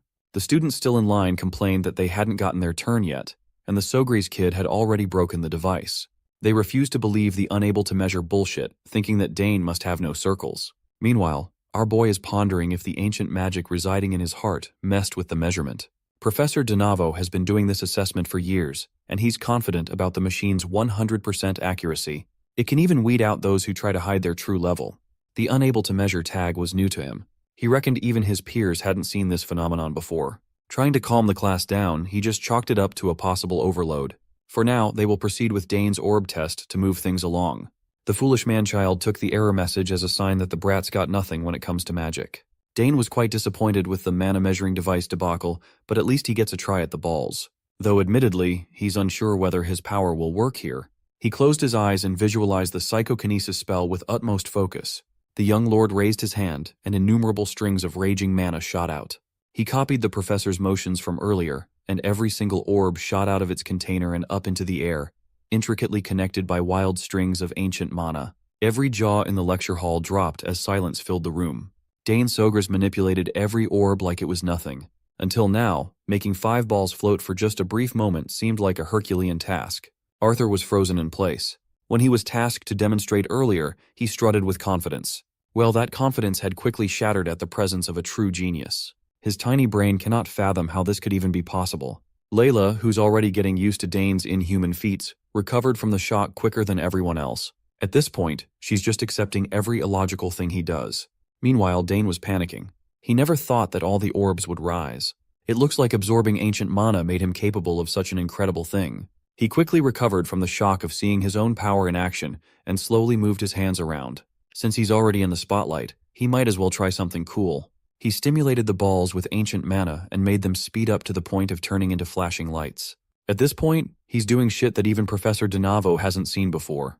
With the professor's innate sensitivity to magic, he was the first one to realize that the kid was rearranging the orbs with precise intent to draw some kind of picture. Finally, the mana swirling around the balls grew in various shapes and sizes, eventually connecting and forming an image in the air. It depicted a vivid illustration of a lion and a snake. Everyone knew that these two beasts symbolized the crest of the prestigious Sogres family. Dane smiled, pleased with his work of art while Professor DeNavo was shitting his pants. Even Arabella, a consummate genius mage, wasn't this amazing. Layla was irked by Dane showing off. Since she's up next, it's guaranteed that her performance won't even compare to Dane's. After dropping the balls back to their container, the professor gave Dane high praise. Now he can see why Tower Master Sidrain, an old bat who never took a single student, took such interest in the kid. Dane humbly bowed and thanked the professor. Hearing their exchange, the noobs almost fainted upon hearing that Dane was taught by a Tower Master. The public image of the Golden Boy is slowly turning favorably. One of Arthur's cronies asks the big boss man-child if their plan is still on after seeing Dane's performance. Arthur clenched his fist. He blamed the Sogre's family for being too much and raising monster after monster. If Dane is at such a high level, they would have to change plans. As frustrating as it was, Arthur admitted that there was a chance that they'd lose if they picked a fight and lost by skill. There would be no coming back from that humiliation. His brain finally churned out a single plausible idea. If they can't beat the kid with force, they'll just have to win Dane over. Arthur didn't see any other options other than to bring Dane into the student council. Since he's a student council officer, he can put the young master under his control. But the kid is still in his freshman year. Even for seniors, getting into the council is not easy. There's no precedent for first years joining the student council, so they'll have to break that rule boldly. Arthur is confident that he can leech off of Dane's talent to raise the prestige of the magic department. Of course, Arthur's own status and career would soar. Professor DeNavo pulled Dane to the side of the lecture hall to shower him with more praise. If he had known the kid was this talented, he would have fought the other professors to keep Dane in his department. The sly professor used Dane to rile up the rest of his students with the kid's magical talent. Before letting him go back to his seat, DeNavo urged the rising star to come see him any time. Dane is not one to turn down an opportunity to learn. After class, Layla and Dane walked out of the lecture hall. As usual, she's calling him out for hogging all the spotlight. He replied with a sly grin, blatantly teasing the young lady. If it wasn't for his anomalous performance, Layla's 5-ball manipulation would have been the standout. Given how competitive she's always been, she sulked away from Dane. At that moment, Arthurs and his goons entered. His tone completely made a 180 as he praised Dane for his outstanding skill. He just came by to talk with the young master for a moment. Seeing how quickly the guy changed their attitude, Dane felt sus. Of course, Arthur talked about the Imperial Academy Student Council. You see, the council decides academy policies and manages the budget. Because of that, they hold enormous influence and various privileges. For example, the council can decide on disciplinary actions against students who cross the line. They also have the power to approve academic department events. Dane didn't need all that explanation, though. He had already heard all about the council's power and exclusivity from his eldest sister. Finally, Arthur offered Dane a recommendation to become an officer. He exceeds the requirements, so there should be no problems. In addition to all the perks, being an officer automatically inducts a student as a part of the Danterre Hall. Arthur must have forgotten that this year's top student is already in Danterre Hall. As the annoying senior continues to prattle on about the benefits of joining the council, Dane wonders if these people are gods with all their privileges. After Arthur's impassioned speech, Dane rejected his pitch. If Dane was interested in the council, he'd rather get in through his own strength instead of a back channel. Besides, he believes perks always come with a price. Arthur's goons can already see their plan crumbling in real time, so they resorted to reiterating the prestige of the council, talking up their recommendation offer. Layla was forced to listen to all this senseless drivel from deranged seniors, and she was getting irritated by their persistence. She grabbed him by the hand and dragged him away to the cafeteria. Arthur was left there, his shitty plan unfulfilled. Dane was just thankful for Layla's perfect timing. Today, they might have faced rejection, but Arthur and his goons are not giving up. Layla could see through the plan of those shady seniors. They're just trying to turn Dane into a pawn. More importantly, the young Duchess was pissed that she wasn't offered the same recommendation. By now, Layla had come to gracefully accept that Dane is just on a completely different plane to normal people when it comes to talent. And so, the two headed for the Imperial Academy's cafeteria, hoping that sweet tarts were still available. Meanwhile, Arthur came by to meet with Professor DeNavo. According to the professor's estimation, Dane might be more talented than even his eldest sister, Arabella. With how vast the field of magic is, it's hard to say for sure. But in terms of potential, Dane is a monster. Hearing that the kid is more talented than a senior he venerated, Arthur's head spun. The professor wants Arthur to subtly persuade the young Sogres to become a magic department exclusively. Since Dane arrived, everyone has just kept on seeing the same thing. They're all enchanted by the young phenom's undeniable talent. Arthur confessed that he already tried to convince Dane to join the student council, but was rejected. DeNavo just can't let it go. The kid's monstrous potential is too precious to give away. Changing the subject, Arthur asked the professor about some sort of recommendation letter for himself. The professor dismissed the matter, saying that he believed that magic towers would line up for Arthur by graduation in 2 years' time.